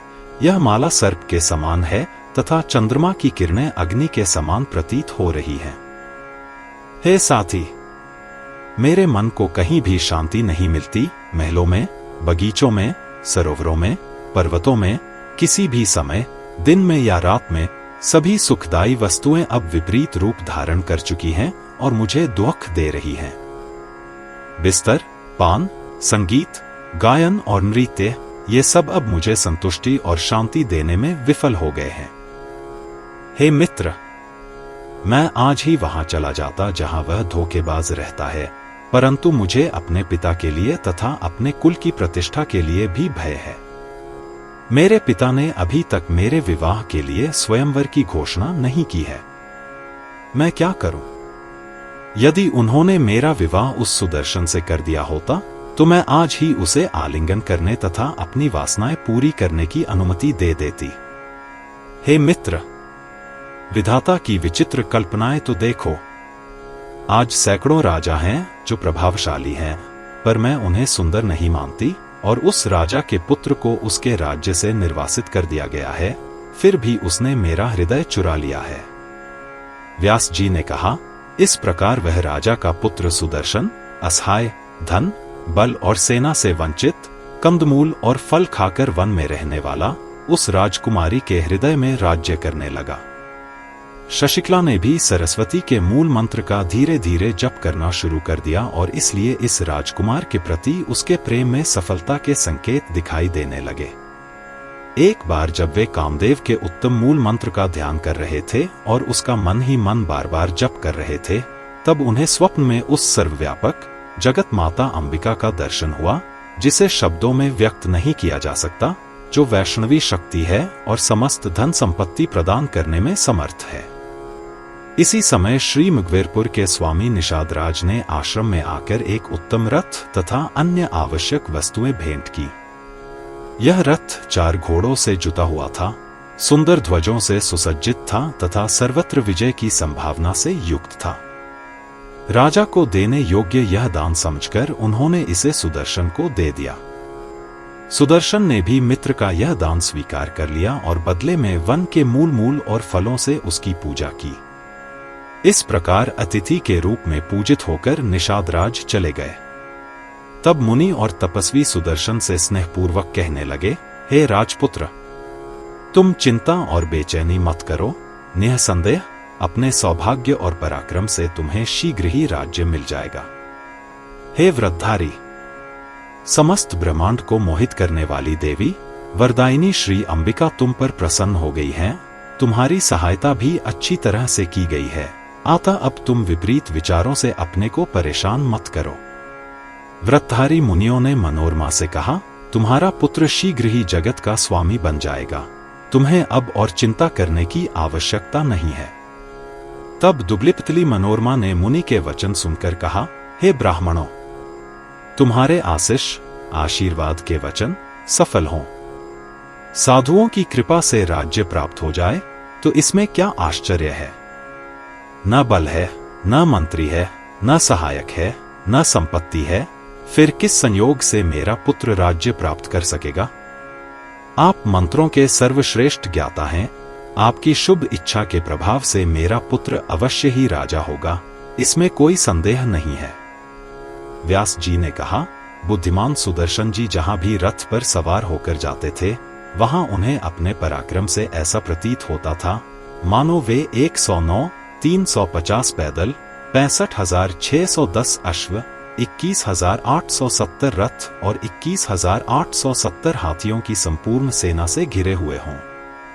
यह बीज मंत्र का प्रभाव है, यह कोई साधारण प्राप्ति नहीं है।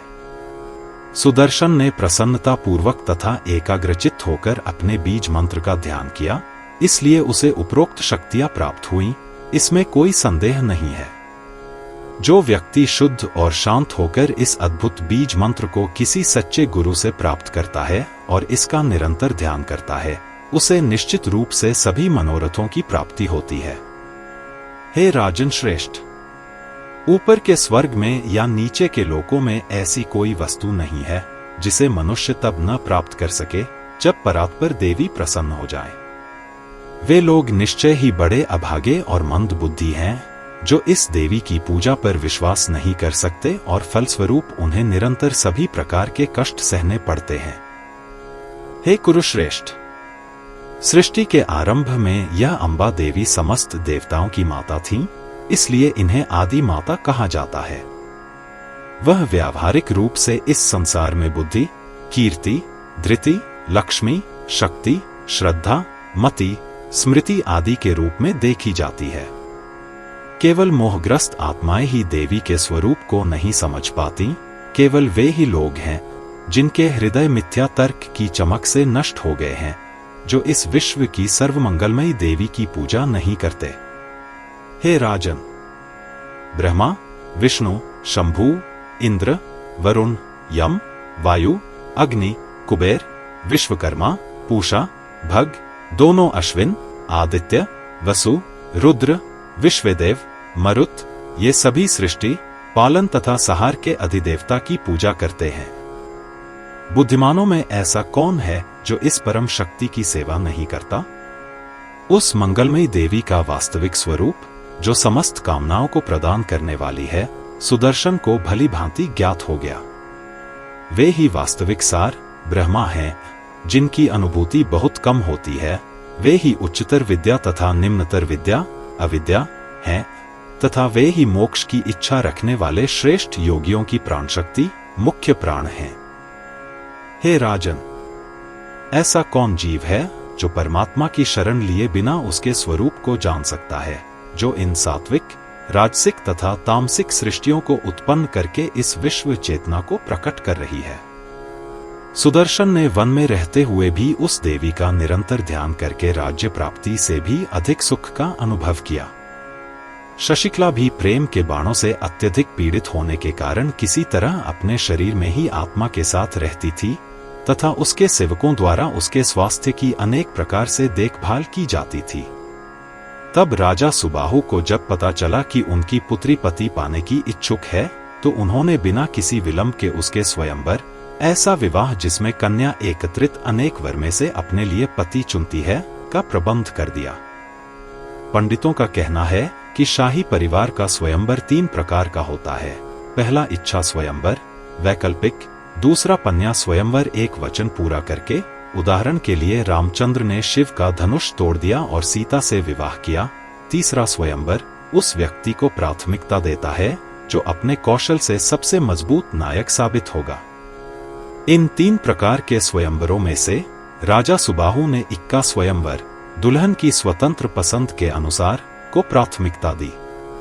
तदनुसार राजा ने अनेक कारीगरों को नियुक्त किया, सुंदर कालीनों से चबूतरे बनवाए तथा बड़े बड़े हॉलों को विभिन्न तरीकों से सुंदरता पूर्वक सजाया। इस प्रकार स्वयंवर के लिए सभा भवन बनवाकर सजाकर तथा आवश्यक सामग्री आदि लाकर सुंदर नेत्रों वाली शशिकला ने दुखी होकर अपनी सहेलियों से कहा, अच्छा होगा कि तुम मेरी माता के पास जाओ और उनसे एकांत में कह दो कि मैंने मन ही मन राजा ध्रुव संधि के पुत्र सुंदर सुदर्शन को अपना पति चुन लिया है। मैं उसके अतिरिक्त किसी अन्य राजकुमार से विवाह नहीं करूंगी। देवी भगवती ने उसे ही मेरे पति के रूप में चुना है। व्यास जी ने कहा, शशिकला की सखी यह सुनकर शीघ्र ही अपनी माता वैदर्भी के पास गई और उससे एकांत में मधुरता पूर्वक कहने लगी, हे पतिव्रता, आपकी पुत्री ने दुखी मन से मुझे आपके पास यह कहने के लिए भेजा है, कृपया इसे सुने और जो अच्छा और हितकर हो उसे शीघ्र करें। वह बोली, वहां राजा ध्रुव संधि के पुत्र भारद्वाज का आश्रम रहता है। मैंने मन ही मन उसे अपना पति चुन लिया है। मैं किसी अन्य राजकुमार का वरण नहीं करूंगी। व्यास जी ने कहा, उसकी बातें सुनकर रानी ने अपने पति को, जब वह महल में लौटा, अपनी पुत्री की सारी बातें जैसा उसने सुनी थी कह सुनाई। यह सुनकर राजा सुबाहु को बड़ा आश्चर्य हुआ और फिर वे बार बार हंसने लगे और फिर अपनी पत्नी विदर्भराज की पुत्री से ये सत्य वचन कहने लगे, हे सुंदरी, उस राजा का पुत्र सुदर्शन अल्पवयस्क है, उसे वन में निर्वासित कर दिया गया है। अब वह असहाय होकर अपनी माता के साथ घने वन में रह रहा है। उसी के लिए राजा वीरसेन को राजा युधाजित ने युद्ध में मार डाला। हे सुंदर नेत्रों, वह असहाय निर्वासित गरीब बालक उसका पति कैसे बन सकता है? इसलिए शशिकला से कहो कि उसके स्वयंवर के लिए सभा भवन में बहुत से प्रतिष्ठित राजा उपस्थित होंगे। तब वह जिसे चाहेगी उसे चुन लेगी। उसे अब ऐसी बातें दोहराने की आवश्यकता नहीं है। इस प्रकार महर्षि वेदव्यास रचित श्रीमद्देवी भागवत में राजा काशीराज की पुत्री शशिकला के स्वयंवर विषयक तृतीय स्कंध का 18वां अध्याय समाप्त होता है।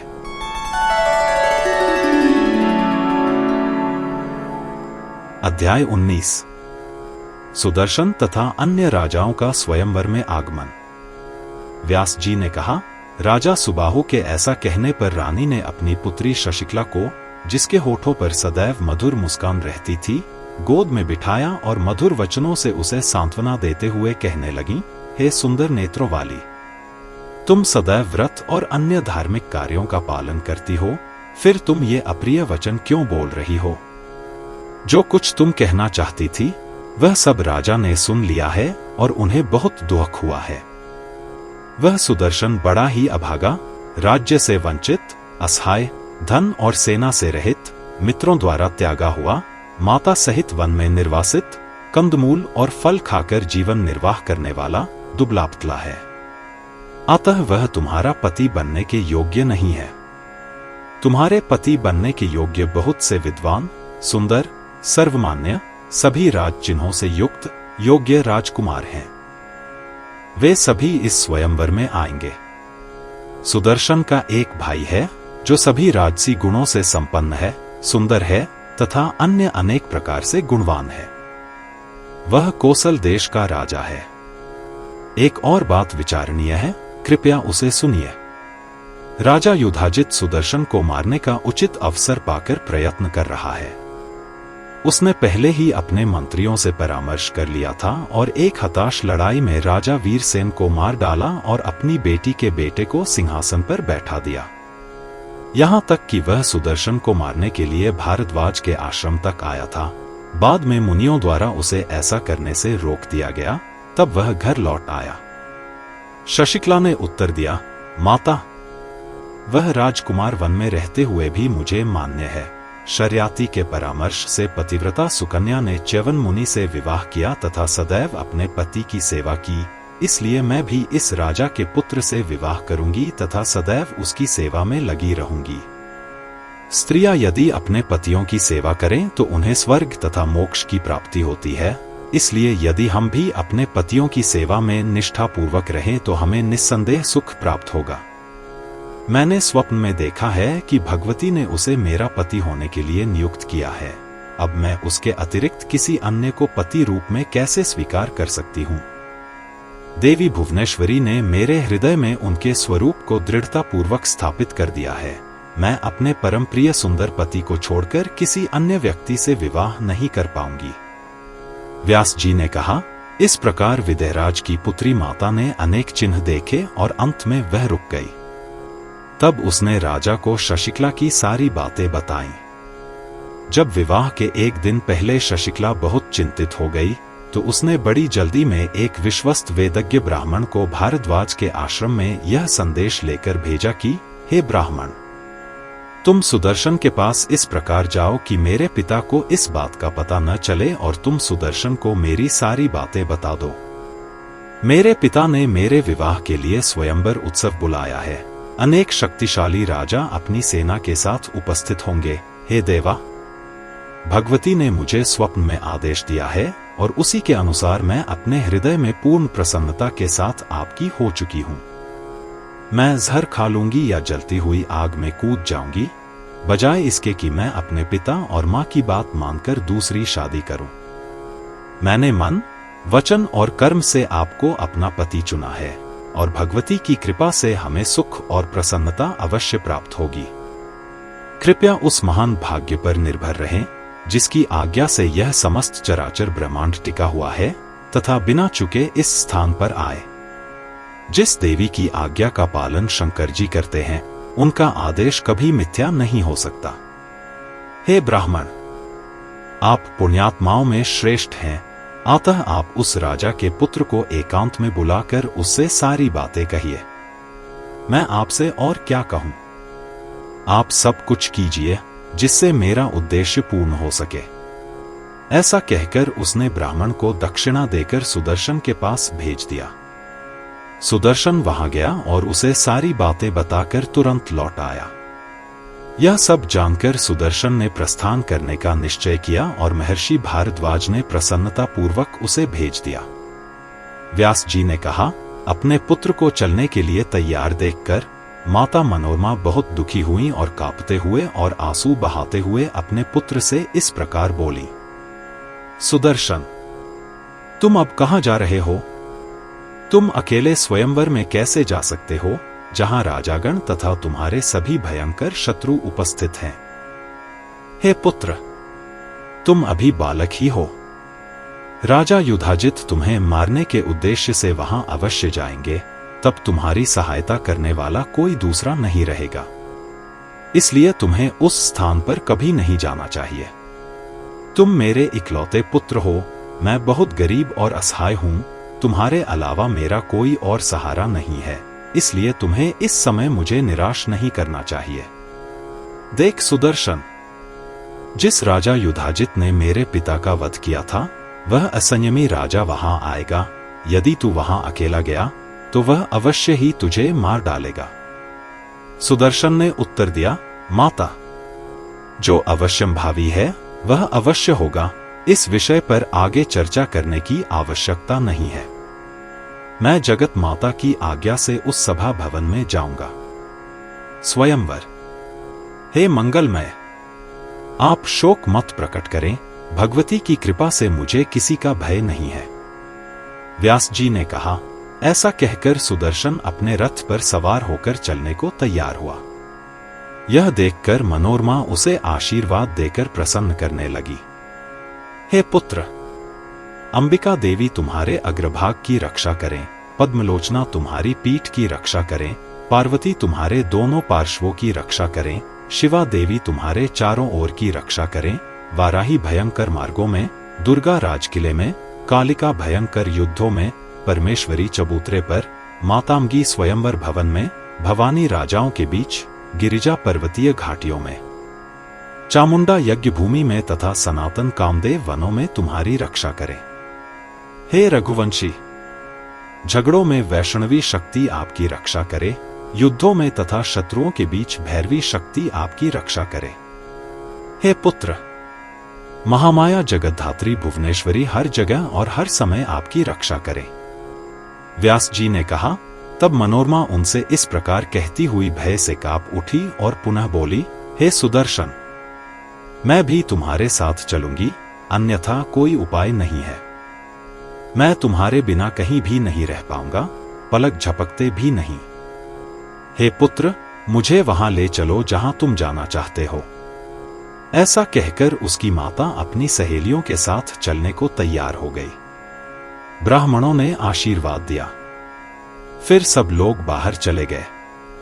तब रघुवंशी सुदर्शन अकेले ही रथ पर सवार होकर बनारस पहुंचे। वहां राजा सुबाहु ने जब सुना कि वे आए हैं तो उनका स्वागत किया और नाना प्रकार के उपहार देकर उनकी पूजा की। उसने उसे रहने के लिए मकान दे दिया, उसके खाने पीने और अन्य आवश्यकताओं की व्यवस्था कर दी और अपने सेवकों को राजकुमार की सेवा करने का आदेश दिया। तत्पश्चात अनेक दिशाओं से राजा एकत्र हुए और युधाजित भी अपनी पुत्री के पुत्र शत्रुजित को साथ लेकर वहां आए।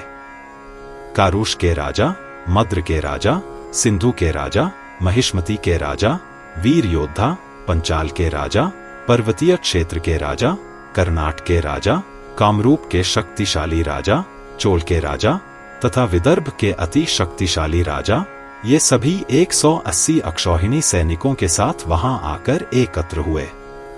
उस समय बनारस सैनिकों से भर गया था।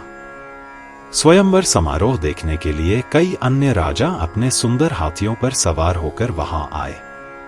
तब राजकुमार आपस में कहने लगे, राजा का पुत्र सुदर्शन भी वहां आया हुआ है और वह निश्चल और शांत है। क्या यह सच है कि ककुत्स्थ कुल में उत्पन्न महामना सुदर्शन असहाय होकर विवाह करने के लिए रथ पर सवार होकर वहां आए थे? क्या यह संभव है कि राजकुमारी सैनिकों और हथियारों से लैस इन राजाओं को नजरअंदाज करके लंबी भुजाओं वाले सुदर्शन को चुन लेगी? तब राजा युधाजित ने अन्य राजाओं से कहा, मैं पुत्री के लिए सुदर्शन का वध करूंगा, इसमें कोई संदेह नहीं है। युधाजित के वचन सुनकर नीतिज्ञों में श्रेष्ठ केरल के राजा ने कहना आरंभ किया, हे राजन, इस इच्छा स्वयंवर में युद्ध करना उचित नहीं है। यहाँ पराक्रम के लिए विवाह नहीं होगा, यहाँ बलपूर्वक चुनी हुई कन्या को हर लेने की कोई व्यवस्था नहीं है। यहाँ कन्या अपनी इच्छा से ही विवाह करेगी, फिर यहाँ झगड़े का क्या कारण हो सकता है? पहले तो तुमने उसे उसके राज्य से निकाल दिया था, और यद्यपि तुम श्रेष्ठ राजा हो, फिर भी तुमने उसका राज्य बलपूर्वक छीन लिया है और अपनी पुत्री के पुत्र को गद्दी पर बिठा दिया है। हे राजन, यह सुदर्शन काकुत्स्थ कुल में उत्पन्न हुआ है तथा कोसल के राजा का पुत्र है। इस अबोध बालक को आप क्यों मार रहे हैं? हे दीर्घजीवी, यह निश्चय कर लो कि इस ब्रह्मांड में कोई ईश्वर है, वही सबका संचालन कर रहा है, और यदि तुम कोई पाप करते हो तो जान लो कि उसका फल तुम्हें अवश्य मिलेगा, इसमें कोई संदेह नहीं है। यह, हे राजन, सत्य और धर्म की सर्वत्र विजय होती है, अधर्म और असत्य की सदैव पराजय होती है। अतः तुम अपने बुरे और नीच इरादों को त्याग दो और अपने नीच मन को शांत करो। तुम्हारी बेटी का बेटा भी यहाँ मौजूद है, वह सुंदर और समृद्ध है और राज्य करता है, वह दुल्हन उसे दूल्हा क्यों नहीं बनाती? फिर से विचार करें कि इस स्वयंवर में कई अन्य शक्तिशाली राजकुमार और राजा हैं, राजकुमारी उन्हें भी चुन सकती है। इसलिए यहाँ एकत्रित सभी राजाओं को कहना चाहिए कि यदि वर का चयन इस प्रकार किया जाता है तो झगड़े का क्या कारण हो सकता है। यह सब जानते हुए भी आपको यहाँ झगड़ा नहीं करना चाहिए। इस प्रकार महर्षि वेदव्यास कृत श्रीमद्देवी भागवत में सुदर्शन तथा अन्य राजाओं के स्वयंवर सभा में जाने के विषय में 19वां अध्याय समाप्त होता है।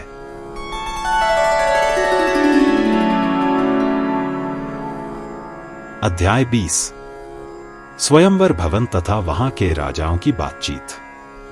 व्यास जी ने कहा, हे महामन, राजा युधाजित ने केरल के राजा के संबोधन का उत्तर इस प्रकार दिया। हे राजन, आप सत्यवादी हैं और आपने अपनी वासनाओं को वश में कर लिया है। आपने अभी राजाओं की इस सभा में जो कुछ कहा है वह सब सत्य है और नीति से स्वीकृत है। हे राजन श्रेष्ठ, आप उच्च कुल में जन्मे हैं, आप ही बताइए कि ऐसा कैसे हो सकता है कि जब यहाँ वर बनने के लिए इतने योग्य व्यक्ति उपस्थित हैं तो कोई अयोग्य व्यक्ति वर को कैसे अस्वीकार कर सकता है? जैसे गीदड़ कभी सिंह के योग्य नहीं होता, उसी प्रकार यह सुदर्शन भी इस वधु को प्राप्त करने के योग्य नहीं है।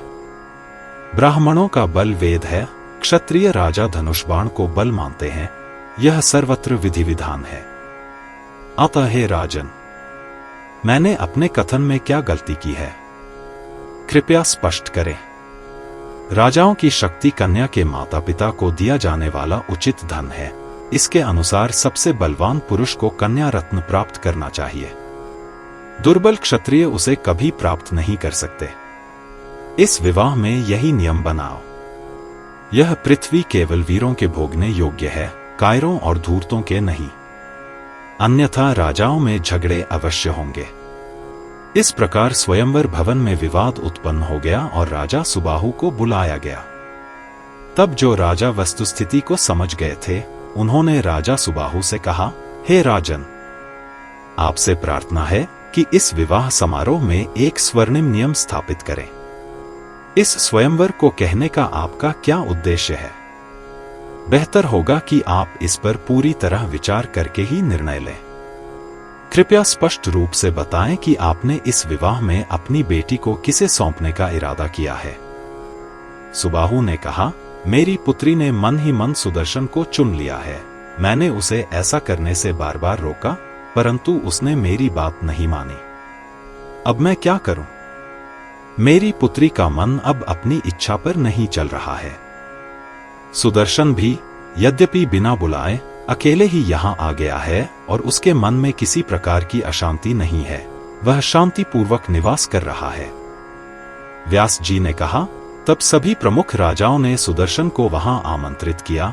सुदर्शन भी चुपचाप वहां आया और राजकुमारों ने उसके शांत स्वभाव को देखकर उससे पूछा, हे व्रत करने वाले, तुम्हें यहां किसने आमंत्रित किया है? तुम राजाओं की इस सभा में अकेले क्यों आए हो? हे बुद्धिमान, तुम्हारे पास न तो बल है, न मंत्री, न सहायक, न धन और न सेना।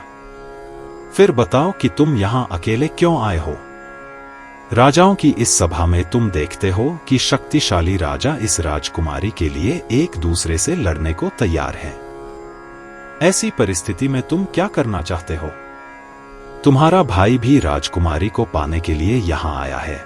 उसके पास अपनी सेना है, वह भी अपने बल और पराक्रम से विख्यात है। शक्तिशाली युधाजित भी उसकी सहायता के लिए यहां आया है।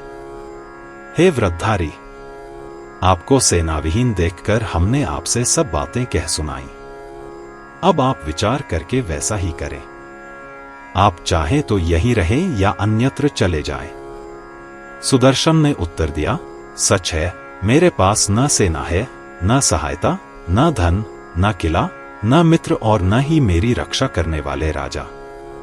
यह सुनकर कि यहां स्वयंवर होगा, मैं इसे देखने के लिए यहां आया हूं।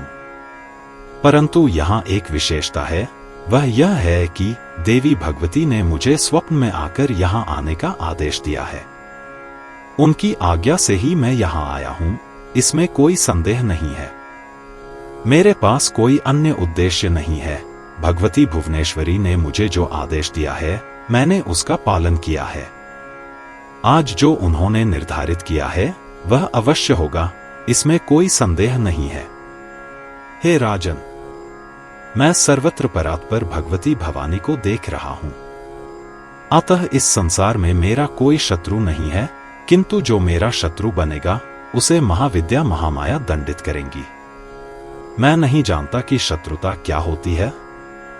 हे राजन, जो अवश्यंभावी है, वह अवश्य ही घटित होगा। इसके अलावा कुछ भी नहीं हो सकता। मैं सदैव भाग्य और नियति पर ही निर्भर रहता हूं। फिर यह सोचने से क्या लाभ कि परिणाम क्या होगा। देवताओं में, आत्माओं में, मनुष्यों में, सभी प्राणियों में देवी की शक्ति सर्वत्र विद्यमान है, अन्यथा हो ही नहीं सकती। हे राजन, जब चाहे वह राजाओं को धनवान या धनहीन बना देती है, फिर इसमें मेरा सिर खपाने से क्या लाभ। जब ब्रह्मा, विष्णु और महेश भी उनकी उपस्थिति के बिना अपने हाथ या पैर हिलाने में असमर्थ हो जाते हैं, तो मैं परिणाम के लिए क्यों चिंतित हूं? हे राजन, मैं असमर्थ हूं या समर्थ या साधारण मनुष्य हूं, इस विषय में आपको कुछ विचार करने की आवश्यकता नहीं है। मैं तो परम भगवती की आज्ञा से इस सभा भवन में आया हूं। जो उसकी इच्छा है वही वह करेगी। मुझे इसकी चिंता नहीं है। हे महानुभावों, तुम्हें इसमें बिल्कुल भी डरने की आवश्यकता नहीं है। मैंने तुमसे सब सच कह दिया है। विजय हो या पराजय, मुझे दोनों में कोई लज्जा नहीं है, क्योंकि मैं सदैव भगवती के वश में रहता हूं। इसलिए यदि यहां कोई लज्जा है तो वह सब उनकी है। व्यास जी ने कहा, उसके इस प्रकार के वचन सुनकर और यह देखकर कि उसका मन भगवती में दृढ़ता पूर्वक समर्पित है, राजाओं ने एक दूसरे को देखा और इस प्रकार कहा, हे सुदर्शन, तुमने जो कहा है वह बिल्कुल सत्य है, इसके अलावा कभी नहीं। फिर भी उज्जैनी के राजा युधाजित तुम्हें मारने पर आमादा हैं। हे बुद्धिमान, हे निष्पाप, हम सभी को पता चल गया है कि तुम में बुराई का कोई निशान नहीं है। हम सभी को तुम पर दया आ गई है, इसलिए हमने तुम्हें बताया है। अब सोचो और आवश्यक कार्य करो। सुदर्शन ने कहा, आप सभी दयालु और उदार हृदय वाले हैं। आप सभी ने जो कहा है वह बिल्कुल सत्य है। मैं अभी नाबालिग हूं, इसलिए आपसे क्या कहूं। हे राजन, कोई भी किसी दूसरे की मृत्यु का कारण नहीं बन सकता। यह समस्त चराचर जगत भाग्य के अधीन है। कोई भी आत्मा स्वतंत्र नहीं है, हर कोई अपने कर्म के प्रभाव में है। सत्य को जानने वाले पंडितों का कहना है कि कर्म 3 प्रकार के होते हैं, संचित, वर्तमान और प्रारब्ध। यह सारा जगत काल कर्म और स्वभाव के कारण है। जब तक उचित समय न आए तब तक देवता भी मनुष्यों को नहीं मार सकते। मनुष्य किसी तात्कालिक कारण से मारे जाते हैं, लेकिन महाकाल ही वास्तविक संहारक है। मेरे पिता, जो अनेकों का नाश करने वाले थे, स्वयं सिंह द्वारा मारे गए तथा मेरी माता के पिता युद्ध में युधाजित द्वारा मारे गए।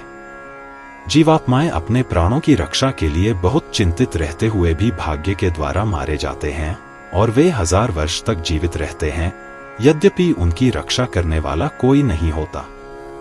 हे धर्मात्मा राजाओं, मैं युधाजित से तनिक भी भयभीत नहीं हूं। मैं भाग्य को ही सर्वोच्च मानता हूं, अतः सदैव अविचलित, शांत एवं स्थिर रहता हूं। मैं प्रतिदिन और निरंतर भगवती का स्मरण करता हूं, जो इस समस्त ब्रह्मांड की माता है। वे ही मेरा कल्याण करेंगी। देखो, मनुष्य को अपने पूर्व कर्मों का भार अवश्य भोगना पड़ेगा, चाहे वे अच्छे हों या बुरे। अपने कर्मों का फल तो उसे भोगना ही पड़ेगा। फिर जो यह जान गया वह क्यों दुखी हो। अल्प बुद्धि वाले मोहग्रस्त मनुष्य अपने कर्मों से दुख पाकर छोटी छोटी बातों पर भी शत्रु बन जाते हैं। मैं ऐसे शत्रुओं से न तो शोक करता हूं, न ही भयभीत होता हूं। मैं इस राजाओं की सभा में शांतचित्त होकर रहता हूं। चंडिका की आज्ञा से मैं यह स्वयंवर देखने आया हूं। जो कुछ अवश्यंभावी है वह अवश्य ही घटित होगा। भगवती के वचन ही सर्वश्रेष्ठ प्रमाण हैं। मैं इसके अलावा कुछ नहीं जानता। मेरा मन पूरी तरह से उन्हीं में समर्पित है। उन्होंने जो कुछ निर्धारित किया है उसके अलावा कुछ भी नहीं होगा, चाहे वह अच्छा हो या बुरा। हे राजन, युधाजित को शांति से रहने दो। मेरा उससे कोई बैर नहीं है। जो मेरे साथ शत्रुता करेगा उसे अवश्य ही उसका फल मिलेगा, इसमें तनिक भी संदेह नहीं है। व्यास जी ने कहा, हे राजन, जब सुदर्शन जी ने उनसे इस प्रकार कहा तब सब राजा बहुत प्रसन्न हुए और स्वयंवर के लिए वहीं रुक गए। सुदर्शन जी भी अपने शिविर में चले गए और शांतचित्त होकर बैठ गए। अगले दिन राजा सुबाहु ने अपने नगर के सभी राजाओं को स्वयंवर भवन में अपने अपने स्थान पर आमंत्रित किया। उत्तम आभूषणों से सुसज्जित होकर राजकुमार और राजा आए और उत्तम कारीगरी के मूल्यवान कालीनों से बिछे अपने अपने मंचों पर बैठ गए। तब वे राजा दिव्य आभूषण और वस्त्र धारण किए हुए, रत्नों की चमक से चमकते हुए देवों के समान दिख रहे थे और स्वयंवर देखने के लिए वहीं खड़े रहे। वहां उपस्थित प्रत्येक व्यक्ति के मन में यही विचार था कि राजकुमारी, जो वधू के रूप में चुनी गई है, कब आएगी और वह कौन भाग्यशाली पुरुष होगा जिसे उसके द्वारा अर्पित की गई माला वर के चयन के प्रतीक के रूप में प्राप्त होगी। यदि वह भूलवश इस स्वयंवर सभा में सुदर्शन को माला प्रदान कर दे तो निःसंदेह राजाओं में भयंकर संघर्ष प्रारंभ हो जाएगा। जब वे इस प्रकार ध्यान कर रहे थे तब बड़े जोर से नगाड़े बजने लगे। तब बनारस के राजा सुबाहु अपनी पुत्री के पास गए और उन्होंने देखा कि शशिकला ने अभी अभी स्नान करके रेशमी वस्त्र धारण किए हैं और नाना प्रकार के आभूषणों तथा सुहावनी मालाओं से अपने को सजाया है। इस प्रकार पूर्ण विवाह वस्त्र पहनकर वह धन की देवी लक्ष्मी की भांति चमकने लगी। राजा ने रेशमी वस्त्र पहने अपनी पुत्री को चिंताग्रस्त देखकर केवल मुस्कुराकर कहा, बच्ची, उठो और अपने हाथों से सुंदर मालाएं लेकर स्वयंवर भवन में जाओ और राजाओं की सभा को देखो। हे कृष्ण शरीर वाले, जो भी सुयोग्य, सुंदर और कुलीन है वह राजाओं में से तुम्हारे मन में राज्य कर रहा है, उसी को चुन लो। हे कृपालु, विभिन्न दिशाओं से राजा अपने अपने आसनों को सुशोभित कर रहे हैं। बेहतर है कि तुम जाकर देखो और जिसे चाहो उसे चुन लो। व्यास जी ने कहा। जब सुबाहु ने ऐसा कहा तब कम बोलने वाली शशिकला ने धर्मयुक्त मधुर सत्य से युक्त वचन बोले, पिताजी, मैं काम प्रेरित राजाओं के समक्ष नहीं जाऊंगी। मेरे समान स्त्रियां वहां कभी नहीं जाती। उन स्थानों पर तो वे ही जाती हैं जो पतित हैं। पिताजी, मैंने धर्म ग्रंथों में सुना है कि स्त्रियों को केवल अपने पति की ओर ही दृष्टि रखनी चाहिए, अन्य किसी की ओर नहीं। जो स्त्री अनेक व्यक्तियों के पास जाती है उसे सभी लोग मन ही मन अपना लेते हैं। प्रत्येक व्यक्ति दृढ़तापूर्वक यह विचार करता है कि यह स्त्री मेरी हो जाए, इस प्रकार उसका सतीत्व नष्ट हो जाता है। पति के चयन की इच्छा से जब स्त्री अपने होने वाले पति के लिए हाथ में माला लेकर स्वयंवर में जाती है तब वह एक साधारण पतिव्रता स्त्री के समान हो जाती है। जैसे वेश्या दुकान पर जाकर अनेक व्यक्तियों को देखती है और अपनी विवेक शक्ति के अनुसार उनके गुणदोष का निर्णय करती है, वैसे ही स्वयंवर में जाने वाली दासी भी ठीक वैसा ही करती है। मैं राजाओं की सभा में उस वेश्या के समान आचरण कैसे कर सकती हूँ जो किसी एक व्यक्ति पर अपनी भावना नहीं लगाती बल्कि अनेक कामातुर व्यक्तियों पर निरंतर दृष्टि रखती है। यद्यपि यह स्वयंवर की विधि बड़े बुजुर्गों द्वारा स्वीकृत है, फिर भी मैं अब इसका पालन नहीं करूंगी। मैं एक पतिव्रता स्त्री का व्रत लूंगी और उसी सिद्धांत का पूर्णतः पालन करूंगी। मैं कभी भी एक साधारण स्त्री की तरह स्वयंवर हॉल में जाकर मन ही मन अनेकों का निर्धारण करके अंत में एक का चयन करने जैसा व्यवहार नहीं कर पाऊंगी। पिताजी, मैंने शुरू से ही मन, वचन और कर्म से सुदर्शन को समर्पित कर दिया है। मुझे उसे छोड़कर किसी दूसरे को चुनने की जरा भी इच्छा नहीं है। हे राजन, यदि आप मेरा कल्याण चाहते हैं तो अपनी पुत्री को शुभ दिन तथा शुभ लग्न में विधिपूर्वक सुदर्शन को दे दीजिए। इस प्रकार महर्षि वेदव्यास द्वारा रचित 18,000 श्लोकों वाले श्रीमद् देवी भागवत में स्वयंवर भवन और वहां राजाओं के वार्तालाप पर आधारित 20वां अध्याय समाप्त होता है।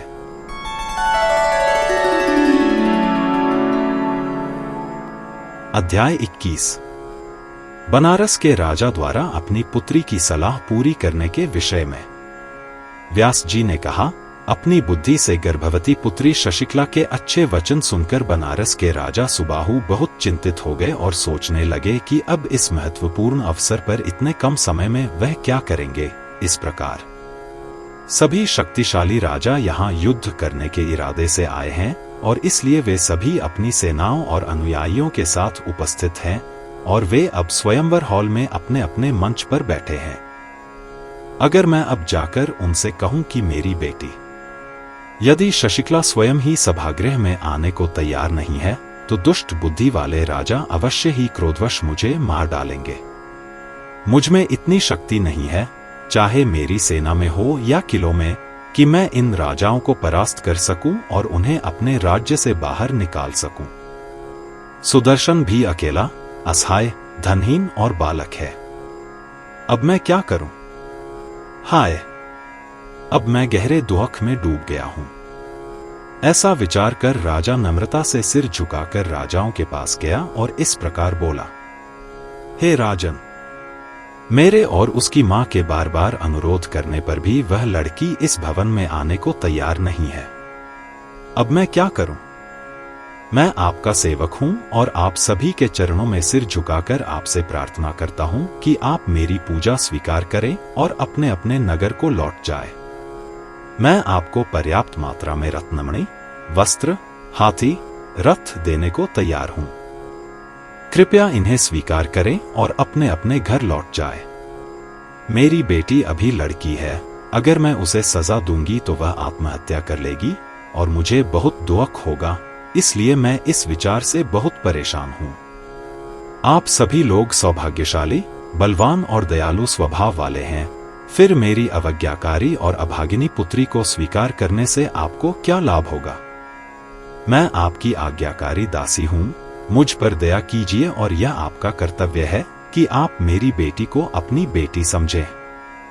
व्यास जी ने कहा, सुबाहु के वचन सुनकर राजाओं ने एक भी शब्द नहीं कहा, परंतु युधाजित क्रोध से लाल हुए नेत्रों से क्रोधित स्वर में बनारस के राजा से कहने लगे, हे राजन, तुम तो बहुत बड़े मूर्ख हो, अब इतना निंदनीय कार्य करने के बाद क्या कह रहे हो? यदि तुम्हें अपने कार्य के विषय में कोई संदेह था तो तुमने बिना सोचे समझे मोहवश स्वयंवर की यह सभा क्यों बुलाई? आपने इस स्वयंवर में राजाओं और राजकुमारों को आमंत्रित किया है और वे सब यहां एकत्र हुए हैं, अब वे अपने घर कैसे जा सकते हैं? अब क्या तुम इनका अपमान करोगे और अपनी पुत्री का विवाह सुदर्शन से करोगे? इससे अधिक नीच बात और कोई नहीं हो सकती। कल्याण चाहने वाले को पहले ही निर्णय लेकर कार्य करना चाहिए, लेकिन तुमने बिना किसी पूर्व निर्णय के ही अपना कार्य शुरू कर दिया है। तुम्हें उसका फल अवश्य भोगना पड़ेगा, इसमें कोई संदेह नहीं है। अब आप अपनी पुत्री को इस असहाय धनहीन सुदर्शन को ऐसे शक्तिशाली राजाओं के सामने क्यों देने की सोच रहे हैं, जिनके पास बहुत बड़ी सेना है? हे पापी, आज मैं अवश्य ही तुझे मार डालूंगा, इसके बाद सुदर्शन को मार डालूंगा और फिर तेरी पुत्री को अपनी पुत्री के पुत्र को दूंगा। यह मेरा दृढ़ निश्चय है, यह जान ले। मेरे रहते हुए इस सभा में ऐसा कौन है जो चुने हुए वर को बलपूर्वक या चोरी से ले जाने की इच्छा कर सकता है? सुदर्शन के विषय में तो कहना ही क्या, जो शक्तिहीन, धनहीन और एक बालक है। पहले भी भारद्वाज के आश्रम में मुनि की प्रार्थना पर मैंने उसके प्राण छोड़े थे, किंतु आज मैं किसी भी हालत में उस बालक को नहीं छोड़ूंगा। इसलिए कृपया जाकर अपनी पत्नी और बेटी से सलाह ले और अपनी प्यारी सुंदर बेटी को मेरी बेटी के बेटे को दे दे। अपनी अति सुंदर बेटी को मेरी बेटी के बेटे को देकर मुझसे विवाह सूत्र में बंध जाओ। तुम भली भांति समझ सकते हो कि यह सदैव उचित और उचित है कि एक महान व्यक्ति दूसरे महान व्यक्ति के संरक्षण में रहे। इस असहाय और राज्य से निर्वासित सुदर्शन से आप किस सुख की आशा कर सकते हैं कि आप उसे अपनी प्रिय और शुभ पुत्री देने जा रहे हैं? परिवार, धन, सेना, रूप, राज्य, किले तथा सच्चे मित्र और अन्य सहायक व्यक्ति, इन बातों का विचार मनुष्य को तब करना चाहिए जब वह अपनी कन्या का विवाह किसी से करने जा रहा हो, अन्यथा सुख की कोई गारंटी नहीं है। राजसी रीति रिवाज और कभी न नष्ट होने वाले धर्म का विचार करके जो उचित हो वही करो। धर्म और नीति के मार्ग को छोड़कर कोई भी कार्य करना कभी भी उचित नहीं है। आप मेरे घनिष्ठ मित्र हैं, इसलिए मैं आपसे ये शुभ वचन कह रही हूं। हे राजन, आप अपनी पुत्री को उसकी दासियों सहित इस स्वयंवर भवन में ले आइए।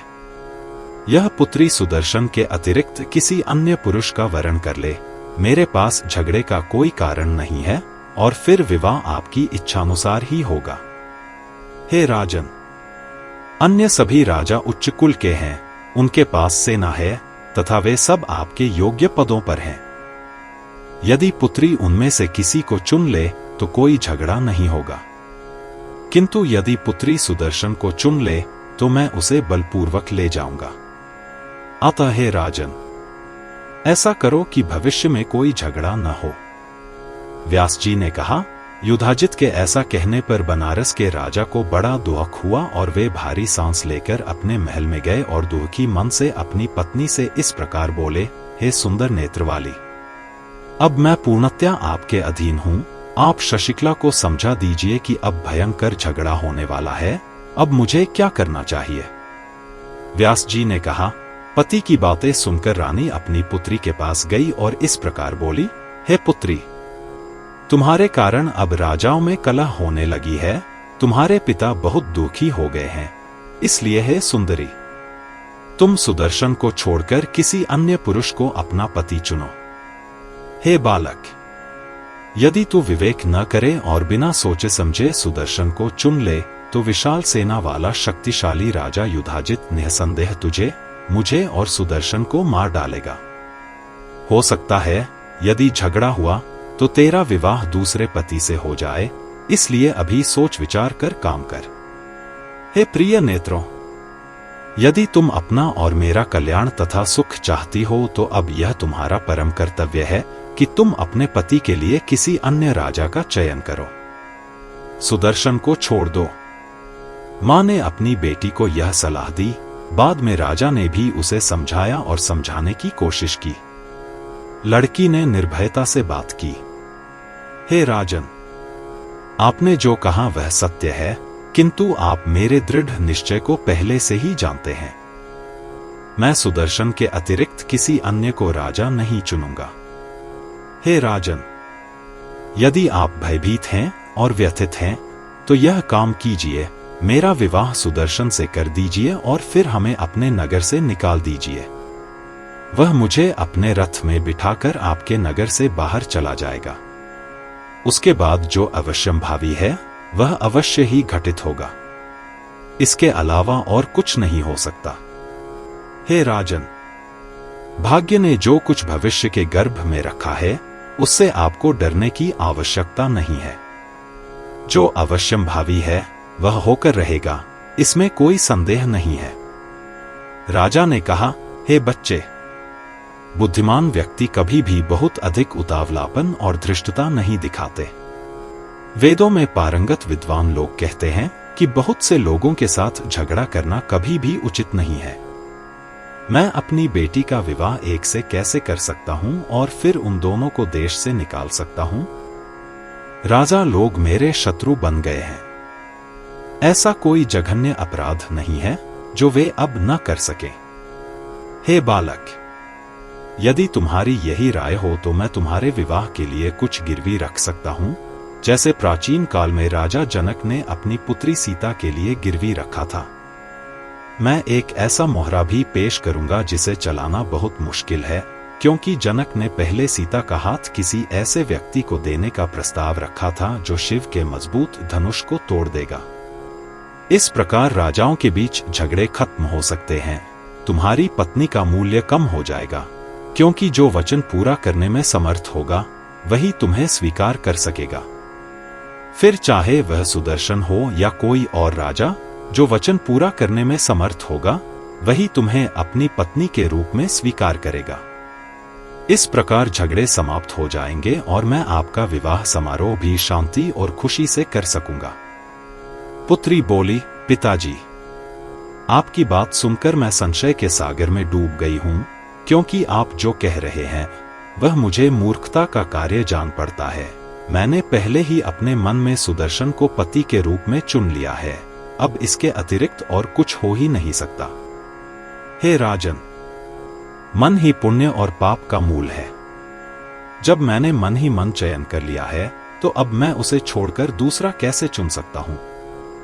हे राजन, यदि आप कोई प्रतिज्ञा पूरी करते हैं तो मैं किसी के भी अधीन हो जाऊंगा। यदि एक, दो या अधिक लोग उसी प्रतिज्ञा को पूरा करते हैं तो मैं उनमें से किसी के भी अधीन हो जाऊंगा। पिताजी, ऐसी स्थिति में झगड़े हो सकते हैं, तब मैं क्या करूं?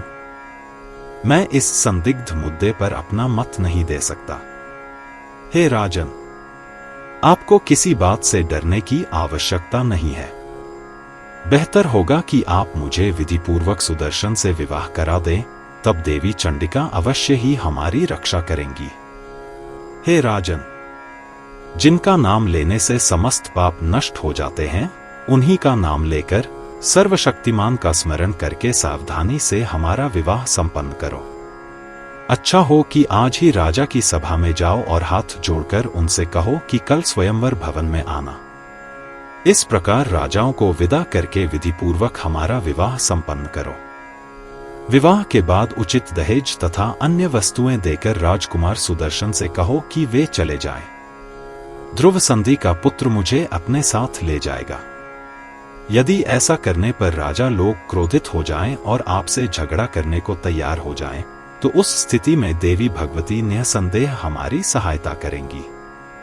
तब सुदर्शन उन राजाओं के विरुद्ध युद्ध करेगा, और यदि वह युद्ध में प्राण गंवा देगा तो मैं भी उसका पीछा करके मर जाऊंगा।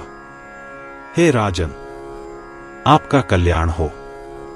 बेहतर होगा कि आप मेरा विवाह सुदर्शन से कर दें और अपनी सेना के साथ यहीं रहें। मैं अपने प्रियतम के साथ अकेली ही जाऊंगी। व्यास जी ने कहा। अपनी पुत्री के मुख से ये वचन सुनकर राजा सुबाहु ने उस पर विश्वास कर लिया और उसके अनुसार कार्य करने तथा शशिकला का विवाह करने का दृढ़ निश्चय किया। इस प्रकार महर्षि वेदव्यास द्वारा श्रीमद् देवी भागवतम में बनारस के राजा द्वारा अपनी पुत्री की सलाह को पूरा करने पर आधारित 21वां अध्याय समाप्त होता है।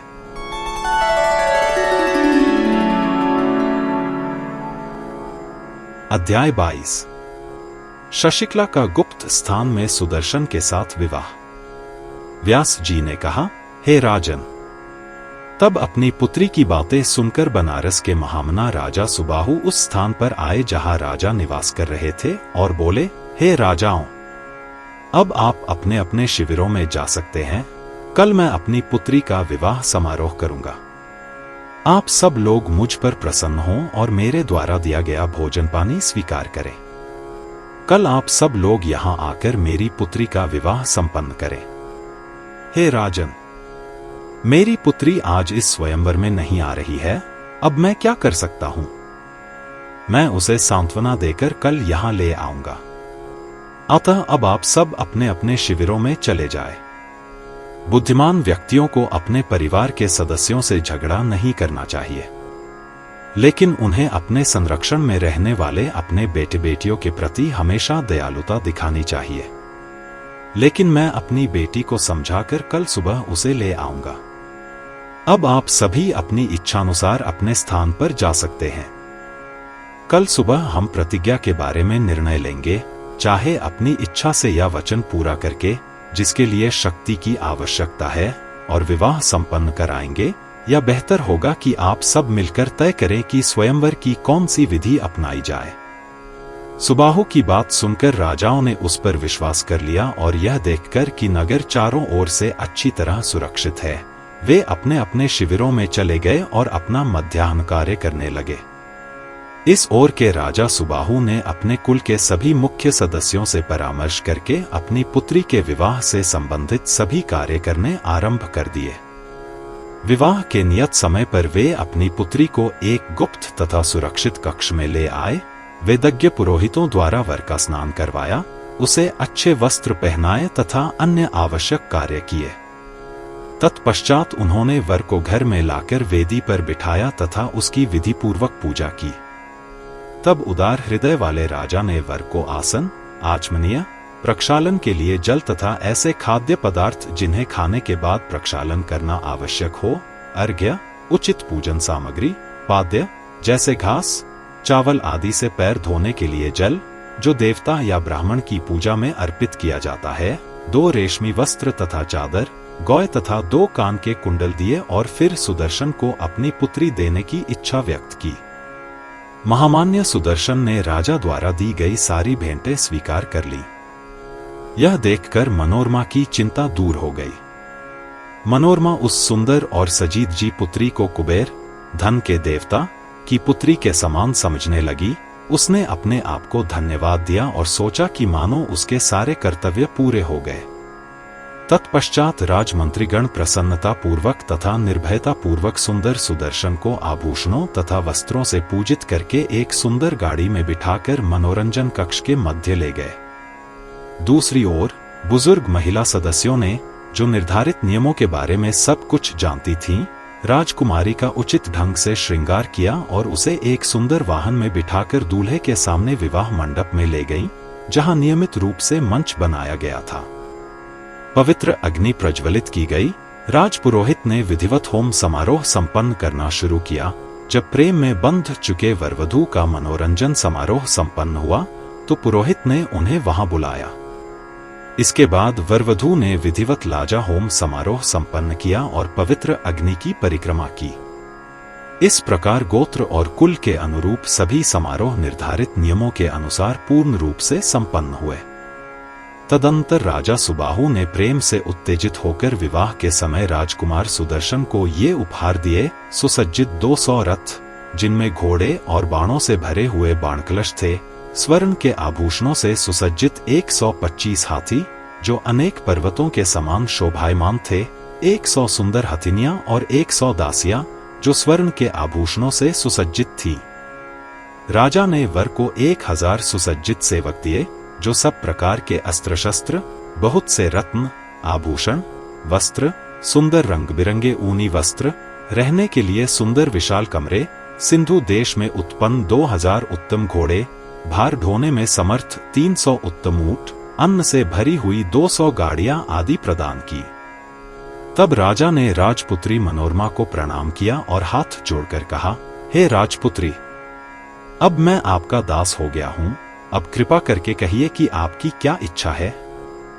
राजा के इन सुंदर वचनों को सुनकर मनोरमा बोली, हे राजन, आपका कल्याण हो और आपके परिवार में पुत्र पौत्रों की वृद्धि हो।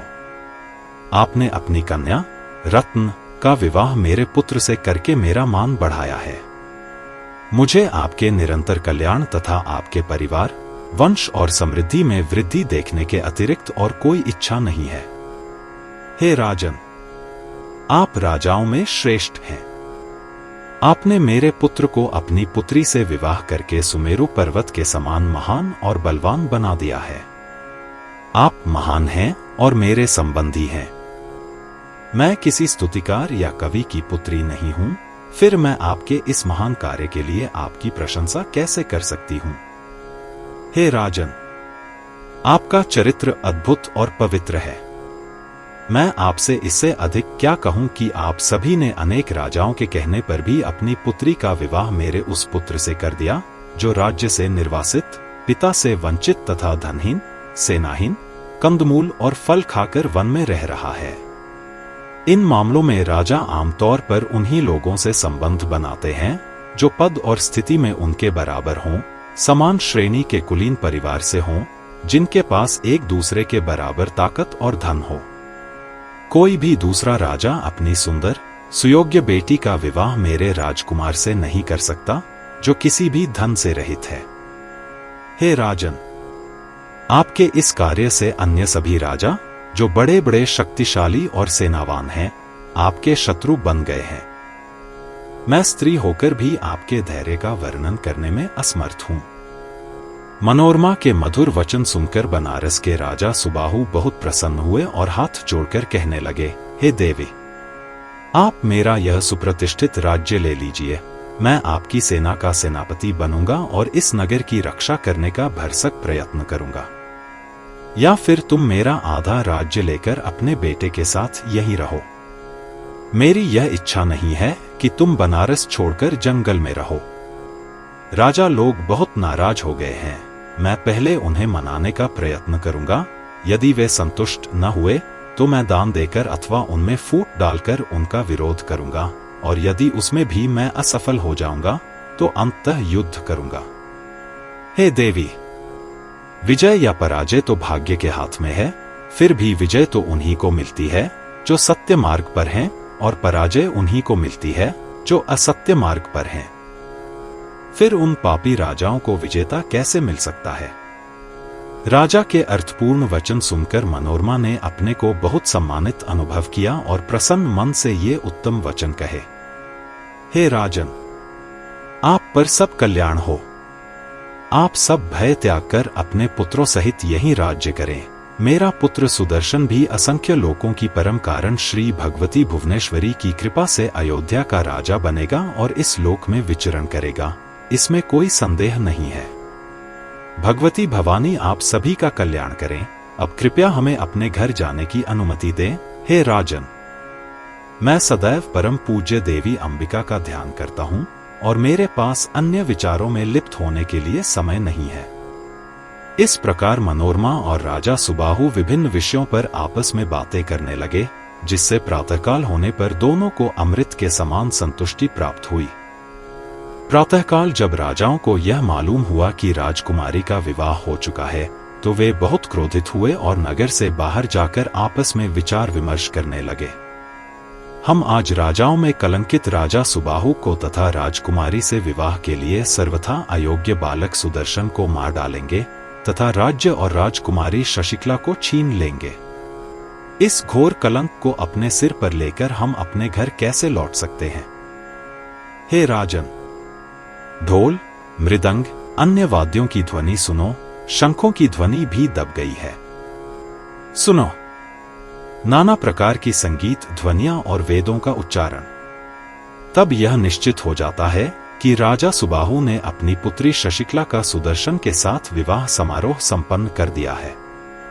अरे, इस राजा ने अपनी बातों से हमें धोखा दिया है और साधारण धार्मिक नियमों के अनुसार विवाह समारोह संपन्न कराया है। अब हे राजाओं, एकमत होकर निर्णय करो कि क्या करना है और एक निश्चित निष्कर्ष पर पहुंचो। जब सभी राजा इस प्रकार विचार विमर्श कर रहे थे, तब अदम्य पराक्रमी बनारस के राजा सुबाहु अपनी पुत्री का विवाह संपन्न करके अपने सुप्रसिद्ध मित्रों के साथ उन्हें आमंत्रित करने वहां आए। बनारस के राजा को उपस्थित देखकर अन्य सभी राजा एक शब्द भी नहीं बोले, बल्कि वे क्रोध से लाल होकर चुप रहे। तब सुबाहु ने राजाओं के पास जाकर प्रणाम किया और हाथ जोड़कर कहा, कृपया मेरे घर भोजन के लिए चलें। हे राजन, मेरी पुत्री शशिकला ने तो सुदर्शन को ही चुना है, मैं इसमें कुछ नहीं कर सकती। आप सभी दयालु और महान हैं, अतः आप सभी शांत रहें और इस मामले को समाप्त कर दें। यह सुनकर राजा क्रोधित हो गए और बोले, हम सबने भोजन कर लिया है, हमारी इच्छाएं पूरी हो गई हैं, अब तुम अपने घर वापस जाओ। हमारे साथ आपका व्यवहार बिल्कुल ठीक और उचित है, अब आप अपना अन्य कार्य करें और राजाओं को उनके घर वापस जाने दें। राजाओं की ये बातें सुनकर बनारस का राजा बहुत भयभीत हो गया और यह सोचकर घर लौट आया कि सभी राजा क्रोध में भर गए हैं और उसे बहुत नुकसान पहुंचा सकते हैं। इस प्रकार वह घोर चिंता में अपना समय बिताने लगा। तब राजा सुबाहु अदृश्य हो गए। राजाओं ने मिलकर यह निश्चय किया कि वे सुदर्शन का मार्ग रोक लेंगे, उसे मार डालेंगे और कन्या को छीन लेंगे। इनमें से कुछ राजाओं ने कहा, राजा के बेटे को मारने से क्या फायदा है, हम सभी खुशी से मजा देखने जाएंगे। इस प्रकार सभी राजा जाकर सुदर्शन का मार्ग रोककर खड़े हो गए और राजा सुबाहु घर लौटकर वरवधू के प्रस्थान की तैयारी करने लगे।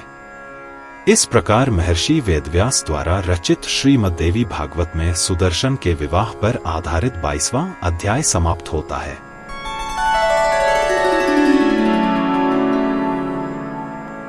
अध्याय 23। महायुद्ध में सुदर्शन के शत्रु का वध। व्यास ने कहा, राजा सुबाहु ने अपने नए दामाद का उचित सम्मान करके 6 दिनों तक नाना प्रकार के अच्छे व्यंजनों से उसका सत्कार किया। इस प्रकार विवाह समारोह समाप्त होने पर राजा ने अपने मंत्रियों से परामर्श करने के बाद वर और वधू को विवाह के अवसर पर स्वाभाविक रूप से दिए जाने वाले विभिन्न आभूषण तथा अन्य वस्तुएं भेंट की। तब तेजस्वी बनारस के राजा ने अपने दूतों से सुना कि राजाओं ने सुदर्शन का मार्ग रोक दिया है। तब वे बहुत विचलित हो गए। तब सुदर्शन ने दृढ़ निश्चय करके अपने ससुर से कहा, हे राजन, अब हमें आज्ञा दीजिए कि हम प्रस्थान करें, हम निर्भय होकर जाएंगे। हे राजन, हम पहले भारद्वाज मुनि के पवित्र आश्रम में रुकेंगे, फिर विचार करके तय करेंगे कि हमें कहां जाना है। हे शुद्ध, तुम्हें इन राजाओं से तनिक भी डरने की आवश्यकता नहीं है। जगत जननी भगवती भवानी अवश्य ही हमारी रक्षा करेंगी। व्यास जी बोले, हे राजा जन्मेजय, अपने दामाद की यह आज्ञा सुनकर राजा सुबाहु ने उसे बहुत सा धन देकर विदा किया। सुदर्शन भी शीघ्र ही वहां से चला गया। राजा सुबाहु ने सैनिकों की एक लंबी टोली के साथ उसका पीछा किया। इस प्रकार सुदर्शन निर्भय होकर अपनी यात्रा पर आगे बढ़ता गया। रघुवंशी महारथी सुदर्शन अपनी नई पत्नी के साथ रथ पर सवार होकर तथा अन्य अनेक रथियों के साथ चलते हुए अनेक राजाओं के सैनिकों को देख रहे थे। राजा सुबाहु उन्हें देखकर चिंतित हो गए, किंतु सुदर्शन ने प्रसन्नता पूर्वक संपूर्ण मन से सर्वमंगलमयी देवी शंकरी की शरण ली। सुदर्शन ने मन ही मन कामराज के उत्तम एकाक्षरी बीज मंत्र का जप करना आरंभ किया और उसके प्रभाव से वे और उनकी पत्नी बिना किसी भय और शोक के रथ पर बैठे रहे। तब सभी राजा अपनी अपनी सेना लेकर सुदर्शन से युद्ध करने तथा उसकी वधू को बलपूर्वक छीनने के लिए वहां आए। इस प्रकार बहुत बड़ा कोलाहल मच गया। उन्हें देखकर बनारस के राजा ने उन्हें मार डालना चाहा, परंतु रघुवंशी सुदर्शन ने विजय की इच्छा से उन्हें ऐसा न करने को कहा। तब एक ओर के राजाओं और दूसरी ओर के सुबाहु के शंख, भेरी और नगाड़ों की ध्वनि से बड़ा कोलाहल मच गया। दोनों पक्ष एक दूसरे को नष्ट करने के लिए उद्यत हो गए। शत्रुजित ने अपने शत्रु का नाश करने के लिए युद्ध की तैयारी की। युधाजित सेना आदि से सुसज्जित होकर उसकी सहायता के लिए वहां आया। कुछ योद्धा राजा अपने सैनिकों के साथ साक्षी बनकर वहां खड़े रहे। तब युधाजित सुदर्शन के सामने गया। उसका छोटा भाई शत्रुजित भी युद्ध भूमि में अपने भाई को मारने के लिए युधाजित के साथ गया। तब क्रोध से अभिभूत योद्धाओं ने एक दूसरे पर बाणों से प्रहार किया। युद्ध क्षेत्र में तीखे बाणों से भीषण मुठभेड़ शुरू हो गई। बनारस के राजा अपने दामाद को बचाने के लिए बड़ी सेना के साथ तेजी से वहां पहुंचे। इस प्रकार जब वह भयंकर युद्ध और भी अधिक भयानक होने लगा, तब देवी भगवती अपने सिंह पर सवार होकर वहां अचानक प्रकट हुईं। उसके शरीर की सुंदरता अत्यंत मनोहर थी।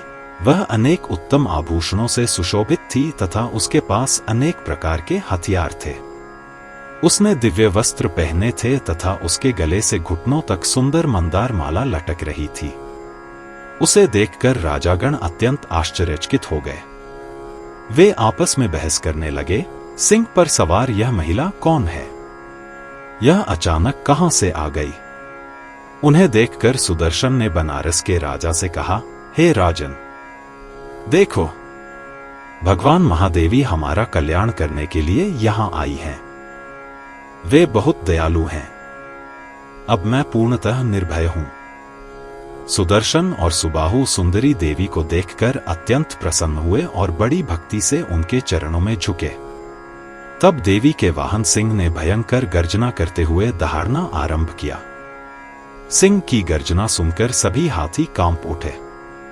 कुछ ही समय में हवाएं तेजी से चलने लगीं और चारों दिशाओं ने भयावह रूप धारण कर लिया। तब सुदर्शन ने अपने सेनापति से कहा कि वह अपनी सेना को शीघ्र ही उन राजाओं के पास ले जाए जो उसके मार्ग में बाधा डाल रहे थे। अब दुष्ट राजा क्या कर सकते थे, यद्यपि वे बहुत क्रोधित हो चुके थे। देवी भगवती हमें बचाने के लिए वहां आई थी। अब तुम सब लोग राजाओं के बीच से सुरक्षित और शांतिपूर्वक जाओ। देखो, मेरे स्मरण करने पर वह दया करके हमें बचाने के लिए यहां आई है। ये शब्द सुनकर सेनापति उस मार्ग से चलने के लिए तैयार हो गया। तब युधाजित ने क्रोध में भरकर सब राजाओं से कहा, तुम लोग इतने भयभीत क्यों हो? इस सुदर्शन को मार डालो जो इस कन्या को चुराकर ले जा रहा है। यह दुर्बल और असहाय बालक सब राजाओं को अपमानित करते हुए निर्भयता पूर्वक इस युवती को बलपूर्वक ले जाएगा और तुम कुछ नहीं कर सकोगे। यह बड़ी विचित्र बात है। क्या तुम इस एक महिला को सिंह पर सवार देखकर डर गए हो? हे महान विचार वाले राजाओं, इस लड़के को कभी भी तुच्छ न समझो। इसे पूरी सावधानी से मार डालो। इसे मारकर हम इस लड़की को ले जाएंगे। सिंह के चंगुल में फंसी हुई स्त्री को सियार कभी नहीं छीन सकता। ऐसा कहकर राजा युधाजित क्रोध में भरकर शत्रुजित तथा अपनी समस्त सेना के साथ युद्ध स्थल में आए। उस दुष्ट राजा ने अपने धनुष की डोरी कान के पास खींची और सुदर्शन को मारने के लिए पत्थर के नीचे और लोहार द्वारा धारदार बनाए गए लगातार बाण छोड़े। सुदर्शन ने अपने तेज चलने वाले बाणों से उन सभी बाणों को तुरंत काट डाला। जब युद्ध बहुत तीव्र हो गया तो देवी चंडिका अत्यंत क्रोधित हो गईं और उन्होंने युधाजित पर बाण चलाए। जगत की मंगलमयी माता देवी दुर्गा ने नाना प्रकार के रूप धारण करके, नाना प्रकार के अस्त्र शस्त्र धारण करके युद्धस्थल में भयंकर युद्ध करना आरंभ किया। उस भयंकर युद्ध में शत्रुजित और राजा युधाजित मारे गए। वे दोनों अपने रथों से गिरकर मर गए और सुदर्शन की ओर से विजय का जयघोष गूंज उठा। राजा सुबाहु के चाचा और चचेरे भाई युधाजित के पक्ष में थे और मारे गए। उन्हें इस प्रकार मरा हुआ देखकर राजा बहुत आश्चर्यचकित हुए। राजा सुबाहु ने उन्हें युद्धस्थल में मरा हुआ देखकर अत्यंत प्रसन्न होकर समस्त संकटों का नाश करने वाली दुर्गा देवी की स्तुति और भजन करना आरंभ कर दिया। मैं शुभ देवी जगद्धात्री को बारंबार प्रणाम करता हूँ। मैं समस्त कामनाओं को देने वाली भगवती दुर्गा को प्रणाम करता हूँ। मैं सदैव उनको प्रणाम करता हूँ जो शुभ, शांति देने वाली और परम विद्या हैं। हे माँ, हे मोक्ष देने वाली, हे मंगलमय, हे जगत जननी, आप संपूर्ण ब्रह्मांड में व्याप्त हैं और ब्रह्मांड की पालनहार हैं। मैं आपको प्रणाम करता हूँ। हे जगत माता, हे देवी, आप प्राकृतिक गुणों से रहित हैं, आप गुणों से परिपूर्ण हैं, मन और वाणी से परे हैं। आपके पराक्रम आदि का विचार मन से नहीं किया जा सकता। माता, आप सर्वोच्च शक्ति हैं, अपने भक्तों के दुखों का नाश करने के लिए सदैव तत्पर रहती हैं। आपका प्रभाव सर्वत्र प्रकट है, मैं आपकी क्या स्तुति करूं। हे देवी, आप समस्त प्राणियों की वाक, वाणी की देवी हैं। आप ही सर्वव्यापक बुद्धि, मन, चेष्टा और गतियां हैं। आप ही सबके मनों की नियंत्रक हैं। अतः मैं आपकी स्तुति कैसे करूं। हे देवी, आप ही सबकी आत्मा हैं।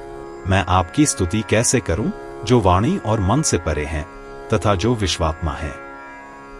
ब्रह्मा, हरि, हर तथा अन्य देवता भी आपके गुणों की सीमा नहीं जान पाए हैं, यद्यपि वे निरंतर आपका गुणगान करते रहते हैं। हे देवी, मैं सबसे छोटा हूं, मैं निर्गुण हूं तथा प्राकृतिक गुणों से बंधा हुआ हूं। मैं जीव तथा ब्रह्मा के विषय में अज्ञानी हूं। हे माता, मैं आपके उन अथाह गुणों का वर्णन कभी नहीं कर पाऊंगा। हे माता, अच्छी संगति से मनुष्य की कामनाओं की पूर्ति क्यों नहीं होती। मेरे हृदय की शुद्धि संयोगवश ही हुई है। हे माता, मेरा दामाद पूर्णतया आप पर समर्पित है। संयोगवश ही उसके और मेरे बीच संबंध उत्पन्न हुआ है और उसके संबंध के कारण ही मैं आपके दर्शन कर पाया हूं। हे माता, आज मैंने वासनाओं के संयम और संयम से रहित होकर समाधि के द्वारा आपके दुर्लभ दर्शन प्राप्त किए हैं, जिन्हें ब्रह्मा, हरि, हर, इंद्र तथा अन्य देवता तथा सिद्धि प्राप्त मुनि भी देखना चाहते हैं। अतः इस त्रिलोकी में ऐसा कौन है जो मेरे समान सौभाग्यशाली है। हे भवानी, मैं बुद्धिहीन कहाँ हूं और आपका दुर्लभ दर्शन कहाँ है, जो इस संसार सागर की एकमात्र औषधि है। फिर भी हे माता, जो देवताओं द्वारा पूजित हैं, मुझे आपके दर्शन प्राप्त हो गए हैं। अब मुझे ज्ञात हो गया है कि आप अपने भक्तों पर, जो अपने भावों में स्थित हैं, सदैव दया करती हैं। हे देवी, आपने इस महान युद्ध संकट में सुदर्शन को बचाया है तथा इन दो शक्तिशाली शत्रुओं का वध किया है। मैं आपकी इस महिमा का वर्णन कैसे करूं? इस विषय में क्या पराक्रम है। यह मैंने समझ लिया है कि आपका पवित्र चरित्र सदैव अपने भक्तों पर दया करता है। हे देवी, यदि कोई विचार करे तो इसमें आश्चर्य की कोई बात नहीं है, क्योंकि आप इस समस्त चराचर ब्रह्मांड की रक्षा कर रही हैं और तदनुसार आपने अपनी कृपा से अपने भक्त ध्रुव संधि के पुत्र सुदर्शन की उसके शत्रु का वध करके रक्षा की है। हे भवानी, आप केवल अपने भक्तों की रक्षा के लिए ही यह कृपा नहीं करती, अपितु अपने भक्तों के पुण्य कर्मों का बखान करने के लिए भी ऐसा करती हैं। अन्यथा यह भक्त सुदर्शन मेरी पुत्री से विवाह करके इस युद्ध भूमि में विजय कैसे प्राप्त कर लेता? हे माता, आप जन्म मृत्यु के भय को नष्ट करने में पूर्णतया समर्थ हैं। इसमें क्या आश्चर्य है कि आप अपने भक्तों की इच्छाएं पूर्ण करती हैं? भक्तगण आपको सगुण, गुणों से परिपूर्ण, निर्गुण, किसी भी गुण से रहित तथा अपरा, सभी गुणों और दोषों से परे कहकर आपकी स्तुति करते हैं। हे देवी, हे भुवनेश्वरी, मैं सौभाग्यशाली हूं कि मुझे आपके दर्शन प्राप्त हुए हैं और इस प्रकार मेरे सभी कर्तव्य सफल हो गए हैं। हे माता, मुझे आपके ध्यान आदि का कोई अभ्यास नहीं है, नहीं मैं आपके किसी बीज मंत्र को जानता हूं। आज मैंने आपकी महिमा को पूर्णतः प्रत्यक्ष देखा है। व्यास जी ने कहा, राजा सुबाहु के इस प्रकार कहने पर परम मुक्तिदायिनी भगवती प्रसन्न हुई और बोली, हे उत्तम व्रतों के साधक, मुझसे वर मांगो। इस प्रकार महर्षि वेदव्यास कृत श्रीमद् देवी भागवत में महायुद्ध में शत्रु सुदर्शन के वध पर आधारित 23वां अध्याय समाप्त होता है।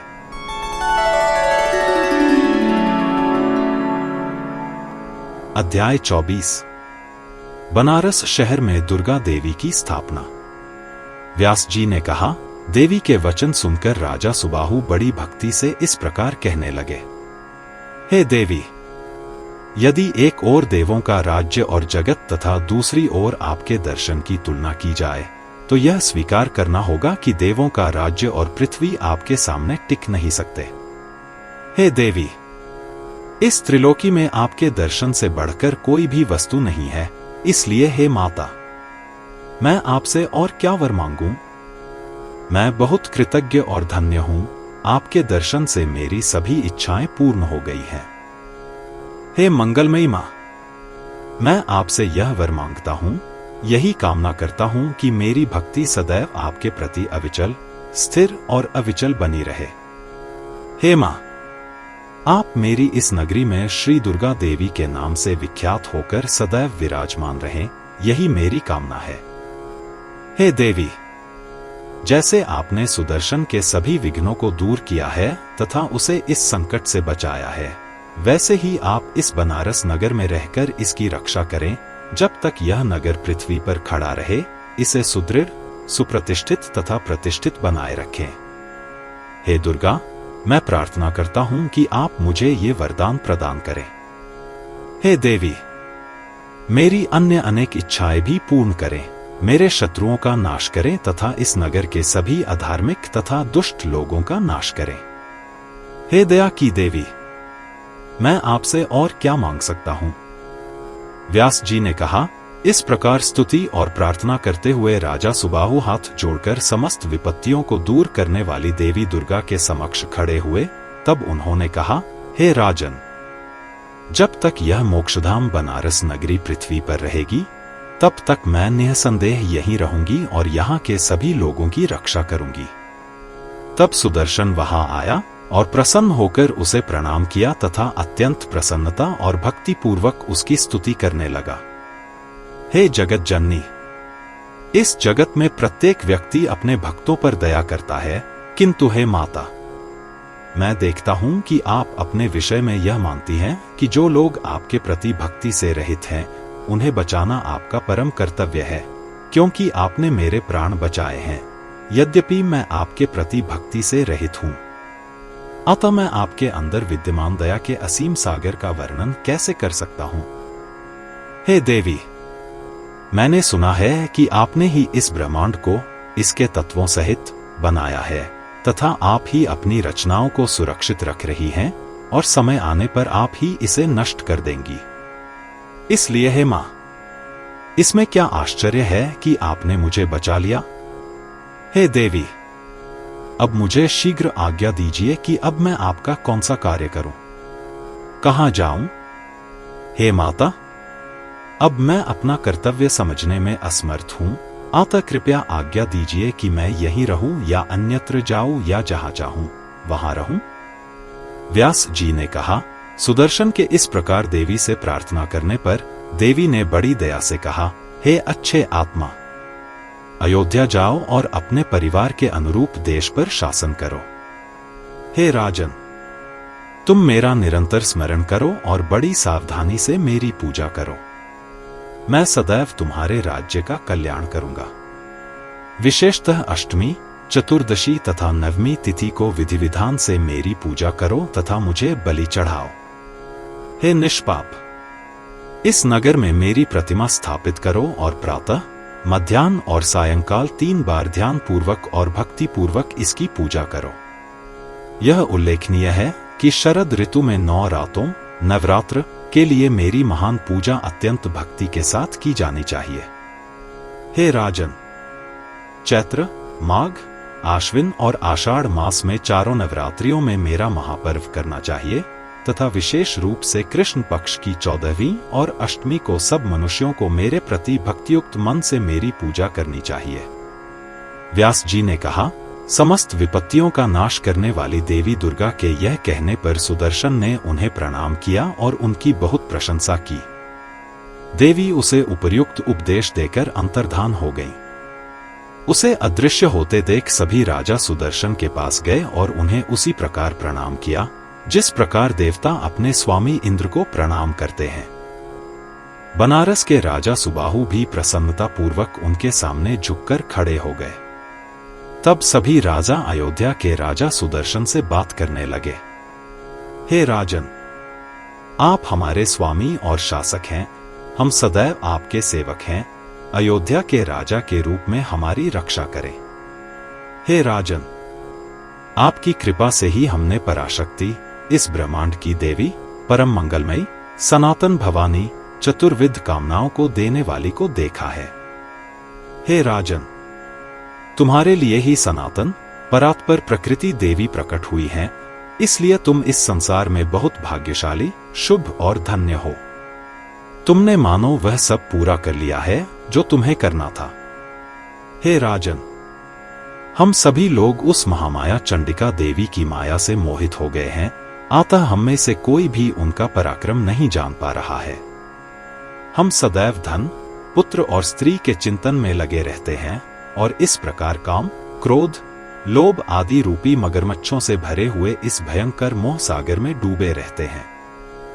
हे भगवान, आप परम ज्ञानी हैं, आप सब कुछ जानते हैं, इसलिए हम आपसे पूछते हैं कि यह शक्ति क्या है, यह कहां से उत्पन्न हुई है, इसका पराक्रम कैसा है, कृपया हमें यह सब बताइए। हे ककुदवंशी, संत जन सदैव दयालु होते हैं, अतः आप कृपा करके हमें उस श्रेष्ठ देवी की महिमा सुनाइए जो इस संसार सागर से पार होने में नाव के समान है। हे राजन, मैं देवी के पराक्रम और स्वरूप को सुनने के लिए अत्यंत उत्सुक हूं।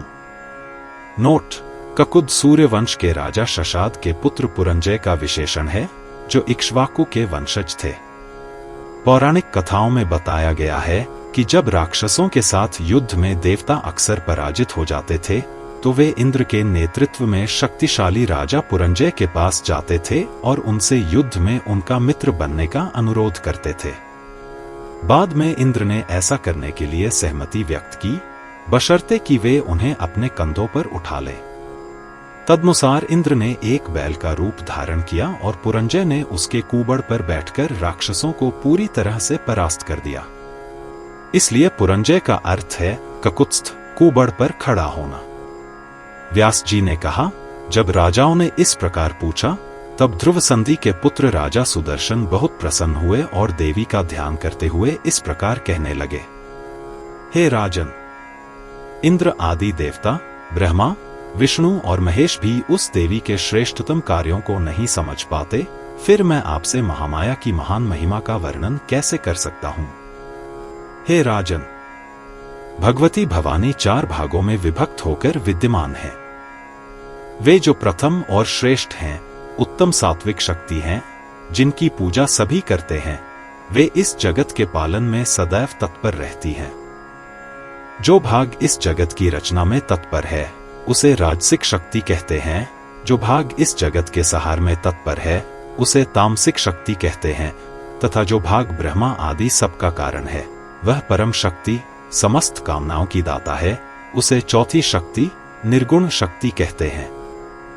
हे राजन, जो लोग योगी नहीं हैं, वे कभी भी निर्गुण शक्ति को नहीं समझ पाएंगे।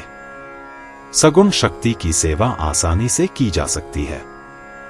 वे सभी मध्यम अधिकारी, योग्य व्यक्ति और विद्वान पुरुष हमेशा उसके सगुण रूप का ध्यान और पूजा करते हैं।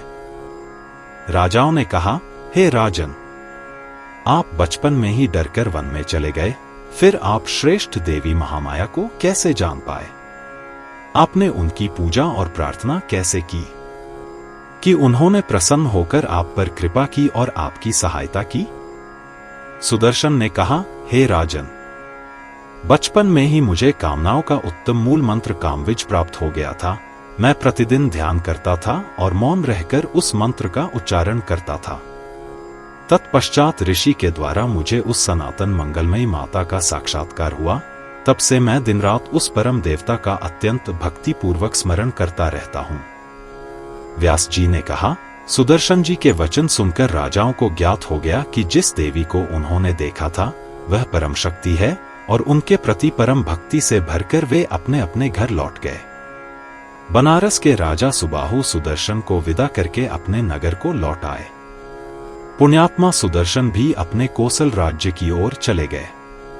शत्रुजित की मृत्यु और सुदर्शन की विजय सुनकर मंत्रीगण बहुत प्रसन्न हुए।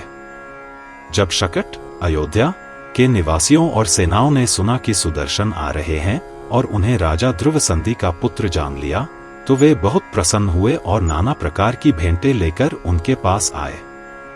सुदर्शन अपनी नई पत्नी के साथ अयोध्या पहुंचे और उनका हृदय अत्यंत प्रसन्न था। उन्होंने अपनी प्रजा के प्रति आदर और सम्मान प्रदर्शित किया। तब मंत्रियों ने आकर उनका पूजन किया।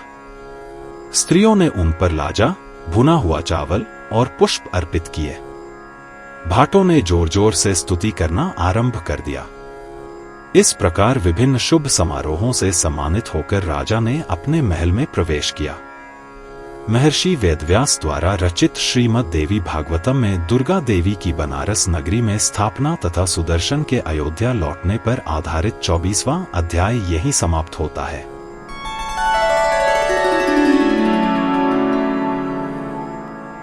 अध्याय 25। सुदर्शन द्वारा अयोध्या में तथा राजा सुबाहु द्वारा काशी में देवी दुर्गा की स्थापना। व्यास जी ने कहा, राजा सुदर्शन ने अपने मित्रों के साथ अयोध्या के महल में आकर शत्रुजित की माता लीलावती को प्रणाम किया और कहा, हे माता, मैं आपके चरण स्पर्श करके शपथ लेता हूं कि मैंने युद्ध में आपके पुत्र शत्रुजित को नहीं मारा है और न ही आपके पिता युधाजित को। उन दोनों को देवी दुर्गा ने ही मारा है। इसमें मेरा तनिक भी दोष नहीं है। हे माता, इसमें आपको संवेदनशील होने की आवश्यकता नहीं है।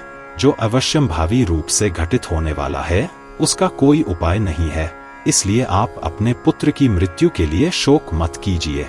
आपको यह जानना चाहिए कि जीव अपने अपने कर्मों के फलस्वरूप सुख दुख भोगते हैं।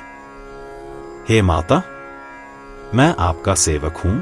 आप मेरी माता मनोरमा के समान ही आदर और पूजा की अधिकारी हैं। उनमें और आप में कोई भेद नहीं है। हे माता, मनुष्य को अपने अच्छे या बुरे कर्मों का फल अवश्य भोगना पड़ता है, इसलिए जब सुख या दुख आए तो तुम्हें प्रसन्न या विरक्त नहीं होना चाहिए। जब दुख उत्पन्न होता है तो अधिक दुख की कल्पना की जाती है, और जब सुख उत्पन्न होता है तो अधिक सुख देखा जाता है। लेकिन विद्वान कहते हैं कि मनुष्य को अपने आप को अत्यधिक सुख या दुख के अधीन नहीं करना चाहिए। हे माता, यह सारा जगत भाग्य के अधीन है, इसमें तुम्हारा कुछ भी नहीं है। इसलिए बुद्धिमान पुरुषों को कभी भी अपने हृदय को दुखी नहीं करना चाहिए। जैसे रंगमंच पर अभिनेता द्वारा नृत्य की गई लकड़ी की गुड़िया नाचती है, उसी प्रकार यहाँ जीवात्माएं अपने पूर्व कर्मों के फलस्वरूप कार्य करती हैं। इसमें कोई संदेह नहीं है।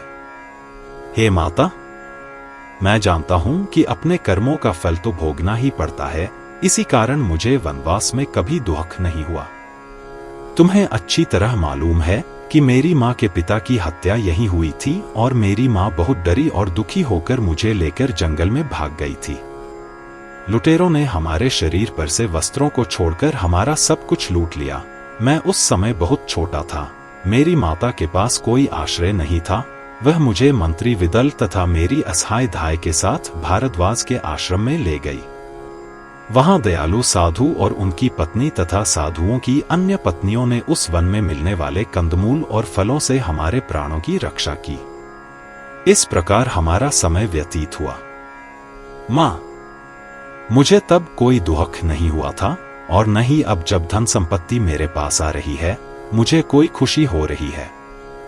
और क्या कहूं, मेरे मन में किसी भी प्रकार की ईर्ष्या या जलन की भावना नहीं है।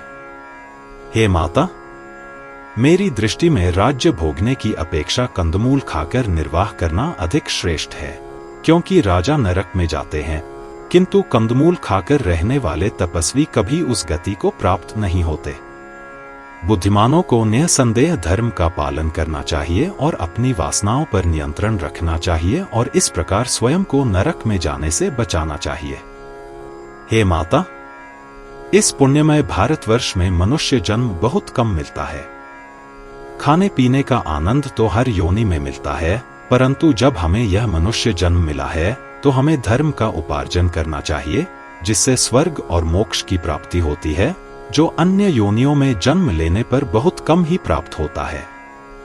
व्यास जी ने कहा, जब सुदर्शन ने ऐसा कहा तब लीलावती अत्यंत लज्जित हुई। उसने अपने पुत्र की मृत्यु का शोक त्याग दिया और नेत्रों में आंसू भरकर उससे कहा, हे मेरे पुत्र सुदर्शन, मैं बहुत बड़ी अपराधी हूं, क्योंकि मेरे पिता युधाजित ने तुम्हारे माता के पिता को मारकर इस राज्य का राज्य हड़प लिया है। मैं अपने पिता और पुत्र को रोक नहीं सका। जो भी अधर्म और क्रूर कर्म उस समय किए गए वे सब मेरे पिता युधाजित ने किए थे। अतः हे मेरे पुत्र, इन कार्यों में मुझे किसी भी प्रकार से दोषी नहीं ठहराया जा सकता। मेरे पिता और पुत्र दोनों ही अपने अपने बुरे कर्मों के कारण मारे गए। तुम उन बुरे कामों का क्या हिसाब दे सकते हो? बेटा, मैं अपने बेटे की मृत्यु पर दुख प्रकट नहीं कर रहा हूं, मैं उसके कर्मों से बहुत दुखी हूं। हे महात्मन, तुम मेरे पुत्र हो, मनोरमा मेरी बहन है। बालक, मैं तुमसे न तो नाराज हूं, न ही तुम्हारे राज्य प्राप्त करने का मुझे कोई दुख है। बालक, तुम बड़े भाग्यशाली हो, इसलिए भगवती की कृपा से तुमने शत्रुओं से रहित यह राज्य प्राप्त किया है। अब तुम धर्मानुसार अपनी प्रजा का पालन करो। व्यास जी ने कहा, हे राजन। राजा सुदर्शन ने लीलावती की बात सुनकर उसके चरणों में प्रणाम किया। फिर वे उस सुंदर महल में गए जहां मनोरमा पहले गई थी और वहां रहने लगे। उन्होंने मंत्रियों और ज्योतिषियों को आमंत्रित किया और उनसे पूछा कि वह शुभ दिन और शुभ घड़ी कौन सी है जब वे एक सुंदर स्वर्ण सिंहासन पर दुर्गा देवी को स्थापित कर सकें और उनकी पूजा कर सकें। हे मंत्रियों, सबसे पहले मैं 4 मुख्य पुरुषार्थों पुण्य, धन, भोग और परम सुख को प्रदान करने वाली देवी को सिंहासन पर स्थापित करूंगा और फिर मैं श्री रामचंद्र आदि राजाओं की भांति अपना राज्य चलाऊंगा। अयोध्या नगरी के सभी लोगों को इस मंगलमयी शक्ति की पूजा करनी चाहिए, जो सर्वोच्च शक्ति है, सभी इच्छाओं और सिद्धियों की दाता है और जिसका सभी लोग सम्मान करते हैं और जिसकी पूजा करते हैं। मंत्रियों ने उसके वचन सुनकर इंजीनियरों, कलाकारों और कारीगरों द्वारा एक सुंदर महल बनवाया और नगर में राजा की घोषणा घोषित कर दी। तब राजा सुदर्शन ने देवी की एक सुंदर प्रतिमा बनवाई और उसे वेदों में पारंगत पंडितों की सहायता से शुभ दिन और शुभ मुहूर्त में स्थापित करवाया। बुद्धिमान राजा ने निर्धारित नियमों के अनुसार पूजा और होम अनुष्ठान संपन्न किया और इस प्रकार अंततः नई प्रतिमा में देवता के आह्वान का समारोह संपन्न हुआ तथा उसे मंदिर में मूर्ति के रूप में स्थापित किया। हे जन्मेजय, वहां नाना प्रकार के ढोल तथा अन्य वाद्यों की ध्वनि, ब्राह्मणों द्वारा वेद मंत्रों का उच्चारण तथा मधुर संगीत सुनाई दे रहा था तथा नाना प्रकार के उत्सव तथा आनंद मनाए जा रहे थे।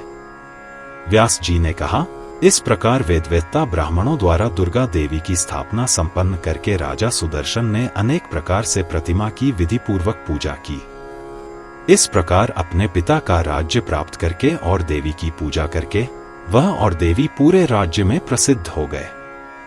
धार्मिक उदार हृदय वाले सुदर्शन ने राज्य प्राप्त करने के बाद अपने धार्मिक चरित्र के बल पर अन्य सभी सामंतों को अपने अधीन कर लिया। सुदर्शन के राज्य में प्रजा सुखी हुई और सम्मान प्राप्त किया, जैसा कि दिलीप, रघु और रामचंद्र के राज्य में हुआ था। वर्णाश्रम के सभी नागरिकों का सद्गुण चारों चरणों सहित चमक उठा और संसार में कोई भी अधार्मिक नहीं बचा। गांव-गांव में प्रमुख नगरवासी मंदिर बनवाने लगे, वहां देवी की पूजा करने लगे।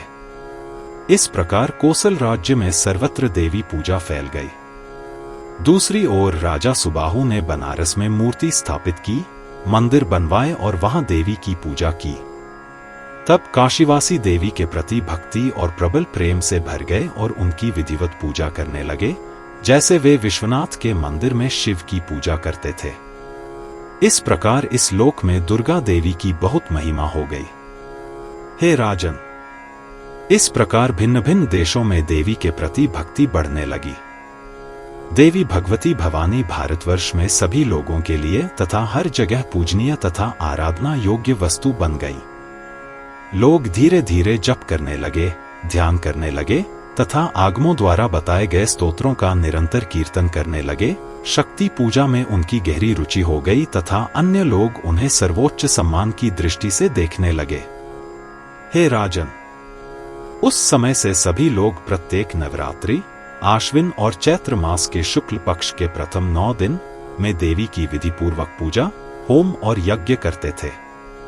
महर्षि वेदव्यास द्वारा रचित श्रीमद् देवी भागवतम में अयोध्या और बनारस में देवी की स्थापना पर आधारित 25वां अध्याय यहीं समाप्त होता है।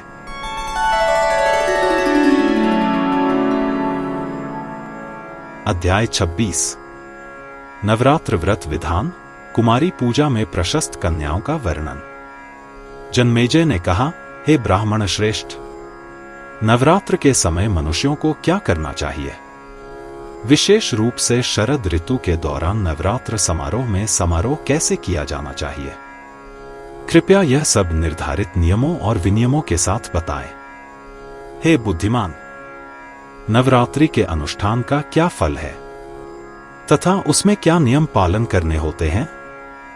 कृपा करके मुझे यह सब बताइए। व्यास जी ने कहा, हे राजन, शुभ नवरात्र व्रत के विषय में सुनो। इसे वसंत ऋतु में प्रेम पूर्वक करना चाहिए, किंतु इसका विशेष ऋतु शरद है। शरद और बसंत ये 2 ऋतुएं मृत्यु के देवता यम के दांतों के रूप में प्रसिद्ध हैं, और ये 2 ऋतुएं ऐसी हैं जिन्हें पार करना मनुष्यों के लिए बहुत कठिन है। इसलिए प्रत्येक सत्पुरुष को इस व्रत को सर्वत्र बहुत सावधानी से करना चाहिए। हे राजन, शरद और बसंत इन 2 ऋतुओं में लोग अनेक भयंकर रोगों से पीड़ित हो जाते हैं तथा वर्ष के इन भागों में अनेक लोग अपनी जान गंवा देते हैं। अतः बुद्धिमानों को चाहिए कि वे चैत्र और आश्विन इन पावन महीनों में अत्यंत भक्तिपूर्वक चंडिका देवी की पूजा करें। व्रत के आरंभ से एक दिन पहले, जब अमावस्या तिथि आरंभ होती है, तो व्यक्ति को पूजन में आवश्यक सामग्री एकत्रित करनी चाहिए और उस तिथि में केवल एक बार हविष्यन्न, पवित्र भोजन, घी में उबला हुआ चावल खाना चाहिए और उस दिन एक अस्थायी भवन में 24 फुट की चौड़ाई में एक खुली छाया तैयार करनी चाहिए, जो पवित्र मानी जाने वाली समतल भूमि पर हो। उस पर एक खंभा और एक ध्वज लगाना चाहिए। इसके बाद इस पर पीली मिट्टी और गोबर का ढेर लगाना चाहिए। फिर एक ऊंचा मंच, जिसे वेदी कहा जाता है, जो 6 फुट चौड़ा और 1.5 फुट ऊंचा, समतल और कठोर हो, खड़ा करना चाहिए और उस पर देवी के बैठने के लिए एक उत्कृष्ट स्थान प्रदान करना चाहिए। अलंकृत द्वार और शीर्ष पर एक शामियाना के लिए भी प्रावधान करना चाहिए। अतः उन ब्राह्मणों को आमंत्रित करना चाहिए जो रीति रिवाजों का पूर्ण पालन करते हों, जो संयमी हों, वेदांगों में पारंगत हों, विशेषतः जो देवी पूजा के अनुष्ठान में कुशल हों। इसके बाद प्रतिपदा तिथि को नदी, तालाब, कुएं अथवा अपने घर में ही विधिपूर्वक प्रातः स्नान करके संध्या वंदन करना चाहिए। तत्पश्चात ब्राह्मणों को बुलाकर उन्हें पैर धोने के लिए जल, अर्घ्य, मधुपर्क आदि देना चाहिए तथा अपनी क्षमतानुसार उन्हें वस्त्र और आभूषण देना चाहिए। यदि वह धनवान हो तो उसे इन दानों में कभी कंजूसी नहीं करनी चाहिए, क्योंकि यदि ब्राह्मण संतुष्ट हो जाए तो वे इस अनुष्ठान को पूर्णतः सफल बनाने का प्रयत्न करेंगे। हे राजन, इस अवसर पर देवी की संतुष्टि के लिए चंडी पाठ, चंडी नामक पुस्तक का वाचन और भागवत पाठ, भागवत नामक पुस्तक के कुछ अंशों का वाचन किया जाता है, और इस उद्देश्य के लिए 9 ब्राह्मण या 5 या 3 या कम से कम 1 ब्राह्मण नियुक्त किया जाना चाहिए। इसके अलावा एक अन्य ब्राह्मण संयमी और शांत स्वभाव का नियुक्त किया जाना चाहिए, जो पिछले दिन उपवास पारायण रखेगा। ये सब करने के बाद योग्य व्यक्ति को पवित्र देवी पूजा की तैयारी का समारोह करना चाहिए, जिसमें पुजारी वैदिक मंत्र स्वस्ति वाचन, स्वस्ति न इंद्रो वृद्धश्रवा आदि का उच्चारण करता है। ओम ह्रीं श्री दुम दुर्गाय नमः 9 अक्षरों वाला दुर्गा मंत्र है। हे राजन, जब इस प्रकार अनुष्ठान प्रारंभ हो जाए तब वेदी पर रेशमी वस्त्रों से सुसज्जित सिंहासन स्थापित करना चाहिए तथा उस सिंहासन पर देवी की प्रतिमा स्थापित करनी चाहिए। देवी, जो सनातन जगत माता हैं, चतुर्भुजी अथवा 18 भुजाओं वाली अथवा 18 पूर्णतया सुसज्जित, मोतियों और रत्नों की मालाओं से सुसज्जित, रत्नों और बहुमूल्य रत्नों के विविध आभूषणों से सुसज्जित, उत्तम दिव्य वस्त्र धारण किए हुए, प्रतिमा के सभी अंग कलात्मक रूप से सुसज्जित तथा सभी शुभ चिन्हों से युक्त, सिंह पर आरूढ़, हाथों में शंख, चक्र, गदा और पद्म धारण किए हुए हों। नोट: यहाँ देवी को 4 या 18 हाथों से दर्शाया गया है। यदि मूर्ति न हो तो उस सिंहासन पर वैदिक मंत्रों से पूर्णतः शुद्ध किया हुआ, स्वर्ण और रत्नों से भरा हुआ तथा पवित्र नदी या तीर्थ स्थान से लाया गया जल, 5 पौधों की नई टहनियों और नई पत्तियों वाली शाखाओं के सिरे जल में डुबोकर मिट्टी का एक कलश स्थापित करना चाहिए। सिंहासन पर रखे जल कलश के पास पूजा के लिए 9 अक्षरों वाला मंत्र ह्रीं श्री चंडिकाय नमः सहित एक प्रतीक, चित्र या यंत्र रखना चाहिए। परिवार के सौभाग्य और समृद्धि के लिए व्यक्ति को पूजा की सभी सामग्रियों को अपने स्थान पर रखना चाहिए और फिर संगीत और अन्य ध्वनि करने वाले नगाड़े बजाने चाहिए। हे राजन, यदि प्रथम दिन नंदा तिथि हो अर्थात हस्त नक्षत्र लग्न में हो और शुक्ल पक्ष का प्रथम दिन हो तो वह देवी की विधि पूर्वक पूजा करने का सर्वश्रेष्ठ समय है। इसमें संदेह नहीं कि इस दिन विशेष सौभाग्यशाली परिणाम प्राप्त होंगे। पूर्व रात्रि को उपवास रखना चाहिए अथवा पूर्व दिन केवल एक बार हविष्यन्न, उबला हुआ चावल और घी खाना चाहिए तथा अगले दिन संकल्प, अनुष्ठान करने के उद्देश्य की घोषणा करके पूजा आरंभ करनी चाहिए। देवी के समक्ष इस प्रकार प्रार्थना करनी चाहिए कि हे माता जगत जननी, मैं यह उत्तम नवरात्र व्रत करूंगा, आप मेरी हर प्रकार से सहायता करने की कृपा करें।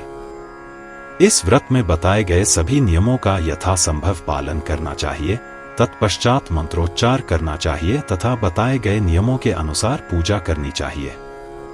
सर्वप्रथम जगद्धात्री देवी की विधि पूर्वक पूजा करनी चाहिए। उन्हें चंदन, अगुरु, कपूर, मंदार, देवी के 5 वृक्षों में से एक पुष्प, करज, एक प्रकार का सुगंधित पुष्प अर्पित करना चाहिए। अशोक, चंपक, करवीर, मालती, ब्राह्मी तथा अनेक सुंदर सुगंधित पुष्प, उत्तम बेलपत्र, धूप तथा दीप अर्पित करने चाहिए।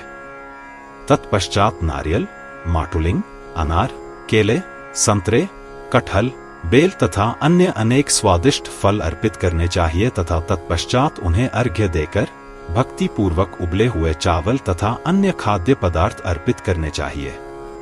जो लोग मांस खाते हैं वे देवी की इस पूजा में पशु बलि दे सकते हैं और इस प्रयोजन के लिए बकरा और जंगली सूअर सर्वोत्तम है। हे पाप रहित, देवी के समक्ष बलि के रूप में चढ़ाए गए बकरे आदि पशु अनंत स्वर्ग को प्राप्त होते हैं, इसलिए बकरे की बलि देने वाले मनुष्य पाप नहीं करते। हे राजन, देवताओं के समक्ष बलि के रूप में चढ़ाए गए बकरे आदि पशु निस्संदेह स्वर्गलोक को जाते हैं, इसलिए सभी शास्त्रों में यह निर्णय लिया गया है कि इस यज्ञ में पशुओं की हत्या करना अहत्या माना गया है। अब होम अनुष्ठान के लिए व्यक्ति को अपनी आवश्यकतानुसार 1 से 10 हाथ तक का त्रिभुजाकार गड्ढा तथा रेत से ढकी हुई त्रिभुजाकार समतल भूमि तैयार करनी चाहिए। प्रतिदिन 3 बार विविध मनोहर मंत्रों से देवी की पूजा करनी चाहिए। अंत में नृत्य, गायन और संगीत के साथ एक महान उत्सव मनाएं। प्रतिदिन भूमि पर शयन करें तथा कुंवारी कन्याओं 2 वर्ष से 10 वर्ष तक की आयु की का अमृततुल्य मिष्ठान, सुंदर वस्त्र और आभूषणों से पूजन करें। प्रतिदिन 1 कुमारी अथवा प्रतिदिन 1, 2 अथवा 3 की वृद्धि करके अथवा सभी दिनों में क्रमशः 9 कुमारी का पूजन करना चाहिए। हे राजन, मनुष्य को देवी की प्रसन्नता के लिए अपनी क्षमतानुसार इस कुमारी पूजा का अनुष्ठान करना चाहिए। इसमें कभी कंजूसी नहीं करनी चाहिए। हे राजन, मैं तुम्हें कन्या पूजन का जो विधान बताता हूं उसे सुनो। 1 वर्ष की कन्या का पूजन नहीं करना चाहिए, क्योंकि वे नाना प्रकार के स्वादिष्ट पदार्थों की गंध और स्वाद लेने में सर्वथा अज्ञानी होती है। 2 वर्ष की कन्या कुमारी कहलाती है, 3 वर्ष की कन्या त्रिमूर्ति कहलाती है, 4 वर्ष की कन्या कल्याणी कहलाती है, 5 वर्ष की कन्या रोहिणी कहलाती है, 6 वर्ष की कन्या कालिका कहलाती है, 7वें वर्ष की कन्या चंडिका कहलाती है, 8वें वर्ष की कन्या शांभवी कहलाती है, 9वें वर्ष की कन्या दुर्गा कहलाती है तथा 10 वर्ष की कन्या सुभद्रा कहलाती है। 10 वर्ष से अधिक आयु की कन्याओं को सभी अनुष्ठानों में भाग लेने की अनुमति नहीं है।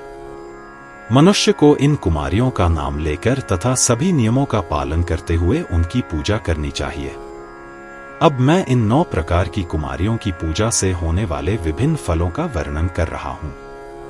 कुमारी की पूजा से दुख और दरिद्रता का नाश होता है, शत्रुओं का नाश होता है तथा धन, आयु और बल की वृद्धि होती है। त्रिमूर्ति पूजा से दीर्घायु की प्राप्ति होती है तथा धर्म, धन, कामना इन तीनों की प्राप्ति होती है तथा धन, पुत्र और पौत्रों की प्राप्ति होती है। जो लोग विद्या, विजय, राज्य और सुख चाहते हैं, उन्हें सभी इच्छाओं को पूरा करने वाली कल्याणी की पूजा करनी चाहिए। रोगों के निवारण के लिए मनुष्यों को रोहिणी की विधि पूर्वक पूजा करनी चाहिए। शत्रुओं के नाश के लिए कालिका की भक्ति पूर्वक पूजा श्रेष्ठ है। समृद्धि और धन के लिए चंडिका की भक्ति पूर्वक पूजा करनी चाहिए। हे राजन, शत्रुओं को मोहित करने और उन्हें परास्त करने के लिए, दुख और दरिद्रता को दूर करने के लिए तथा युद्ध में विजय के लिए शांभवी पूजा श्रेष्ठ है। भयंकर शत्रुओं के नाश के लिए तथा परलोक में सुख प्राप्ति के लिए दुर्गा की पूजा सबसे सुरक्षित तथा श्रेष्ठ है। जब लोग अपनी कामनाओं की पूर्ति चाहते हैं तो वे सुभद्रा की पूजा करते हैं। लोगों को बड़ी भक्ति के साथ कुमारियों की पूजा श्रीरस्तु मंत्र से या श्री से शुरू होने वाले अन्य मंत्रों से या बीज मंत्रों से करनी चाहिए। जो देवी कुमार कार्तिकेय के समस्त पवित्र तत्वों को बिना किसी कठिनाई के उत्पन्न कर सकती हैं तथा जो ब्रह्मा आदि समस्त देवताओं की सृष्टि खेल खेल में करती है, मैं उन्हीं कुमारी देवी की पूजा कर रहा हूं। वह जो 3 गुणों सत्व, रज और तम के द्वारा विभेदित 3 रूपों में प्रकट हो रही है तथा जो तीनों गुणों के कारण अनेक छोटे छोटे भेदों में प्रकट हो रही है, मैं उन त्रिमूर्ति देवी की पूजा कर रहा हूं। जिनकी पूजा करने से सदैव मंगल की प्राप्ति होती है, उन समस्त कामनाओं को पूर्ण करने वाली कुमारी कल्याणी की मैं भक्ति पूर्वक पूजा कर रहा हूं। मैं भक्तिपूर्ण हृदय से रोहिणी देवी की पूजा कर रहा हूं, जो पूर्व कर्मों के कारण संचित समस्त कर्मों को बीज रूप में अंकुरित कर रही है। जो कल्प के अंत में काली रूप में इस चराचर समस्त ब्रह्मांड को अपने में समेट लेती हैं, उन कालिका देवी की मैं भक्ति पूर्वक पूजा करता हूं। जो उग्र तथा क्रोधी हैं, इसलिए चंडिका कहलाती हैं तथा जिन्होंने चंड तथा मुंड नामक 2 राक्षसों का वध किया था, उन चंडिका देवी को मैं भक्ति पूर्वक नम्रता पूर्वक नमन करता हूं, जो भयंकर पापों का नाश करती है। मैं उन शांभवी देवी की पूजा करता हूं, जो समस्त सुखों और आनंदों को देने वाली हैं, जिनका स्वरूप वेद ब्रह्मा है, जिनकी उत्पत्ति अकारण है तथा जिन्हें वेदों में इस प्रकार वर्णित किया गया है। जो अपने भक्तों को संकट से बचाती हैं और जो सदैव नाना प्रकार के संकटों और संकटों से मुक्ति दिलाती हैं, जिन्हें जानने में सभी देवता असमर्थ हैं, उन समस्त विपत्तियों का नाश करने वाली दुर्गा देवी की मैं भक्ति पूर्वक पूजा करता हूँ। मैं उन सुभद्रा देवी को समर्पित मन से नमस्कार करता हूँ, जो अपने भक्तों को समस्त मंगल प्रदान करती हैं और समस्त अशुभ घटनाओं को दूर कर देती हैं। इस प्रकार ऊपर वर्णित मंत्रों में लोगों को सदैव कुंवारी कन्याओं की पूजा करनी चाहिए। उन्हें वस्त्र, आभूषण, माला, गंध तथा अन्य विविध वस्तुएं देनी चाहिए। महर्षि वेदव्यास द्वारा रचित श्रीमद् देवी भागवत महापुराण में नवरात्रि में क्या किया जाए, इस विषय पर आधारित 26वां अध्याय यहीं समाप्त होता है।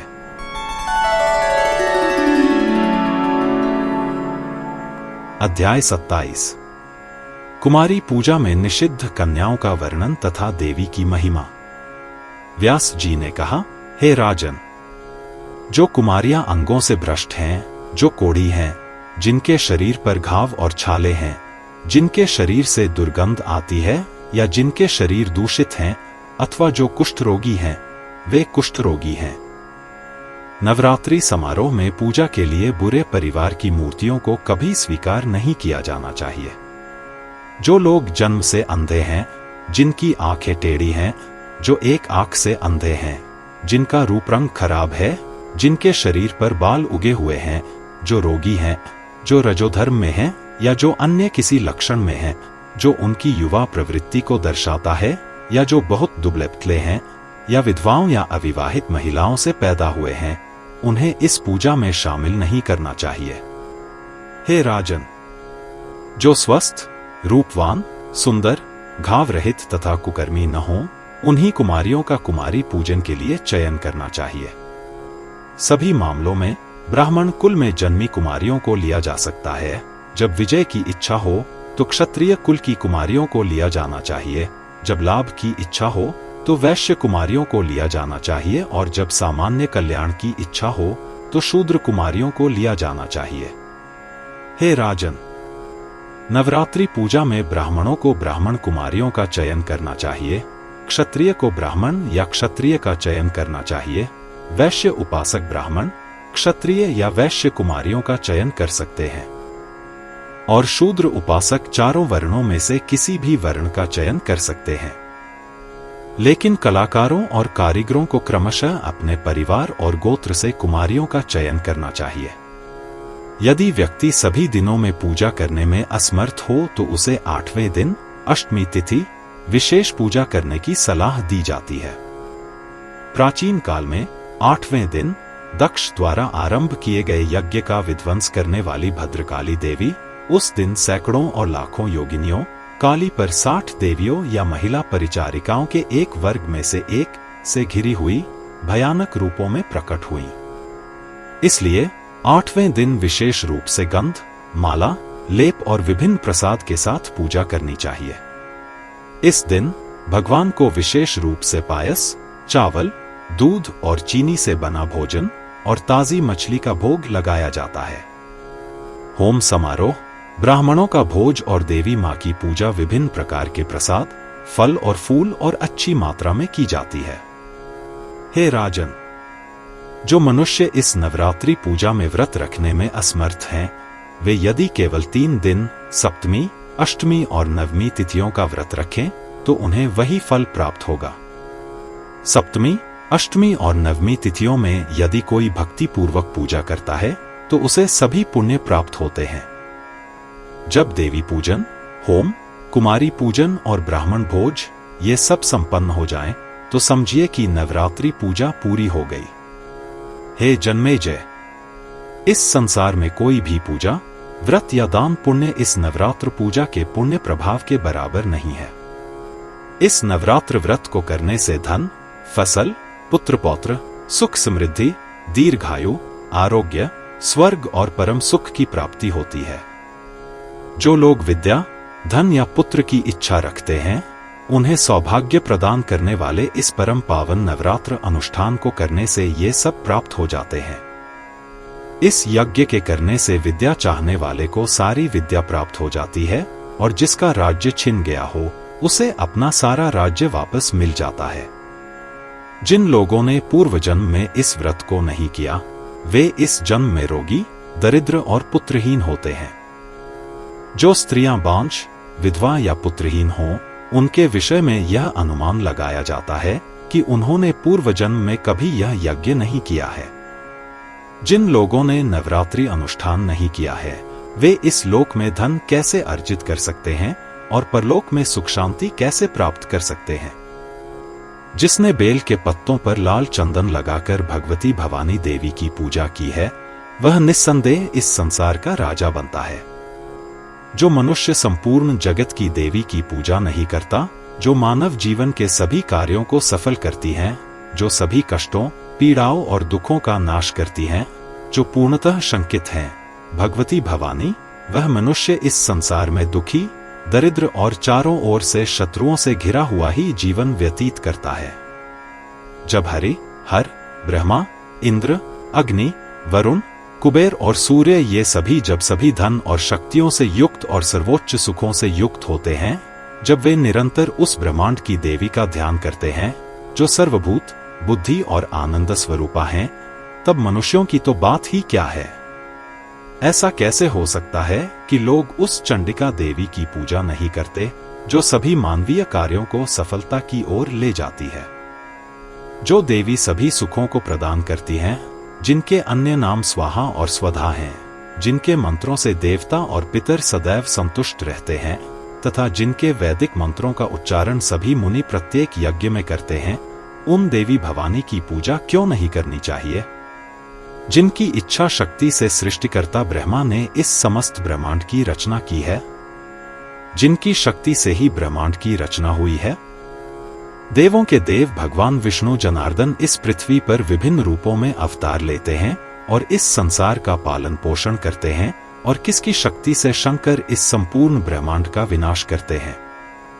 इस संपूर्ण ब्रह्मांड में कोई भी प्राणी उस प्रकृति देवी शक्ति स्वरूपा की शरण लिए बिना अपना अस्तित्व नहीं रख सकता, चाहे वह देवी हो, मनुष्य हो, पक्षी हो, सर्प हो, गंधर्व हो, राक्षस हो, पिशाच हो, पर्वत हो या वृक्ष हो, वह इस शक्ति की सहायता के बिना अपनी इच्छा से भी नहीं चल सकता।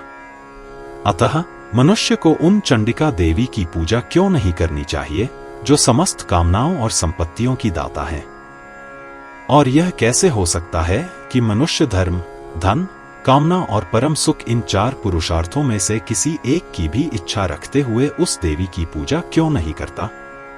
यहाँ तक कि यदि कोई व्यक्ति जघन्य अपराध भी कर ले, जैसे कि 1. ब्राह्मण की हत्या, 2. शराब पीना, 3.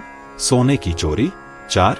गुरु की पत्नी के साथ व्यभिचार करना, 5. ऐसे किसी व्यक्ति की संगति करना, यदि वह नवरात्र व्रत करे तो वह इन सभी पापों से पूरी तरह मुक्त हो जाता है, इसमें कोई संदेह नहीं है। हे राजन, एक समय कोसल देश में एक गरीब और दुखी व्यापारी रहता था, जिसके परिवार में कई रिश्तेदार और आश्रित थे, जिनकी उसे भोजन सामग्री उपलब्ध करानी पड़ती थी। उसके कई बेटे बेटियां थे। जब वे बहुत भूखे और परेशान होते थे, तब उन्हें थोड़ा सा भोजन मिलता था, और वह भी शाम को 24 घंटे में केवल एक बार। वह व्यापारी भी दिन भर दूसरे के अधीन काम करता था और शाम होने पर भोजन भी करता था। इस प्रकार वह बहुत चिंताग्रस्त और व्यथित होकर किसी न किसी तरह अपने परिवार के सदस्यों का भरण पोषण करता था। यह व्यापारी शांत स्वभाव वाला, सदाचारी, सत्यवादी, सदा धर्म पूर्वक कार्य करने में तत्पर, क्रोध से रहित, स्थिर और संतुष्ट, अहंकार और ईर्ष्या से रहित था। वह प्रतिदिन देवताओं, पितरों और अतिथियों का पूजन करता था और सब कुटुंबियों के भोजन कर लेने के बाद ही स्वयं भोजन करता था। इस प्रकार बहुत दिन बीत गए। तब सुशील नामक उस सज्जन व्यापारी ने दरिद्रता और भूख से अत्यंत व्याकुल होकर एक शांतचित्त ब्राह्मण से पूछा, हे भूदेव, पृथ्वी पर अवतरित होने वाले देव, आप कृपा करके मुझे स्पष्ट बताइए कि इस दरिद्रता से छुटकारा कैसे पाया जा सकता है। हे पवित्र बुद्धि, मुझे ऐसा उपदेश दीजिए जिससे मेरा सम्मान सुरक्षित रहे। मुझे न तो धन चाहिए, न ही मैं धनवान बनना चाहता हूँ। हे ब्राह्मण, मुझे केवल इतना ही चाहिए कि मैं अपने परिवार के भरण पोषण में होने वाले व्यय को पूरा कर सकूं। कृपया ऐसा उपदेश दीजिए कि मैं इतना ही कमा सकूं। मेरे बहुत से पुत्र हैं, परंतु मेरे पास इतना भी भोजन नहीं है कि मैं उन्हें मुट्ठी भर चावल भी दे सकूं। हाय, आज मेरा सबसे छोटा बेटा भोजन के लिए रो रहा था। मैंने उसे डांटकर घर से निकाल दिया है। हे ब्राह्मण, मैं क्या करूं? मेरे पास धन नहीं है। मेरा हृदय शोक और शोक से जल रहा है। मेरा बच्चा रोता हुआ और भूखा घर से बाहर चला गया है। मेरी बेटी की उम्र शादी के लायक हो गई है। मेरे पास पैसे नहीं हैं। उसकी उम्र 10 साल से ज्यादा हो गई है। शादी की उम्र सीमा पार हो गई है। हाय, मैं क्या करूं? हे ब्राह्मण, मैं इन सब बातों के लिए दुख प्रकट कर रहा हूं। आप दयालु और सर्वज्ञ हैं। मुझे कोई ऐसा उपाय बताइए, चाहे वह तप हो, दान हो, व्रत हो या कोई मंत्र जप हो, जिससे मैं अपने परिवार का भरण पोषण कर सकूं। मुझे केवल इतना ही धन चाहिए, जितना चाहिए, इससे अधिक कुछ नहीं। हे महान विचार वाले, कृपया मुझे कोई ऐसा उपाय बताइए जिससे मेरे परिवार के सदस्य इस संसार में सुखी हो सके। व्यास जी ने कहा। व्रत करने वाले ब्राह्मण ने व्यापारी के इस प्रकार पूछने पर प्रसन्नतापूर्वक कहा, हे व्यापारी, अब तुम परम मंगलमय नवरात्र व्रत करो, भगवती का पूजन करो, होम करो, ब्राह्मणों को भोजन कराओ, वेद पुराणों का पाठ करो, तत्पश्चात धीरे धीरे शक्ति मंत्र का जप करो तथा यथाशक्ति अन्य अनुष्ठान करने का प्रयत्न करो। इस प्रकार तुम्हारी मनोकामनाएं अवश्य पूर्ण होंगी। संसार में इससे श्रेष्ठ कोई व्रत नहीं है। यह व्रत अत्यंत पवित्र है और सुख देने वाला है। इस व्रत से बुद्धि और मोक्ष की प्राप्ति होती है, शत्रुओं का नाश होता है, वंश और समृद्धि बढ़ती है। पूर्वकाल में जब श्री रामचंद्र को राज्य से वंचित कर दिया गया था तथा उनकी पत्नी का हरण कर लिया गया था, तब उन्हें बहुत दुख हुआ था। तत्पश्चात उन्होंने किष्किंध्या में इस नवरात्र व्रत का पालन किया तथा उनका हृदय शोक से भारी हो गया। यद्यपि सीता के वियोग में रामचंद्र अत्यंत दुखी थे, फिर भी उन्होंने नवरात्र व्रत का पालन किया और निर्धारित विधि विधान से देवी की पूजा की। इस पूजा के फलस्वरूप वे महासागर को पाटने में सफल हुए और विशालकाय कुंभकर्ण, रावण के पुत्र मेघनाद और लंका के राजा रावण को मार डाला और तत्पश्चात वे अपनी सीता को वापस पाने में सफल हुए। उन्होंने लंका, सीलोन के सिंहासन पर विभीषण को बिठाया और अंत में अयोध्या लौट आए और बिना किसी शत्रु के वहां शासन किया। हे वैश्य श्रेष्ठ, अतुलनीय पराक्रम वाले रामचंद्र इस नवरात्र के प्रभाव से इस लोक में सुख प्राप्त करने में समर्थ हुए। व्यास जी ने कहा, हे राजन, उस वैश्य ने ब्राह्मण के इस प्रकार वचन सुनकर उसे अपना गुरु बनाया, उससे माया के बीज मंत्र की दीक्षा ली और बिना किसी आलस्य के लगातार 9 रातों तक धीरे धीरे मंत्र का जप किया और बड़ी सावधानी से तथा तरह तरह की आहुतियां देकर देवी की पूजा की। इस प्रकार लगातार 9 वर्षों तक वह माया के बीज मंत्र का जप करता रहा। अंत में जब 9वां वर्ष पूरा हुआ तो महादेवी ने अष्टमी तिथि की रात्रि में उसके सामने स्पष्ट रूप से दर्शन दिए और उसे तरह तरह के वरदान दिए, वैश्य को दरिद्रता से मुक्त किया और उसे धन तथा अन्य इच्छित वस्तुएं प्रदान की। महापुराण श्रीमद् देवी भागवतम के 3 अध्याय में महर्षि वेदव्यास द्वारा रचित पूजनीय कुमारियों तथा देवी महिमा पर आधारित 27वां अध्याय यही समाप्त होता है।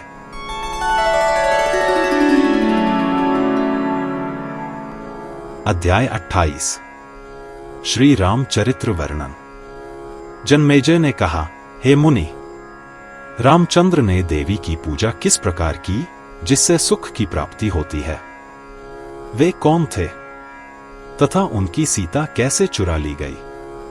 उन्हें उनका राज्य कैसे छीन लिया गया? कृपया ये सब घटनाएं मुझे बताकर मुझे संतुष्ट करें। व्यास जी ने कहा, हे राजन, प्राचीन काल में अयोध्या नगरी में सूर्यवंश के एक यशस्वी राजा दशरथ रहते थे। वे सदैव देवताओं और ब्राह्मणों की पूजा करते थे। उनके 4 प्रसिद्ध पुत्र थे, राम, लक्ष्मण, भरत और शत्रुघ्न। ये चारों पुत्र समान रूप से विद्वान और सुंदर थे और वे हमेशा राजा के अनुकूल कार्य करते थे। इनमें से रामचंद्र रानी कौशल्या के पुत्र थे, भरत कैकेयी के पुत्र थे और सुंदर लक्ष्मण और शत्रुघ्न सुमित्रा के जुड़वा पुत्र थे। युवावस्था में ही उन्होंने धनुर्विद्या सीख ली और अपने हाथों में धनुष बाण लेकर खेलना शुरू कर दिया। इस प्रकार शिक्षित और पवित्र होकर चारों पुत्र राजा को अधिकाधिक प्रसन्न करने लगे। एक दिन महर्षि विश्वामित्र अयोध्या आए और राजा दशरथ से अपने यज्ञों की रक्षा के लिए उनके पुत्र रामचंद्र की सहायता मांगी। राजा विश्वामित्र की प्रार्थना को अस्वीकार नहीं कर सके और उन्होंने लक्ष्मण के साथ राम को उनके साथ भेज दिया। रमणीय राम और लक्ष्मण मुनि के साथ लौटते हुए उनके पास गए। उनके मार्ग में एक वन में ताड़का नाम की एक भयानक राक्षसी रहती थी, जो तपस्वियों को बहुत कष्ट देती थी। राम ने उसे एक ही बाण से मार डाला। इसके बाद उन्होंने सुबाहु को मार डाला और एक अन्य रात्रियात्री मारीच पर बाण चलाकर उसे मूर्छित लगभग मृत कर दिया और उसे बहुत दूर फेंक दिया और इस प्रकार विश्वामित्र को उनके यज्ञ में आने वाली सभी बाधाओं से बचा लिया। इस प्रकार महान कार्य को पूरा करते हुए, यज्ञों की रक्षा करते हुए राम, लक्ष्मण और मुनि तीनों मिथिला राज्य के लिए चल पड़े। अपने मार्ग में रामचंद्र ने अहिल्या को उस शाप से बचाया जिससे वह पीड़ित थी। अंत में मुनि के साथ दोनों भाई विदेह नगर पहुंचे। ठीक इसी समय अयोध्या के राजा जनक ने सीता का विवाह उसी से करने की प्रतिज्ञा की जो शिव के धनुष को तोड़ सकेगा। राम ने उस धनुष को 2 टुकड़ों में तोड़ दिया और लक्ष्मी के अंश से उत्पन्न सीता से विवाह किया। राजा जनक ने लक्ष्मण को अपनी पुत्री उर्मिला से विवाह करने के लिए विदा किया। श्रेष्ठ एवं मंगलमय भरत और शत्रुघ्न ने कुशध्वज की 2 पुत्रियों क्रमशः मांडवी और श्रुतकीर्ति से विवाह किया। हे राजन, इस प्रकार महान नगरी मिथिला में चारों भाइयों ने विधि विधान पूर्वक विवाह संस्कार संपन्न किए। राजा दशरथ ने तब राम को राज्य का कार्यभार संभालने के लिए उपयुक्त देखकर उन्हें अयोध्या के सिंहासन पर बैठाने का प्रस्ताव रखा। जब रानी कैकेयी ने देखा कि राम के राज्याभिषेक के लिए अनेक वस्तुएं एकत्रित की जा रही हैं, तो उन्होंने अपने पति दशरथ से, जो पूर्णतया उनके अधीन थे, पूर्ववत 2 वर मांग लिए। पहली मांग यह थी कि उनके अपने पुत्र भरत अयोध्या के राजा बने और दूसरी मांग यह थी कि राम को 14 वर्षों के लिए वन भेज दिया जाए। इस प्रकार रामचंद्र सीता और लक्ष्मण के साथ दंडक वन में गए, जहां राक्षस निवास करते थे। महामना राजा दशरथ को पुत्र शोक के कारण बहुत दुख हुआ। उन्हें अंधक मुनि द्वारा दिया गया श्राप याद आ गया और उन्होंने अपना नश्वर शरीर त्याग दिया। भरत ने जब देखा कि उनके पिता की मृत्यु केवल उनकी माता के कारण हुई है, तो उन्होंने समृद्ध नगरी अयोध्या का राजा बनने से इनकार कर दिया तथा अपने भाई राम का कल्याण चाहा। रामचंद्र पंचवटी वन में गए। एक दिन रावण की सबसे छोटी बहन सूर्पनखा बहुत ही कामातुर होकर राम के पास आई। तब रामचंद्र ने उसके नाक कान काटकर उसका रूप बिगाड़ दिया। अपनी नाक इस प्रकार कटी हुई देखकर खर, दूषण आदि राक्षसों ने शक्तिशाली रामचंद्र से भयंकर युद्ध किया। सच्चे पराक्रमी राम ने मुनियों के कल्याण के लिए खर, दूषण और अन्य सभी शक्तिशाली राक्षसों का वध किया। तब सूर्पणखा लंका गई और रावण को अपनी नाक कट जाने तथा खर, दूषण आदि के मारे जाने का समाचार सुनाया। दुष्ट और दुष्ट रावण जब उनकी मृत्यु का समाचार सुना तो वह क्रोध से भर गया और रथ पर चढ़कर शीघ्र ही मारीच वन में चला गया। रावण ने सीता को हर लेने की इच्छा व्यक्त की, इसलिए उसने जादूगर मारीच को आदेश दिया कि वह स्वर्ण मृग का रूप धारण करके राम के पास जाए और उन्हें बहकाकर ले जाए। जादूगर मारीच स्वर्ण मृग का रूप धारण करके माता जानकी के पास पहुंचा। तब वह विविध वर्ण वाला मृग सीता देवी के पास विचरण करने लगा। उस स्वर्ण मृग के शरीर की सुंदर स्वर्णिम शोभा को देखकर मानो महान भाग्य से प्रेरित होकर सीता देवी अन्य स्वतंत्र स्त्रियों की भांति रामचंद्र से बोली, हे प्रभु, मेरे लिए उस मृग का चर्म ले आओ। राम ने भी बिना कुछ सोचे, मानो यह नियति का कार्य हो, लक्ष्मण को वहीं रहने तथा सीता की रक्षा करने को कहा तथा अपने धनुष बाण लेकर मृग के पीछे चल पड़े। माया में असीम निपुण वह मृग श्री राम के रूप में श्री हरि को देखकर कभी उनके पास आता, कभी उनकी दृष्टि से ओझल हो जाता और एक वन से दूसरे वन में भ्रमण करता रहता। जब राम ने देखा कि वह अपने स्थान से बहुत दूर आ गया है, तो वे क्रोधित हो उठे और उन्होंने अपना धनुष खींचकर उस मृग पर तीखे बाण चलाए। इस प्रकार अत्यंत भयंकर बाण लगने से छलपूर्वक जादूगर राक्षस अत्यंत पीड़ा से पीड़ित होकर चिल्लाया, हे भाई लक्ष्मण, मैं मारा गया, और उसने प्राण त्याग दिए। यह भयंकर पुकार जानकी के कानों में पड़ी। उन्होंने उस आवाज को राम की आवाज समझकर दुखी स्वर में लक्ष्मण से कहा, लक्ष्मण जल्दी जाओ, मुझे भय है कि राम मारे गए हैं। सुनो हे लक्ष्मण, जल्दी आओ और मुझे बचाओ कि आवाज तुम्हें वहां बुला रही है। तब लक्ष्मण ने कहा, माता, आप इस वन में अकेली हैं, आता मैं आपको इस प्रकार नहीं छोड़ सकता, भले ही रामचंद्र मारे जाए। हे जनक पुत्री, राम ने मुझे यहीं रहने का आदेश दिया है। अब यदि मैं तुम्हें छोड़कर अन्यत्र चली जाऊंगी तो मुझ पर उनकी आज्ञा की अवहेलना का आरोप लगेगा। इसी भय से मैं यह स्थान छोड़कर जाने में असमर्थ हूं।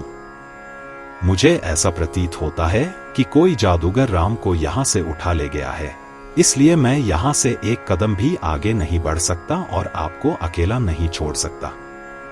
धैर्य रखो, मुझे विचार करने दो।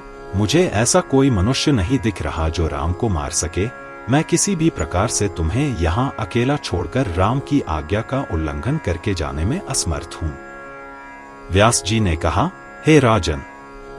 तब सुंदर दांतों वाली राम जी की तरुण पत्नी भाग्य द्वारा विवश होकर भयभीत होकर जोर जोर से रोने लगी और उसने शुद्ध चित्त लक्ष्मण से कठोर वचन कहे, हे सुमित्रा पुत्र, मैं जानता हूं कि तुम मुझ पर इतना आसक्त क्यों हो। मैं भली भांति जानता हूं कि तुम्हें भरत ने केवल मुझे प्राप्त करने के लिए हमारे साथ आने के लिए यहां भेजा है। हे दुष्ट क्षत्रिय, हे जादूगर, मैं अपनी मनमानी करने वाली स्त्री नहीं हूं। यदि श्री रामचंद्र मर भी जाए तो भी मैं अपनी इच्छा से तुम्हें पति के रूप में स्वीकार नहीं करूंगी। यदि श्रीराम वापस न आए तो मैं अवश्य ही आत्महत्या कर लूंगा। उनके बिना मैं बहुत दुखी हो जाऊंगा और दुखों से ग्रसित हो जाऊंगा और अपने प्राण नहीं बचा पाऊंगा।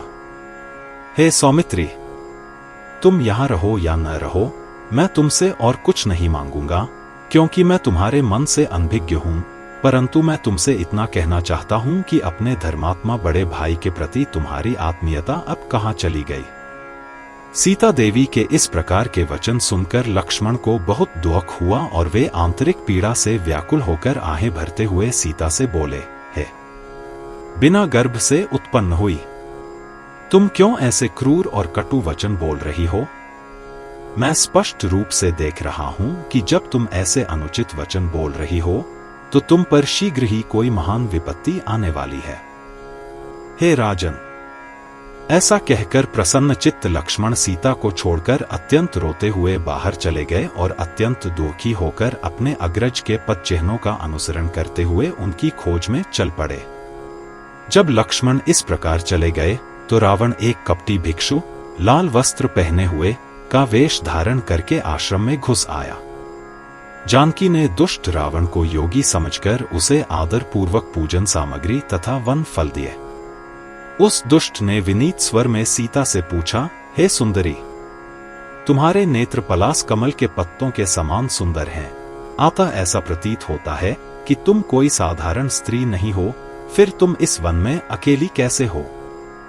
हे सुंदरी, तुम्हारा पिता कौन है, तुम्हारा भाई कौन है और तुम्हारा पति कौन है। इतनी सुंदर होकर भी तुम इस वन में साधारण स्त्री की भांति अचंभित कैसे हो। हे सुंदरी, तुम अमृत से भरे हुए महल में रहने योग्य हो, फिर भी तुम इस वन में एक साधारण मुनि की पत्नी की भांति क्यों रह रही हो, जब तुम्हारा सौंदर्य देवकन्या के समान कांतिमय किरणों से चमक रहा है। व्यास जी ने कहा, मंदोदरी के पति रावण के वचन सुनकर जानकी पुत्री ने दुर्भाग्यवश उसे अच्छा योगी समझकर इस प्रकार उत्तर दिया, शायद तुमने सुना होगा कि अयोध्या नगरी में एक यशस्वी राजा दशरथ राज्य कर रहे हैं। उनके 4 पुत्र हैं, इनमें से सबसे बड़े श्री रामचंद्र मेरे पति हैं। राजा ने कैकेयी को 2 वरदान दिए हैं, जिसके कारण रामचंद्र इस वन में निर्वासित होकर अपने भाई लक्ष्मण के साथ हैं। मैं राजा जनक की पुत्री हूं, मेरा नाम सीता है। रामचंद्र ने शिव का धनुष तोड़कर मुझसे विवाह किया है। मैं उनकी भुजाओं के बल पर इस वन में निर्भय होकर विश्राम कर रहा हूं। एक स्वर्ण मृग को देखकर वे मेरे लिए उसका वध करने के लिए निकल पड़े हैं। लक्ष्मण भी उनकी आवाज सुनकर अभी अभी चले गए हैं। हे योगी, मैं इन दोनों भाइयों के बल पर ही यहां रह रहा हूं। इस प्रकार मैंने तुम्हें इस वन में हमारे निवास का पूरा विवरण बता दिया है। शीघ्र ही वे आकर तुम्हारी विधिवत पूजा करेंगे। जो मनुष्य अपनी वासनाओं को वश में करके यति बन गया है, वह भगवान विष्णु के समान है, इसलिए मैंने आपकी पूजा की है। हे योगी, हमारा आश्रम इस भयंकर वन के बीच में है, जो राक्षसों से घिरा हुआ है। इसलिए मैं आपसे पूछ रहा हूं कि आप त्रिदंडी सन्यासी योगी के वेश में यहां कैसे आए हैं? कृपया मेरे सामने सत्य का नाम लेकर बोलिए। रावण ने कहा, हे तिरछी नजर वाली, मैं लंका का राजा हूं, मंदोदरी का पति। हे सुंदरी, यह तुम्हारे लिए है कि मैंने यति का यह वेश धारण किया है। हे सुंदरी, मेरे दोनों भाई खर और दूषण इस वन में मारे गए हैं और अपनी बहन के आग्रह पर मैं यहां आया हूं। अब तुम अपने इस पति को, जो धन संपदा से रहित होकर दरिद्र होकर वन में रहता है, त्याग दो और मुझे पति के रूप में पूजो। हे सुंदरी, मैं राजाओं का राजा रावण हूं, अब तुम मेरे स्वामी हो जाओ। हे जनक पुत्री, मैं लोक देवताओं की स्वामिनी हूं, फिर भी मैं आपके चरण कमलों में अपना सिर झुकाती हूं। बेहतर होगा कि आप मुझे स्वीकार करें और आज मेरी इच्छाएं पूरी करें। पहले मैंने तुम्हारे पिता राजा जनक से तुम्हारे बारे में पूछा था, किंतु उन्होंने कहा कि मैंने प्रतिज्ञा की है कि जो कोई शिव का धनुष तोड़ेगा, वह मेरी पुत्री से विवाह करेगा। भगवान रुद्र मेरे गुरु हैं, इसलिए मुझे उनका धनुष तोड़ने का भय था और इसलिए मैं तुम्हारे स्वयंवर में उपस्थित नहीं था। किंतु उस समय से मेरा मन सदैव तुम्हारा स्मरण करता रहता है और तुम्हारे लिए शोकग्रस्त रहता है। हे सुंदरी, अब जब मैंने सुना है कि आप इस वन में निवास कर रही हैं, तो मैं आपके प्रति अपने पूर्व मोह से प्रेरित होकर यहां आया हूं। अब आप मेरे श्रम को सफल बनाएं। इस प्रकार नवरात्रि से संबंधित घटनाओं और श्रीमद् देवी भागवतम के 3 अध्याय में महर्षि वेदव्यास द्वारा रचित 18,000 श्लोकों वाली रामायण के वर्णन पर आधारित 28वां अध्याय समाप्त होता है। नोट: सीता देवी की उत्पत्ति के बारे में कहानी इस प्रकार है। लंका के राजा रावण ने बहुत कठोर तपस्या की और असाधारण शक्तियां प्राप्त की। उसने तीनों लोकों को अपने अधीन कर लिया, सभी से कर वसूला। देवता और विभिन्न लोकों के सभी अन्य निवासी रावण द्वारा लगाए गए करों का भुगतान करते थे। रावण ने वन में रहने वाले ऋषियों और मुनियों के पास दूत भेजे और उनसे कर चुकाने को कहा। ऋषियों ने उत्तर दिया कि उनके पास कोई संपत्ति नहीं है, लेकिन रावण ने जोर दिया। तब ऋषियों ने अपनी जांघों को काटकर रक्त एक बर्तन में भरकर लंका पहुंचाया। रावण ने उस घड़े को अपनी रानी मंदोदरी के संरक्षण में रख दिया और उसे निर्देश दिया कि घड़े में जहर है और उसे इसे नहीं खाना चाहिए। लेकिन मंदोदरी ने जिज्ञासावश उसमें से कुछ हिस्सा खा लिया और गर्भवती हो गई तथा उसने एक बेटी को जन्म दिया। रावण के डर से उसने बेटी के साथ घड़े को समुद्र में बहा दिया, जो समुद्र और नदियों से बहते हुए राजा जनक की भूमि पर आ गया। खेत जोतते समय किसानों ने उसे पाया और लड़की को राजा के पास ले गए, जिन्होंने उसे अपनी बेटी के रूप में पाला। इस प्रकार ब्राह्मणों के रक्त से जन्मी सीता ने बाद में रावण का राज्य, जीवन और सब कुछ छीन लिया। दूसरा संस्करण यह है, पहले की तरह दूतों ने मुनियों को कुछ देने की सलाह दी, अन्यथा रावण आग्रह करेगा और उन्हें विभिन्न प्रकार की परेशानियों में डाल देगा। इसलिए मुनियों ने अपनी जांघें काट लीं और कर के रूप में रख दिया। यह कहते हुए कि घड़े में रखा रक्त उस देश में विनाश और उजाड़ पैदा करेगा जहां इसे रखा जाएगा। यह सुनकर रावण ने घड़े को राजा जनक के राज्य में ले जाने का आदेश दिया, जिससे उनका विनाश हो गया। घड़े को लाकर जनक के खेतों में रख दिया गया। अब ऐसा हुआ कि बहुत भयंकर सूखा पड़ा, वर्षा बिल्कुल नहीं हो रही थी और भयंकर अकाल पड़ने वाला था। ब्राह्मण पंडितों ने राजा को सूचित किया कि यदि राजा और उसकी पत्नी स्वयं खेत जोतेंगे तो वर्षा होगी। इसलिए राजा ने अपनी पत्नी के साथ वैसा ही किया। राजा ने हल पकड़ रखा था और रानी ने राजा का हाथ पकड़ रखा था। हल का अगला सिरा गलती से उस घड़े से टकराया, जिसमें से सीता देवी 2 स्त्रियों रिद्धि और सिद्धि के साथ निकली, जो अपने दोनों ओर चौरिया हिला रही थी। दोनों स्त्रियां अदृश्य हो गईं और सीता देवी एक लड़की की तरह दिखने लगी। राजा जनक ने उनका पालन पोषण इस प्रकार किया जैसे कि वे उनकी पुत्री हों। सीता देवी प्रतिदिन अपने बाएं हाथ से राजा के घर में रखे शिव के धनुष को उठाती थीं और प्रतिदिन उसकी पूजा करती थीं और इस प्रकार उस स्थान को शुद्ध करती थी। यह देखकर राजा जनक ने प्रतिज्ञा की कि जो भी शिव धनुष को तोड़ देगा उसी से सीता का विवाह होगा। महापुराण श्रीमद् देवी भागवतम के 3 अध्याय में 28वां अध्याय यहीं समाप्त होता है।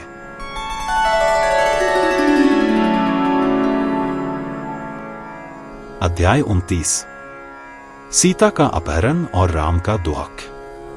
व्यास जी ने कहा, ये कटु वचन सुनकर जानकी जी भय से बहुत घबरा गईं और कांपने लगीं। किसी तरह अपने को संभालकर वे कहने लगीं, हे पुलस्त्यवंशी, तुम काम से प्रेरित होकर ये पापमय वचन क्यों बोल रहे हो? मैं जनक के कुल में उत्पन्न हुई हूं, इसलिए मैं अपनी इच्छा के अनुसार मनमानी नहीं कर सकती। हे 10 मुख वाले, अच्छा होगा कि तुम शीघ्र ही लंका जाओ, अन्यथा रामचंद्र तुम्हारे प्राण ले लेंगे। निसंदेह तुम मेरे कारण मृत्यु को प्राप्त होगे। ऐसा कहकर सीता देवी घर में रखे हुए गारहपत्य नामक पवित्र अग्नि की ओर मुंह से चले जाओ शब्द करती हुई चली गईं। जिसके दुष्टता के कारण सारे लोग बचाओ बचाओ चिल्ला रहे थे, वही विकृत बुद्धि वाला रावण फिर अपना असली रूप धारण करके कुटिया की ओर गया और भय से व्याकुल होकर रोती हुई सीता देवी को पकड़ लिया। सीता ने राम राम लक्ष्मण चिल्लाया और पापी रावण ने उसे पकड़ लिया और जल्दी से उसे रथ पर चढ़ाया और भाग गया। रास्ते में अरुण के पुत्र जटायु की रावण से भेंट हुई और फिर दोनों के बीच भयंकर युद्ध हुआ, जब दुष्ट मन वाले राक्षसों के राजा रावण ने जटायु को मार डाला। रावण सीता को लंका ले गया। तब सीता एक निराश हिरण की तरह रोने लगी और रावण ने उसे अशोकवन जाफना में रख लिया। लंका के राजा ने सीता को सांत्वना भरे शब्दों और राज्यों आदि से लुभाया, लेकिन वह कभी भी अपनी शुद्ध और निष्कलंक शुद्धता से विचलित नहीं हुई। उधर रामचंद्र मृग को मारकर उसे लेकर शांत भाव से आ रहे थे। तभी उन्होंने लक्ष्मण को अपने पास आते देखा और कहा, हे लक्ष्मण, तुमने कितनी बड़ी भूल की है। उस दुष्ट जादूगर की वाणी सुनकर तुम मेरी प्रिय सीता को अकेला छोड़कर यहाँ कैसे चले आए? लक्ष्मण ने कहा, हे प्रभु, सीता देवी के शब्दों से तीखे बाणों के समान तीक्ष्ण रूप से घायल होकर और उनके द्वारा भगाए जाने पर मानो अपरिहार्य नियति के मार्गदर्शन में मैं यहाँ आया हूँ, इसमें कोई संदेह नहीं है। तब वे दोनों शीघ्रता पूर्वक पत्तों से बनी अपनी कुटिया पर गए और वहां सीता को न पाकर अत्यंत दुखी हुए और जानकी की खोज में चल पड़े। सीता की खोज में राम और लक्ष्मण अंततः उस स्थान पर पहुंचे जहां पक्षीराज जटायु पृथ्वी की सतह पर लेटे हुए थे और उनके प्राण अंततः शरीर से अलग होने वाले थे। जटायु ने कहा, आज लंका का राजा रावण सीता देवी को चुपके से ले गया। मैंने उस दुष्ट का प्रतिरोध किया जिसने मुझसे युद्ध किया और मुझे इस स्थान पर अस्त्रों से गिरा दिया। ऐसा कहकर पक्षीराज मर गया। तब रामचंद्र ने उसके शव का दाह संस्कार किया तथा उसका दाह संस्कार किया। तब वे दोनों वहां से चले गए। तत्पश्चात भगवान रामचंद्र ने कबंध को मारकर उसे शाप से मुक्त कर दिया और उसकी सलाह से वानरों के राजा सुग्रीव से मित्रता कर ली और उसे भी बंधन में बांध लिया। इसके बाद राम ने अपना कर्तव्य निभाते हुए वीर बाली का वध कर दिया और अपने नए मित्र सुग्रीव को उसकी प्रतिज्ञा के अनुसार किष्किंधे का उत्तम राज्य दे दिया। फिर वह रावण द्वारा सीता को चुराए जाने की घटना का निरंतर चिंतन करने लगा और अपने भाई लक्ष्मण के साथ वर्षा ऋतु के 4 महीने वहीं बिताए। सीता के वियोग से बहुत दुखी होकर राम लक्ष्मण से इस प्रकार कहने लगे, हे सौमित्र, केकयराज की पुत्री की इच्छाएं अब पूरी हो गई हैं। जानकी अब प्राप्त नहीं होंगी। जानकी के बिना मैं अयोध्या वापस नहीं जाऊंगा। जानकी के बिना मैं अब और जीवित नहीं रह सकूंगा। राज्य चला गया, वन में वास हुआ, पिता ने शरीर त्याग दिया, अंत में प्रिय पत्नी चली गई। भाग्य के क्रूर हाथ अब मुझे इस प्रकार पीड़ा दे रहे हैं। अब और क्या पीड़ा देंगे, यह मैं कैसे कह सकता हूं। हे भाई लक्ष्मण, जो होने वाला है उसे पहले से जानना मनुष्यों के लिए बहुत कठिन है। मैं नहीं कह सकता कि इसके बाद मेरे भाग्य में क्या लिखा है, चाहे वह दुखद हो या अन्यथा। देखो, हम दोनों मनु के वंशज यद्यपि राजकुल में उत्पन्न हुए हैं, फिर भी अपने पूर्व कर्मों के कारण वन में निर्वासित हैं। हे लक्ष्मण, यह भाग्य ही है कि तुम राजसी सुख त्याग कर मेरे साथ आए हो और अब तुम भी मेरे साथ घोर कष्ट भोग रहे हो। हमारे परिवार में किसी ने इतना कष्ट नहीं झेला जितना हम झेल रहे हैं, फिर हम अपने परिवार की बात क्यों करते हैं। ऐसा कोई भी इंसान न तो कभी पैदा हुआ और न ही कभी जन्म लेगा जिसने मेरी तरह इतने कष्ट झेले हों या झेले हों, मेरी तरह अशक्त और दरिद्र हो। हे सौमित्र, मैं दुखों और संकटों के सागर में डूब गया हूं। अब मैं क्या करूं? इस सागर को पार करने का मेरे पास कोई साधन नहीं है। इसमें कोई संदेह नहीं कि मैं पूर्णतः असहाय हूं। हे वीर, न धन न सेना, तू ही मेरा एकमात्र साथी है। हे भाई, जब मैं अपने कर्मों के कारण दुख भोग रहा हूं, तब मैं किस पर क्रोध करूं? हाय, जिस राज्य की समृद्धि इंद्रसभा के समान थी, उसे मैं लगभग प्राप्त ही करने वाला था कि एक क्षण में ही उसे खोकर मैं वन में निर्वासन भोग रहा हूं। लक्ष्मण, भाग्य के गर्भ में क्या है, इसका पता कौन लगा सकता है? हे भगवान, वह कोमल शरीर वाली सीता जो अपने शिशुवत स्वभाव के साथ इस वन में हमारे साथ आई थी, किंतु अब उस अटल भाग्य ने उस परम सुंदरी को उस दुख सागर में डुबो दिया है जिसे पार करना कठिन है। जनक की वह सुंदरी पुत्री मुझमें अत्यंत भक्त है। वह पवित्र एवं पवित्र है। वह लंका के राजा के घर में कैसे कष्ट सह सकेगी? हे लक्ष्मण, सीता देवी कभी भी रावण के वश में नहीं आ सकती, फिर वह उत्तम पतिव्रता स्त्री साधारण लोकनारी की तरह कैसे आचरण कर सकती है? हे लक्ष्मण, निश्चिंत रहो कि यदि रावण अपने प्रभुत्व के कारण सीता पर कोई अत्याचार करेगा तो वह उसके वश में आने के बजाय अपने प्राण त्याग देगी। हे लक्ष्मण, जब जानकी प्राण त्याग देंगी, तब मैं भी ऐसा ही करूंगा, क्योंकि जब सुंदरी सीता प्राण लेकर चली गई, तब यह शरीर मेरे किस काम का? जब कमलनेत्र रामचंद्र इस प्रकार विलाप करते हुए अपना खेद और दुख व्यक्त कर रहे थे, तब धर्मात्मा लक्ष्मण ने उन्हें निम्न मधुर सत्य वचनों से सांत्वना दी। हे वीरों के वीर, कृपया अपनी इस दुर्बलता को त्याग कर धैर्य रखें। मैं शीघ्र ही उस दुष्ट राक्षस रावण को मारकर आपको आपकी सीता देवी वापस दिला दूंगा। बुद्धिमान पुरुष अपने धैर्य के कारण सुख और दुख में भी अविचल रहते हैं, किंतु अल्प बुद्धि वाले पुरुष सुख में भी दुखी रहते हैं। संयोग में आना और वियोग में जाना दोनों ही भाग्य के अधीन हैं। फिर इस शरीर के लिए जो आत्मा नहीं है, शोक प्रकट करने की क्या आवश्यकता है? जिस प्रकार हम अपने राज्य से निर्वासित होकर इस वन में चले गए हैं, जिस प्रकार सीता वियोग हुआ है, उसी प्रकार उचित समय आने पर हम पुनः सीता देवी को प्राप्त कर लेंगे। हे जानकी के लाडले, एक समय ऐसा अवश्य आएगा जब दुख सुख में बदल जाएगा और दुख सुख में बदल जाएगा। इसके अलावा कुछ नहीं होगा। इसलिए अब इस दुख से बचो और दृढ़ रहो। हमारे सहायक अनेक वानरों की टोलियां हैं। वे चारों दिशाओं में जाकर जनक पुत्री का समाचार हमारे पास ले आएंगे, इसमें कोई संदेह नहीं है। हे प्रभु, हम लंका का रास्ता जानते हुए वहां जाएंगे और अपने पराक्रम से दुष्ट रावण का वध करके सीता देवी को वापस ले आएंगे। अथवा हम शत्रुघ्न के साथ भरत को बुलाएंगे और सारी सेनाओं को साथ लेकर अपने शत्रुओं का वध करेंगे। फिर तुम व्यर्थ ही इस प्रकार शोक क्यों व्यक्त कर रहे हो? हे प्रभु, हमारे पूर्वज रघुवीरों के नायक राजा रघु ने 10 दिशाओं पर विजय प्राप्त की थी। आप उसी वंश के हैं और अब शोक में डूबे हुए हैं।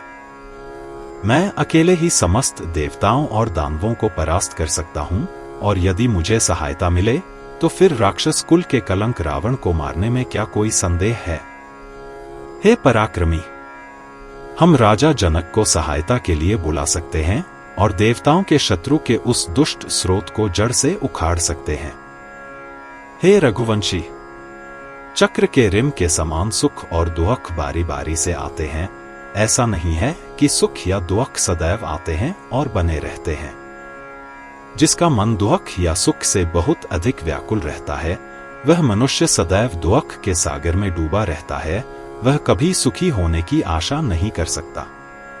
देखो, प्राचीन काल में एक बार इंद्र दुष्ट प्रवृत्ति के हो गए थे। देवताओं ने मिलकर इंद्र के स्थान पर राजा नहुष को नियुक्त किया। तब इंद्र ने भयभीत होकर अपना पद त्याग दिया और कमल के भीतर अज्ञात तथा अदृश्य अवस्था में कई वर्ष बिताए। पुनः जब समय बदला तो उसे अपना पद पुनः मिल गया और राजा नहुष इस पृथ्वी पर गिर पड़े और एक ऋषि के शाप से एक बड़े सर्प में परिवर्तित हो गए। राजा नहुष ने इंद्र की पत्नी को पाने की इच्छा से एक ब्राह्मण का अपमान किया। फलस्वरूप महर्षि अगस्ती के शाप से वह पृथ्वी पर सर्प बन गया। अतः हे राघव, संकट आने पर मनुष्य को शोक में नहीं डूबना चाहिए, अपितु संकट के समय पूर्णतया प्रखर होकर दृढ़ रहना चाहिए। ऐसा ही ऋषिगण करते हैं। हे जगत के स्वामी, आप महान विचार वाले, सर्वज्ञ और सर्वशक्तिमान हैं, फिर आप साधारण मनुष्यों की भांति शोक से क्यों व्याकुल हो रहे हैं? व्यास जी ने कहा, हे राजन, इस प्रकार लक्ष्मण जी से सांत्वना पाकर राम जी ने अपने सारे भारी दुख त्याग दिए और वे दृढ़ तथा शांत हृदय रहने लगे। इस प्रकार महर्षि वेदव्यास कृत श्रीमद् देवी भागवत के 3 स्कंध में सीताहरण और राम के दुखों पर आधारित 29वां अध्याय समाप्त होता है।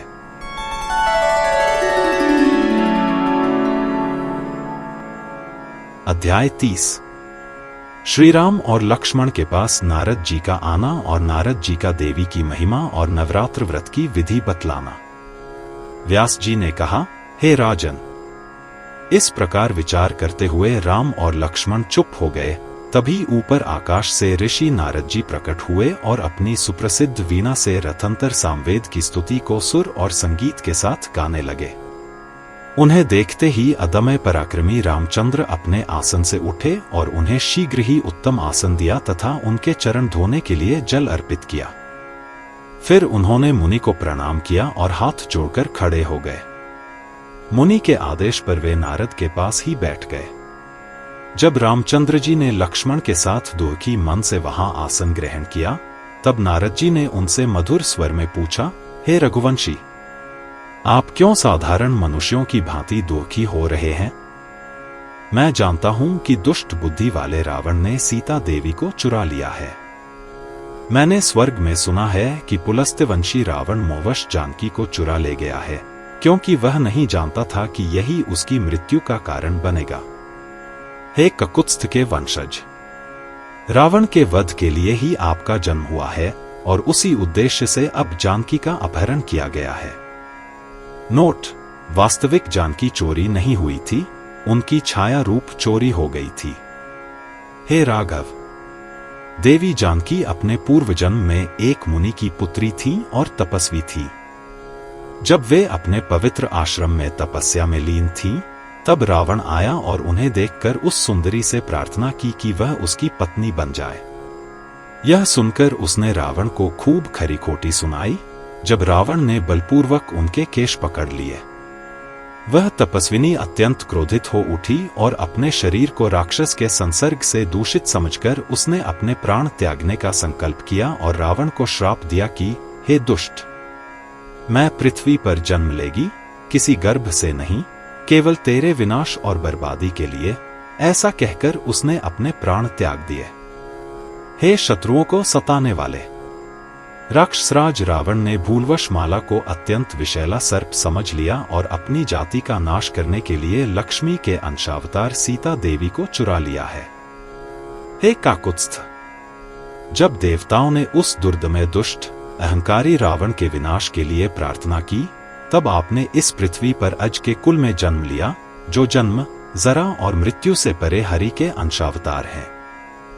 हे महाबाहो, धैर्य रखो, सीता देवी दिन रात तुम्हारा ध्यान कर रही हैं। देवताओं के राजा इंद्र स्वयं प्रतिदिन एक बर्तन में अमृत और दिव्य गाय का दूध भरकर माता के पास भेजते हैं और माता उसी पर अपना जीवन निर्वाह करती है। हे प्रभु, दिव्य गाय का दूध पीकर कमल नेत्रों वाली सीता देवी बिना किसी भूख प्यास के जीवित रहती हैं। मैं प्रतिदिन उनका दर्शन करता हूं। हे रघुवंशी, अब मैं बता रहा हूं कि रावण का वध कैसे किया जा सकता है। इसी आश्विन मास में भक्ति पूर्वक व्रत करो। 9 रात्रि तक उपवास, भगवती की पूजा, मन ही मन मंत्र का जप, सभी नियमों का पालन करते हुए होम अनुष्ठान करने से मनुष्य की सभी इच्छाएं अवश्य पूरी होती हैं। हे रघुवंश श्रेष्ठ, आपको देवी के समक्ष पवित्र एवं दोष रहित पशु की बलि देनी चाहिए। जप और जप के दशांश के बराबर होम करना चाहिए। यदि आप यह सब करेंगे तो आप निश्चित रूप से सीता को मुक्त कर सकेंगे। प्राचीन काल में विष्णु, शिव, ब्रह्मा तथा स्वर्ग के सभी देवता देवी की पूजा करते थे। अतः हे राघव, सुख चाहने वाले प्रत्येक व्यक्ति को, विशेषकर जो महान संकटों में पड़ गए हों, बिना किसी संकोच के इस शुभ अनुष्ठान को करना चाहिए। हे काकुत्स्थ, विश्वामित्र, भृगु, वशिष्ठ और कश्यप सभी ने पहले यह पूजा की थी। जब देवताओं के गुरु बृहस्पति की पत्नी को किसी ने चुरा लिया था, तो उन्होंने भी इसी पूजा के बल से अपनी पत्नी को वापस पा लिया था। इसलिए हे राजन, आप भी रावण के विनाश के लिए पूजा करें। हे महामन, यह व्रत पहले भी इंद्र ने वृत्र के नाश के लिए, शिव ने त्रिपुरा नामक राक्षस के वध के लिए, नारायण ने मधु और कैटव नामक राक्षसों के वध के लिए किया था। अतः तुम भी इस व्रत को पूरे मन से विधिपूर्वक करने का निश्चय करो। राम ने उत्तर दिया, हे ज्ञान के सागर, वह देवी कौन है? उसका प्रभाव क्या है? वह कहां से उत्पन्न हुई है? उसका नाम क्या है? और उस व्रत का विधिपूर्वक पालन कैसे किया जाता है? कृपया इन सब का विस्तार पूर्वक वर्णन करें। नारद ने उत्तर दिया, सुनो हे राघव, वह देवी शाश्वत और सदा स्थिर आदि शक्ति है। यदि तुम उसकी पूजा करोगे तो तुम्हारी सभी कठिनाइयां दूर हो जाएंगी और तुम्हारी सभी इच्छाएं पूरी होंगी। वह ब्रह्मा, विष्णु तथा अन्य सभी जीवों की मूल है। उसकी शक्ति के बिना कोई भी प्राणी अपने अंगों को हिलाने में भी समर्थ नहीं हो सकता। वह परम मंगलमयी देवी विष्णु की संरक्षक शक्ति, ब्रह्मा की सृजनात्मक शक्ति तथा शिव की संहारक शक्ति है। इस अनंत ब्रह्मांड में जो कुछ भी विद्यमान है, चाहे वह लौकिक हो या शाश्वत, वह सबकी मूल शक्ति है। फिर उसकी उत्पत्ति कैसे हो सकती है? ब्रह्मा, विष्णु, महेश, सूर्य, इंद्र या अन्य देवों से उसकी उत्पत्ति नहीं हुई है। न ही यह पृथ्वी है और न ही यह पृथ्वी पालक है। वह निर्गुण है, सभी को मोक्ष प्रदान करने वाली है, पूर्ण प्रकृति है। इस ब्रह्मांड के प्रलयकाल में वह परम पुरुष के साथ रहती है। वह सगुण भी है, गुणों से परिपूर्ण है तथा ब्रह्मा, विष्णु और महेश की सृजन करता है तथा उसने तीनों लोकों की रचना करने के लिए उन्हें हर प्रकार से शक्ति प्रदान की है। वह परम ज्ञान है, वेदों से भी पहले विद्यमान है तथा वेदों की मूल रचयिता है। उसके स्वरूप को जानकर जीवात्माएं संसार के बंधनों से मुक्त हो जाती हैं। वह असंख्य नामों से जानी जाती है। ब्रह्मा तथा अन्य देवता अपने कर्मों तथा गुणों के अनुसार उसे पुकार सकते हैं। मैं उन नामों का वर्णन करने में असमर्थ हूं। हे रघुवंशी, अ अक्षर से क्ष अक्षर तक के विभिन्न स्वरों और व्यंजनों के विभिन्न संयोजनों से उसके अनंत नाम बने हैं। राम ने कहा, हे मुनिश्रेष्ठ, उस व्रत और पूजन के विधि विधानों का संक्षेप में वर्णन कीजिए। मैं आज भक्ति और विश्वास से पूर्ण हृदय से देवी की पूजा करूंगा। नारद बोले, हे राघव, समतल भूमि पर एक वेदी बनाओ, वहां देवी की स्थापना करो और 9 दिन तक व्रत रखो। हे राजन, मैं आपका पुरोहित बनूंगा और देवताओं का कार्य पूर्ण करने के लिए बड़ी शक्ति के साथ इस यज्ञ को संपन्न करूंगा। व्यास जी ने कहा, तब शक्तिशाली भगवान हरि ने मुनि से सब बातें सुनकर उन्हें सत्य माना और आश्विन मास के आने पर एक पर्वत की चोटी पर वेदी बनाकर उसमें मंगलमयी देवी जगत माता की स्थापना की और संपूर्ण नियमों का पालन करते हुए व्रत संपन्न किया तथा देवी की पूजा की। 9 दिन तक उपवास रखकर राम ने व्रत का पालन किया, विधिपूर्वक यज्ञ, पूजन और होम अनुष्ठान किए। जब अष्टमी की महान रात्रि में दोनों भाइयों ने नारद जी द्वारा बताए अनुसार व्रत पूर्ण किया, तब परम भगवती उनकी पूजा से प्रसन्न हुई और सिंह पर सवार होकर उनके सामने प्रकट हुई और वहीं पर्वत की चोटी पर रहकर मेघ की गड़गड़ाहट के समान मधुर गंभीर वाणी में राम और लक्ष्मण से इस प्रकार बोली, राम, मैं तुम्हारी पूजा से संतुष्ट हूं, तुम मुझसे जो चाहो मांगो।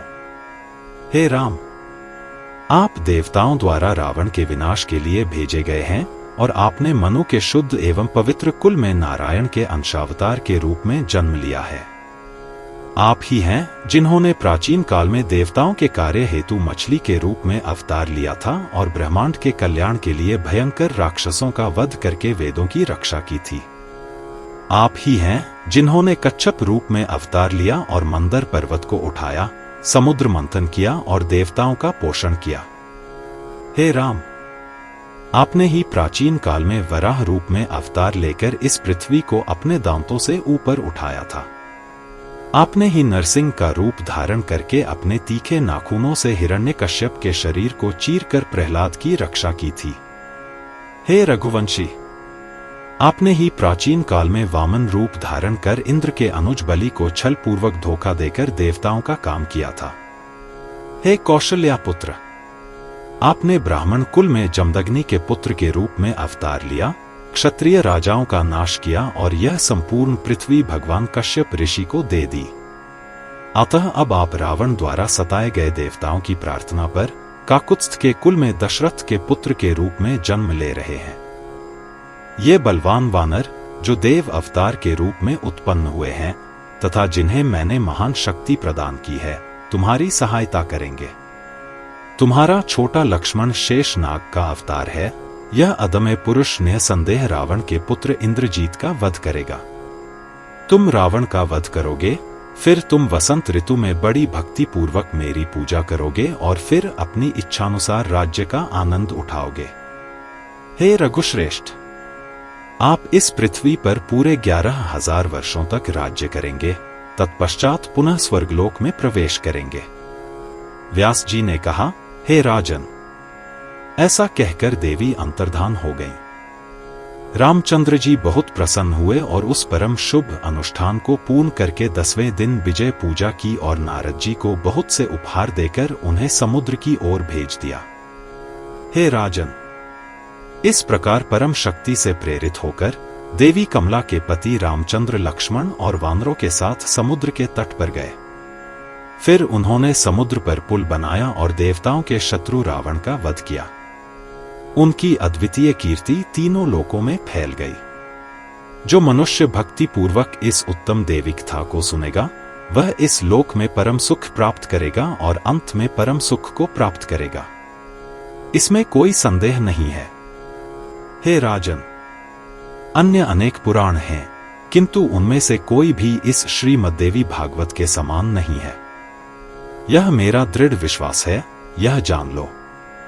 महर्षि वेदव्यास द्वारा रचित श्रीमद्देवी भागवतम के तीसरे अध्याय में नारद द्वारा नवरात्रि अनुष्ठान के वर्णन तथा रामचंद्र द्वारा उसके अनुष्ठान के बारे में लिखा गया 30वां अध्याय यहीं समाप्त होता है।